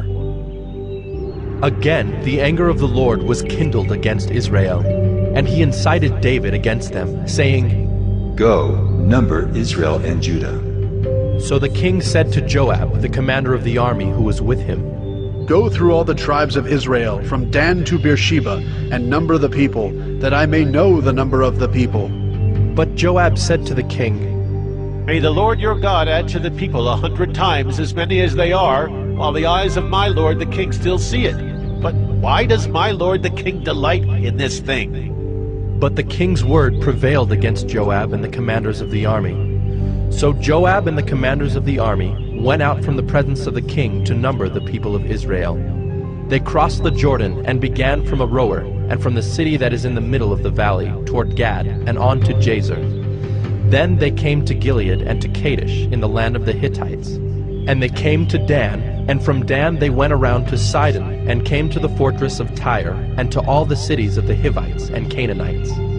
And they went out to the Negeb of Judah at Beersheba. So when they had gone through all the land, they came to Jerusalem at the end of 9 months and 20 days. And Joab gave the sum of the numbering of the people to the king. In Israel there were 800,000 valiant men who drew the sword, and the men of Judah were 500,000. But David's heart struck him after he had numbered the people. And David said to the Lord, I have sinned greatly in what I have done. But now, O Lord, please take away the iniquity of your servant, for I have done very foolishly. And when David arose in the morning, the word of the Lord came to the prophet Gad, David's seer, saying, Go and say to David, Thus says the Lord, 3 things I offer you. Choose one of them that I may do it to you. So Gad came to David and told him, and said to him, Shall 3 years of famine come to you in your land? Or will you flee 3 months before your foes while they pursue you? Or shall there be 3 days' pestilence in your land? Now consider and decide what answer I shall return to him who sent me. Then David said to Gad, I am in great distress. Let us fall into the hand of the Lord, for his mercy is great. But let me not fall into the hand of man. So the Lord sent a pestilence on Israel from the morning until the appointed time. And there died of the people from Dan to Beersheba 70,000 men. And when the angel stretched out his hand toward Jerusalem to destroy it, the Lord relented from the calamity, and said to the angel who was working destruction among the people, It is enough. Now stay your hand. And the angel of the Lord was by the threshing floor of Araunah the Jebusite. Then David spoke to the Lord when he saw the angel who was striking the people, and said, Behold, I have sinned, and I have done wickedly. But these sheep, what have they done? Please, let your hand be against me and against my father's house. And Gad came that day to David, and said to him, Go up, raise an altar to the Lord on the threshing floor of Araunah the Jebusite. So David went up at Gad's word, as the Lord commanded. And when Araunah looked down, he saw the king and his servants coming on toward him. And Araunah went out and paid homage to the king with his face to the ground. And Araunah said, Why has my lord the king come to his servant?